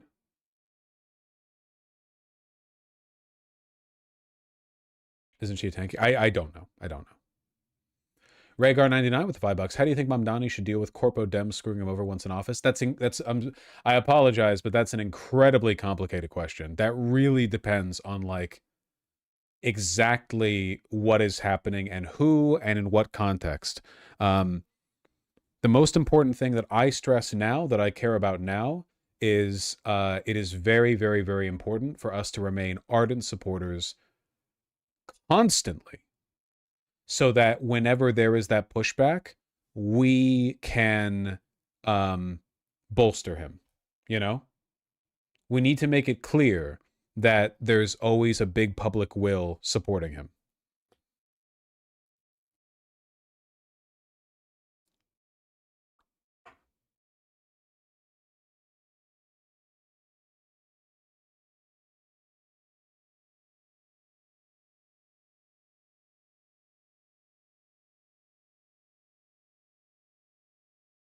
Okay. Wandering Robot Studio, thank you for the $5. Benjamin, thank you for the $2, making up for lost income. Abdullah Nasser, thank you for the 2 $5 donos. You need to stop having caffeinated drinks after 5 p.m., buddy, for the gastroesophageal reflux. I know. Yeah. Look, it's like I'm what do they call it? Lactose intolerant too, but you know, I'll still shove a pizza down my throat. You know, I'll give it the if it looks tasty enough. Victorious Gardenosaurus, thank you for the $5. Godcat, thank you for the $2. High Shelf, thank you for the 5. I think Mamdani's going to win. An amateur PWN, thank you for the 10 AUD. Thank you. Happy to be streaming again. Rich Rebel, thank you for the 5 Canadian. I'm a Republican but watch Vosh. Are there any others out there? Probably a few. I actually got stopped by one in the street recently. At least I think I did. Always very charming, you know. Glad you like the bits. Felix Kane, thanks for the $2. ICE is in Redmond, Washington. Please spread the word. Oh, that's unfortunate. Well, they've been circling the city for a while, I suppose. Eloram Basdo, Darkest Nightshade, the real Emperor Palpatine, and the real Emperor Palpatine again. Thank you for the $5 all. Really appreciate that. I'll share some major info no one has told you. Search or ask AI what the narrative policy framework is. Do it now. You're not the boss of me. Temple Siege Brothers, thank you for the very kind $20 donation. Vosh, did you see the New York cover showing socialism versus abundance with Bernie versus Ezra Klein? Yeah, it's fucking insane. A longtime socialist, near presidential candidate from 2016, millions and millions of supporters, most popular person in all of Congress, versus some unelected fucking nobody, Substack Andy dipshit, who gets routinely humiliated on social media and is known about at this point only because of all of his post-Obama administration contacts in the mainstream media. Jesus. Speaker Wigan 49 and Temple Siege Brothers, again, thank you for the $5 both. Really appreciate that. Thank you. Worst Jen and Rachel Atwood, thank you for the $2 both. Powered, thank you for the $10. Longtime fan, can you tell your Georgian fans to vote Alicia Johnson and Peter Hubbard for Public Service Commissioner so the committee isn't all Republicans? Hank Green made a video on it as well. Well, shit, sure. If you're a Georgia fan, you think a person would donate $9.99 to lie to me? Vote for Alicia Johnson and Peter Hubbard, you dinguses. Idiots. Arcane Spaghetti, thank you for the 5. Yeah, Pittsburgh does have a strong regional accent. At least I know a person who was born in Pittsburgh, and I feel like I can hear it in them, you know? Victorious Gardenosaurus, thank you for the $10. Famine's good, actually. Yeah. We'll see how it plays out. It's hard for me to read the sarcastic, alternating lowercase and uppercase text, you know, with my voice. I'm the Heroic Protagonist, thank you for the $2. Wandering Robot Studio, thank you for the 5. Emperor Palpatine, thank you for the $5. Really appreciate that. They have AI and robots. 1/3 jobs lost. They don't need you. The golden age for them without you. I don't think AI is going to be as effective at replacing jobs as people think it is. I think that the unemployment that we're seeing right now has less to do with the effectiveness of AI and more to do with the fact that corporations have realized that there's more money to be made in speculation and financing than there is to be made in actually like buying and selling things. And you don't really need that many employees to turn every business into a financial instrument. Saya Dyer Productions, thank you for the $10. Really appreciate that, and good luck with your witchcraft. Jason Lesage, thank you for the $5. Ludovi, thank you for the €250. I've played the first 2 chapters of Deltarune, not the 3rd and 4th. Ghost of Avalon, thank you for the $10. Yes, our healthcare system here in the United States is a moral blight. It's indefensible. Sid's Gazpacho, Sigaspacho, what are you doing over there? Thank you both for the $5. I really appreciate that. Vosh, the implementation of the ACA created 15 million jobs for Americans. 15 million? I don't think that's true. That's what, like all healthcare jobs? That can't be right. Also, like, that's bad. The bloat in our healthcare industry is part of the reason why everything costs so much. You know, are they 15 million doctors? I doubt it. Listen, never, ever, ever ask, what will we do with the jobs? The money is always out there. Humans have been finding things for other humans to do for as long as we've existed as a species. There are bridges to be repaired, roads to be repaired, maintained, built. There are buildings to zone. There are dilapidated old structures to repair. There are always jobs. The only question is, are there people willing to pay for them? And this is the problem we're running up against right now, is that as the financial sector grows and grows and grows and grows and grows to be a larger part of the economy, nobody's offering jobs for anything, you know? I'm speaking generally. There are still plenty of jobs out there, but it is coming to be more of a problem, you know? But that's not a problem that can be solved with, you know, forcing more bloat into the healthcare administration. Multi-Jimmy Jammer, thank you for the 20 Canadian. Just sending support for the channel. Big fan. Thank you. I really appreciate that.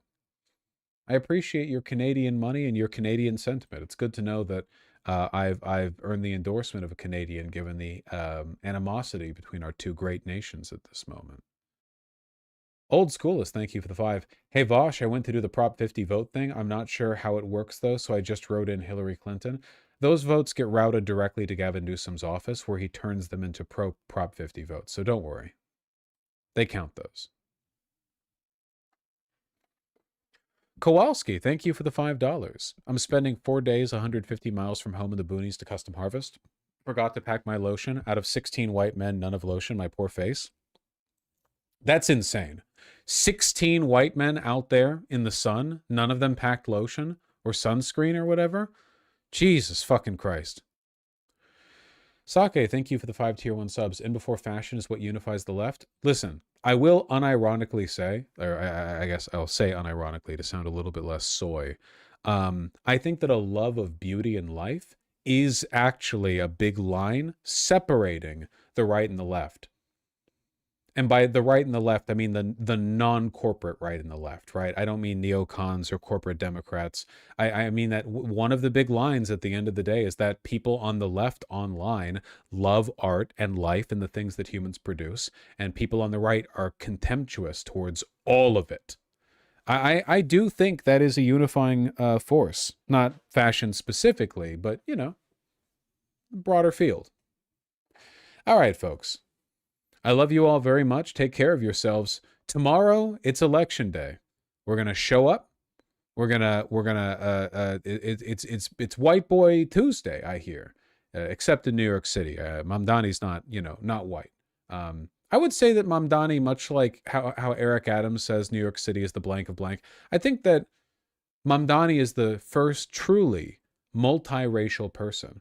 Not in a pithy, oh, the mom's one race and the dad's another race way. That's lame, and it's been played out, okay? But in a every race, language, and ethnicity, every identity is represented within his tremendous heart. Yes, he's a global citizen. I believe it. New York City is special. Let's see him win tomorrow. Take care. I'll see you tomorrow.